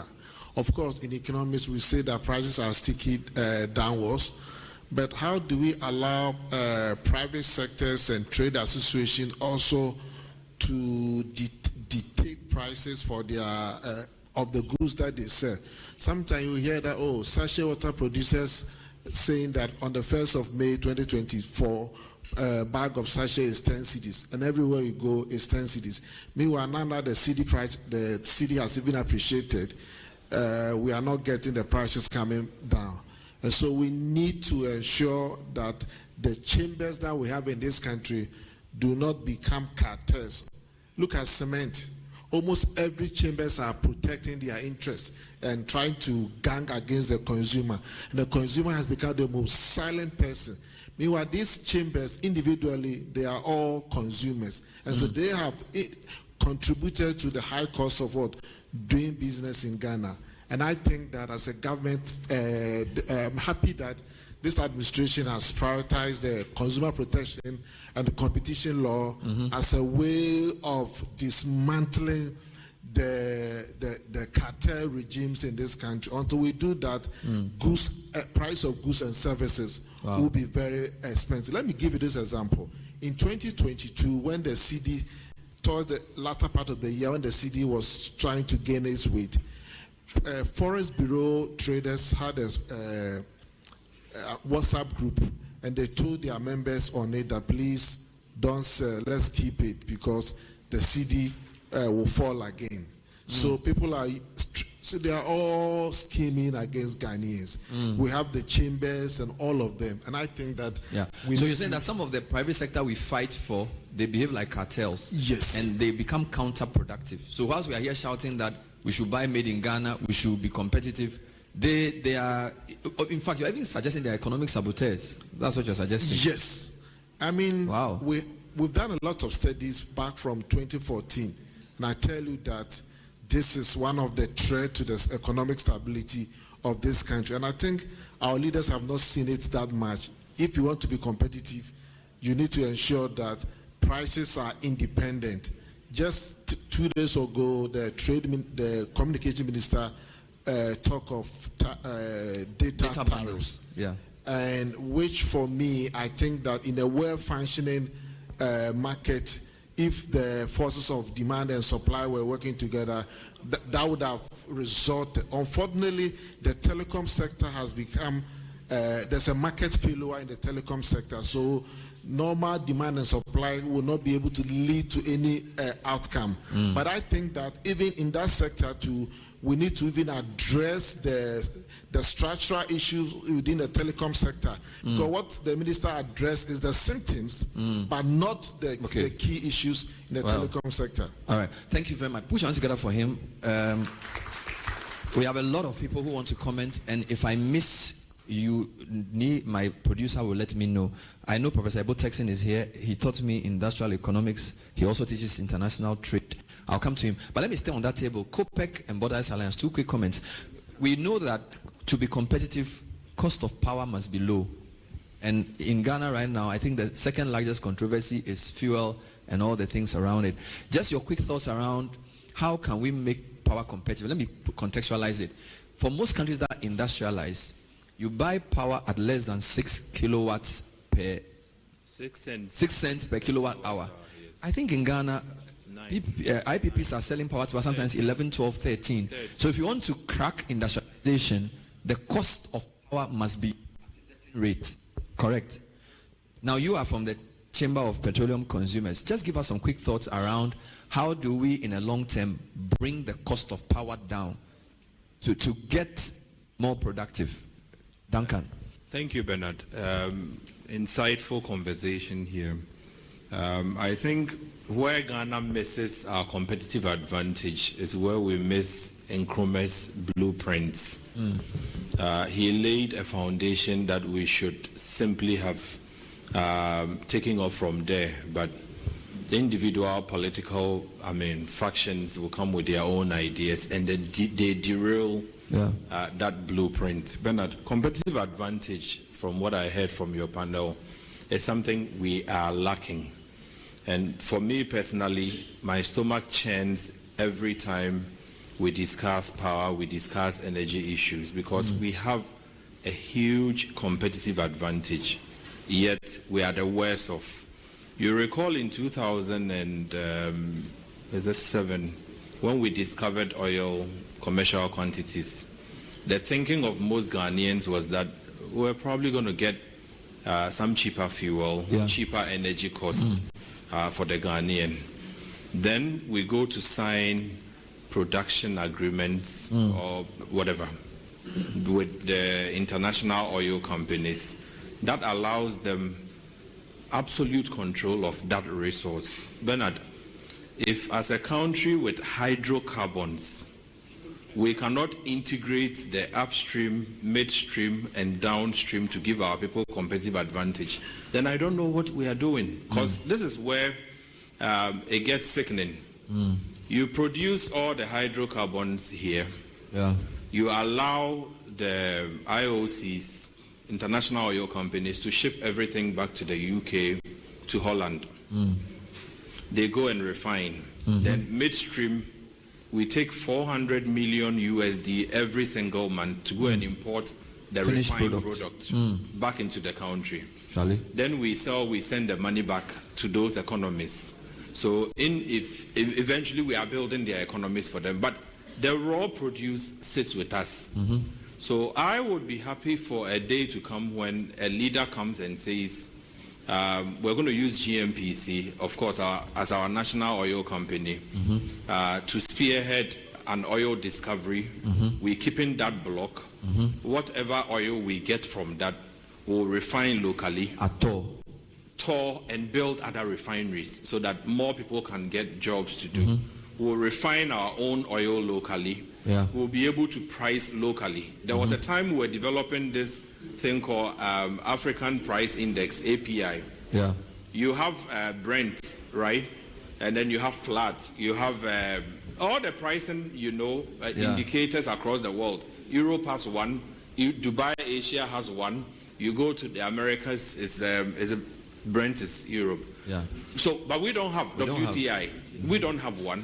So we cannot determine what it costs us to produce a barrel of oil across Africa. So cost of a barrel across Africa. We allow international companies to take out everything. Then we chase them with a dollar we don't have or we don't mint. To buy the finished product. Then we come back and now decide that the local currency is bad, so we should add more to it so that the people will pay more. Look, I think we are just being wicked. And Bernard, I think that for me personally, Sharia law or the Mosaic law must apply to our leadership. That's where you are going. It might sound extreme, Bernard, but you see, why China can be able to fight the global economic war with the West is because if somebody took $4,000, they will come after you. But here, our leaders will decide on anything and they get away. Today, ECG is complaining they don't have money. But somebody imported containers, 100, 200, 300, 400, 500. They didn't go to clear. They imported 1,000. They didn't go to clear. They were not tracking containers. 2,000 containers. Nobody cleared. What's the point? So this is what I'm going to do. I'm going to take 2 mini comments from sector. Just quick. So Ziad and then Asaki. Then I will come to the politicians who need Sharia law. I think there are three of them in the room. There's NDC and MPP in the room. So Ziad from Borderless Alliance, Awingobit from Import Export, and then I do politics. Then I try and come to a quick close. Borderless Alliance, what can you add to the discussion? I will not go into the energy and ECG debate, and that is what I'm not going to do. Okay. If you said we had 2 minutes each, right? That's too short, so I have to just fluff quickly into what I wanted to say. I want to go back to something you said about NTBs, and the discussion was scarce about NTBs. And this brings me to something that Mavis was talking about the political will. But she inadvertently talked about it. She was saying we need to convince Nigerians to allow the products coming from all over West Africa in. If she can do that and convince Nigerian authorities that they should allow goods coming from West Africa to enter their country unharassed, then she has already solved 80% of all of the problems across Africa. Because that is exactly what is taking place everywhere. Everybody just blocks the borders because they have protectionist, nationalist, political motivations, and nobody asks the questions of the collective will and the collective interest of the people. And so I think that is where we are lacking. So I think the tariff is not the real issue. The tariffs is just a manifestation of the changing geopolitical world order. And for a while, the geopolitical world order was not in the favor of Ghana or of Africa. Remember that in the 80s, in the wave of deindustrialization across Africa because of the structured adjustment progress, Africa seemed destined to become the producer of raw material for the world and the consumer of finished products. And that is the mentality that we need to shift now that we have received our latest wake-up call. America decides to wake up. They say, it's my country. You have to pay 10% all the way to 80% to access. But that's not the problem, because what does Ghana export to the U.S.? If you look at the GSS Trade Report 2024, the whole North Africa export from Ghana is 5.8%. Of our exports, and the whole import is 7.1%. So if you put 10% for Ghana on 5.8%, it's almost negligible. But it's the manifestation of the alliance and the partnerships, and that is what we have to look at. And we have to look for not just diversification of our economies, but also of our partnerships.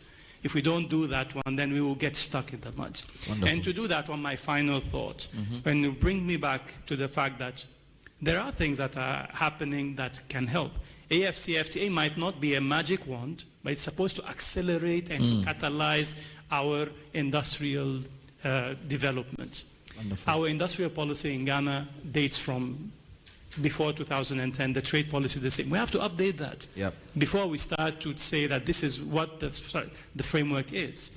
And then we don't necessarily have to reproduce the way Singapore and the others have developed, but we have to frog leap somehow. Yes, please. You spoke earlier about the diaspora.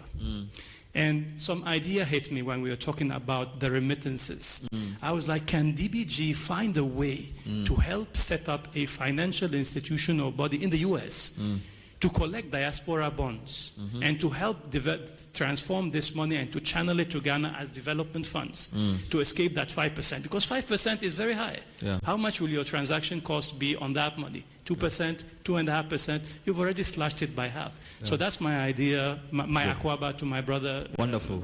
Thank you, sir. Put your hands together. Let me take a wingo bit quickly. And this is still our discourse on the tariff situation globally, Citi Business Forum, as part of the Citi Business Festival. Awingo Bit, you have 2 minutes. Thank you, Bernard. I must say this is one of the productive days we have spent in Aliza Hotel here. I must comment Citi FM, Citi and Channel 1 for organizing this forum. What? City 97.3. More variety. The city is alive on 97.3. City News.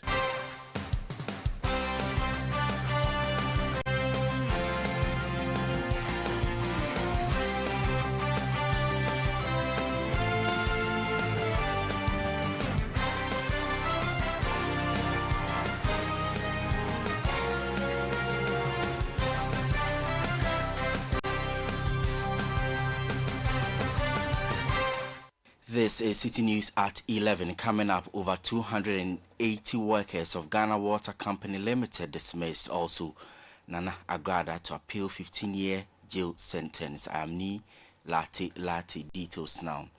The Member of Parliament for Talon Habib Idrisu has raised concerns in Parliament over the dismissal of more than 280 staff of the Ghana Water Company Limited.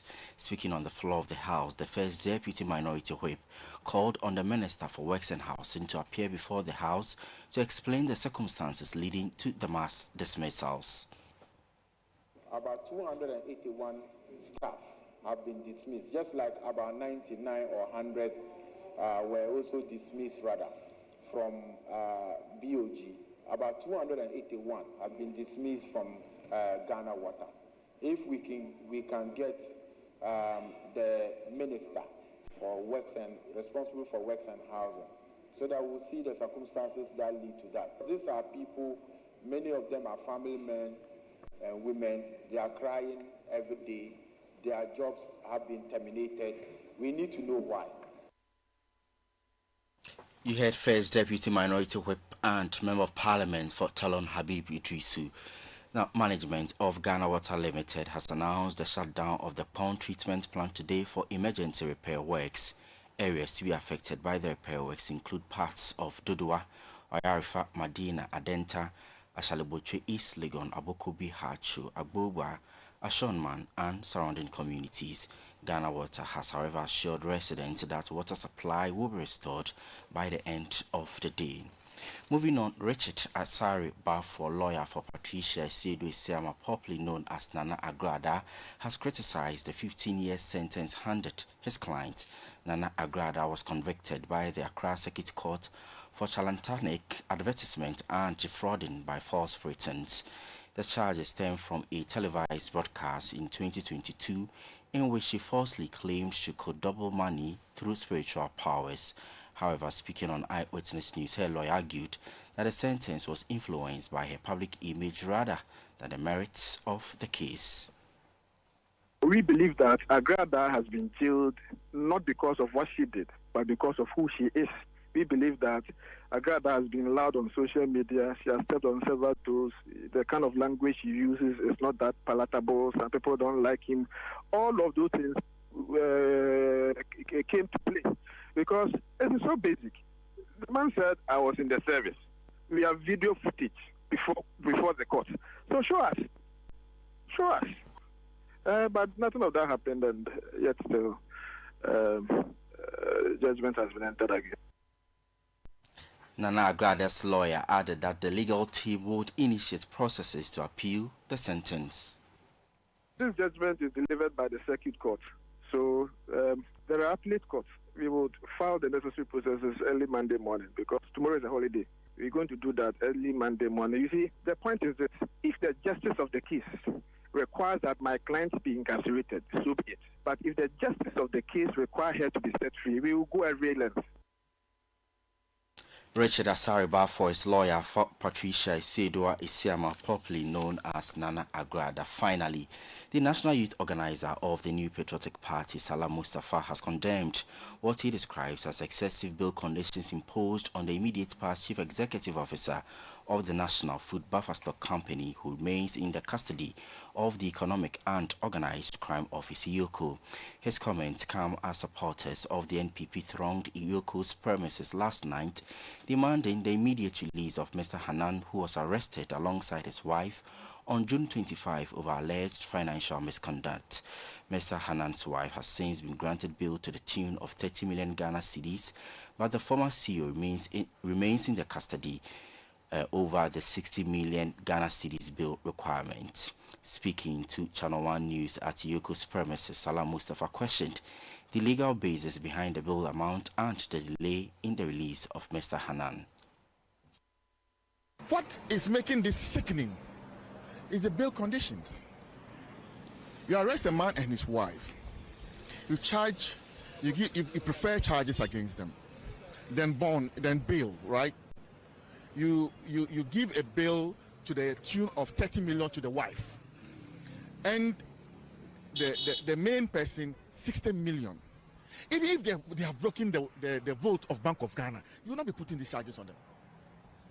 So we are saying that, one, it is excessive, it is outrageous, and it is senseless. You heard the national youth organizer of the New Patriotic Party, Salah Mustafa, ending Citi News at 11. We have more news for you on citynewsroom.com. I am Ni Lati. Good morning. Citi News, we speak first. Reach our hotline on 0302-224959 and get interactive on Facebook, Citi 97.3 FM, and on Twitter at Citi 973. Are you a LEAP beneficiary household member? Do you know a LEAP beneficiary in your community? For your information, the Ministry of Gender, Children and Social Protection will commence the nationwide payment to beneficiary households of the LEAP program for the 96th cycle on 23rd June 2025. To sustain the gains and improve the welfare effects of the LEAP cash grant, government has indexed the LEAP grant against lagged inflation. As a result of the indexation, the LEAP grant to beneficiary households has been increased. The amount for one eligible member household has been increased from 256 Ghana cedis to 320 Ghana cedis. The amount for two eligible member households has increased from 304 Ghana cedis to 380 Ghana cedis. Three eligible member households has increased from 352 Ghana cedis to 440 Ghana cedis, and four or more eligible member households from 424 Ghana cedis to 530 Ghana cedis. Count your money before leaving the pay point or bank, or ask your community volunteer or social welfare officer to assist. Do not accept any amount less than what you are entitled. Demand your receipt after being paid and keep it for reference.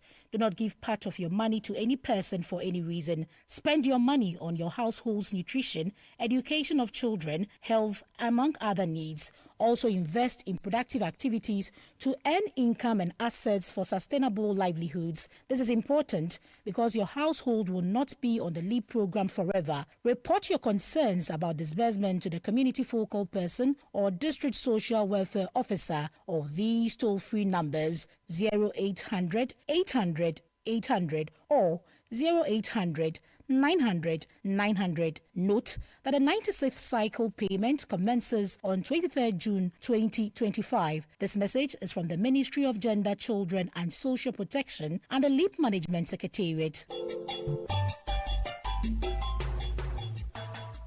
High Hisense is best known for all your electronic appliance needs, such as television, refrigerator, chest freezer, and air conditioners. But did you know we have laser television, gas cooker, washing machine, smartphones, sound systems, water dispenser, microwave, blender, rice cooker, kettle, iron, air fryer, just to mention a few. Hisense is the only electronic company in Ghana that gives you 5 years manufacturer defect warranty. Visit any of our showrooms in Accra, also in Tema, Kumasi, Takrade, Takwa, Mankesim, Obuasi, Sunyani, Techiman, Tamale, Hohoi, Kofodia to purchase any Hisense product at the best price. Hisense means best quality, best durability, best for energy efficiency, best for affordability, best for style, and best for technology. You can always get in touch on 0302 55 0000 or go to www.hisense.com.gh. We are also available on Facebook, Instagram, Twitter, and YouTube at Hisense Ghana. Hisense, everyday prices for everyday people.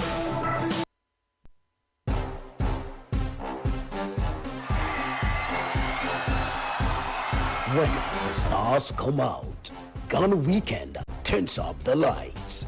From the hottest red carpet moments to the wildest after parties. And for all your celebrations, anniversaries, and unforgettable moments, if it's happening, we're there.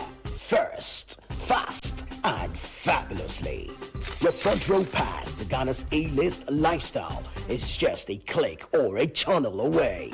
GhanaWeekend.com and Ghana Weekend TV, where fame meets the fans. Promote your next big event with us, because when you party with the stars, the whole nation of Black Stars should know. Visit GhanaWeekend.com, watch and subscribe to Ghana Weekend TV on YouTube. Stay connected with us across all platforms. Follow us on Instagram with the handle at GhanaWeekend.com, on X at Ghana Weekend, on TikTok, Ghana Weekend, and on Facebook at Ghana Weekend. Join the Ghana Weekend family today. Ghana Weekend, all access, all glam, all yours.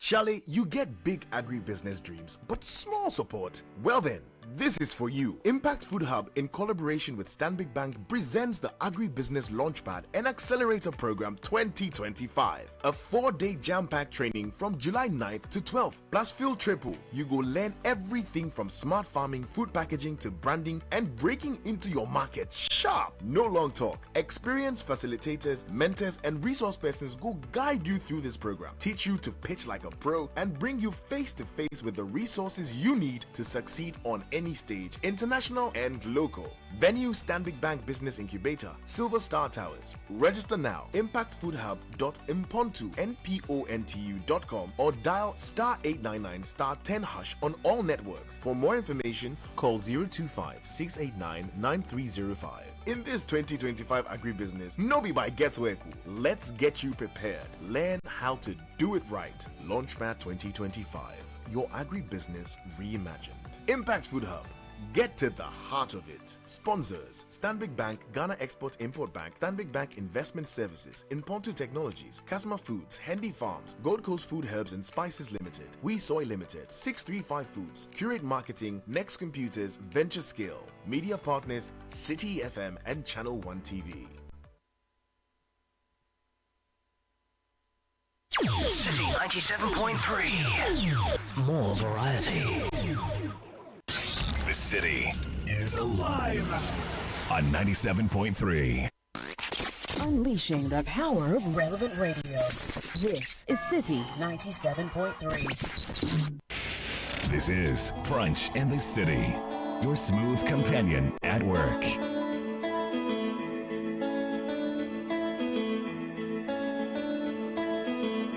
I feel sweet, you feel sweet, it's amazing. I have no skin and I feel everything, it's amazing. I feel good when you feel good, I knew I would, it's amazing. I've wanted this for so long, Now the deed has been done. Shall ride with the sun. Spend our time as one.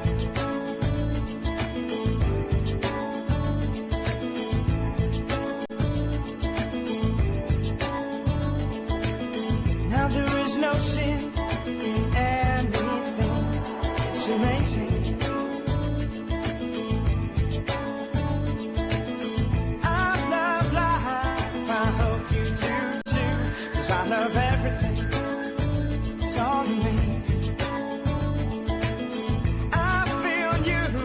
Do you feel you? I understand when they say we're born again. 'Cause I've been born again.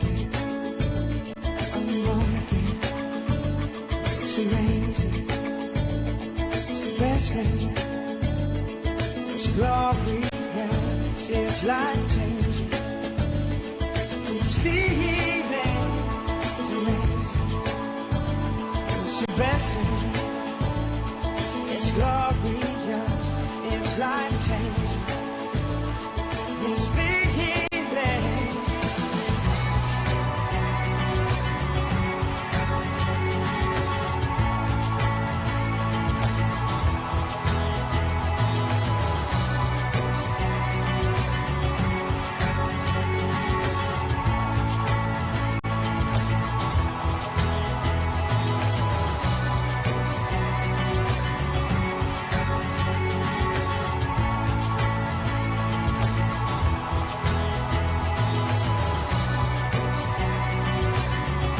Hello, beautiful people.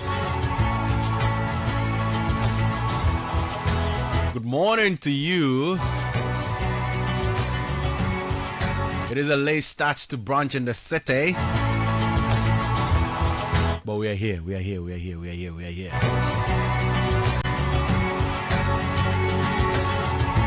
It is the holiday edition, Cum Friday edition. My name is Eko Kumsen. You can find me on all social media platforms at PK_Kumsen. My Kumsen is spelled with a double N.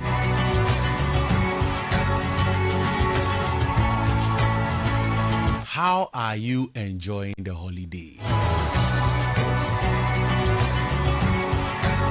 Is it a regular Friday for you?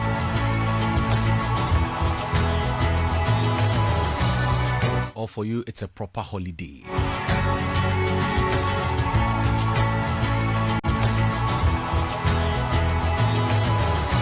Has the push from Tuesday to Friday changed the holiday in any way for you?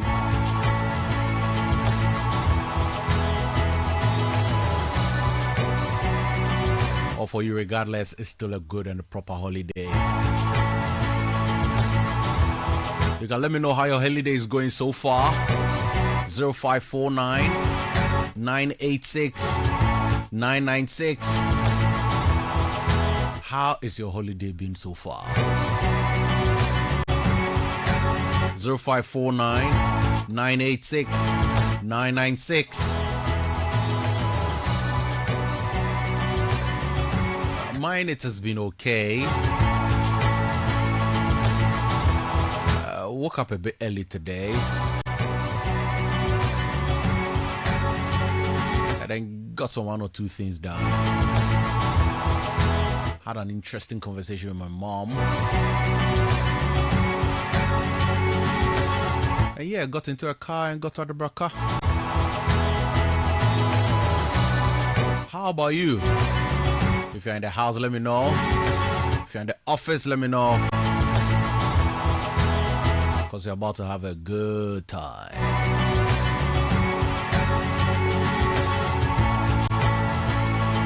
Are you ready for a good time? If your answer is a yes, then good.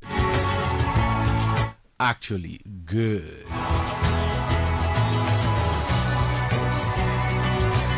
If you also have a birthday wish, you can send it to on our WhatsApp number 0549 986 996.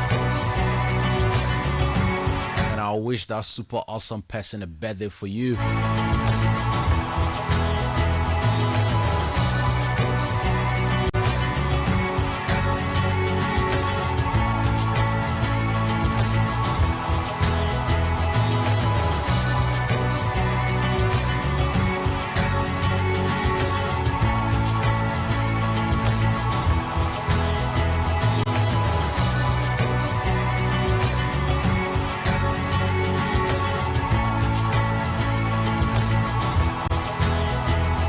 Also, happy Independence Day to all our Americans.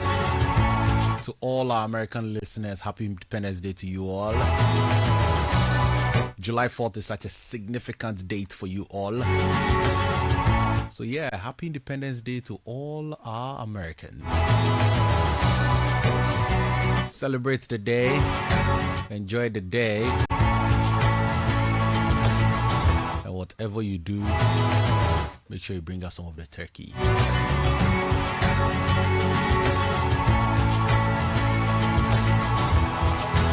Alright, fam, let's get into some good music,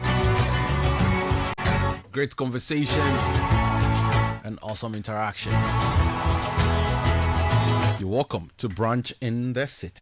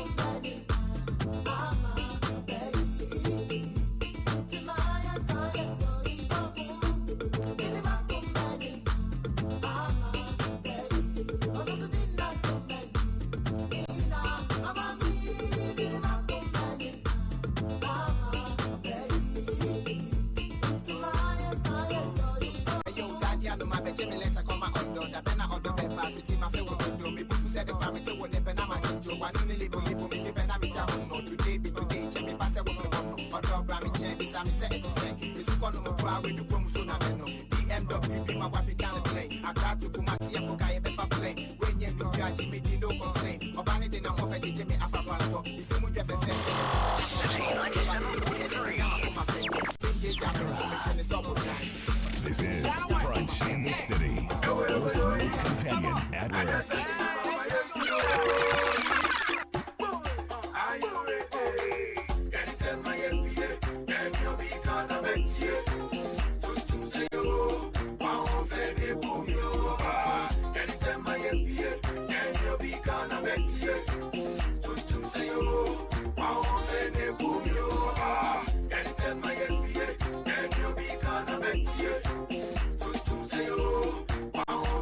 Boom, yo.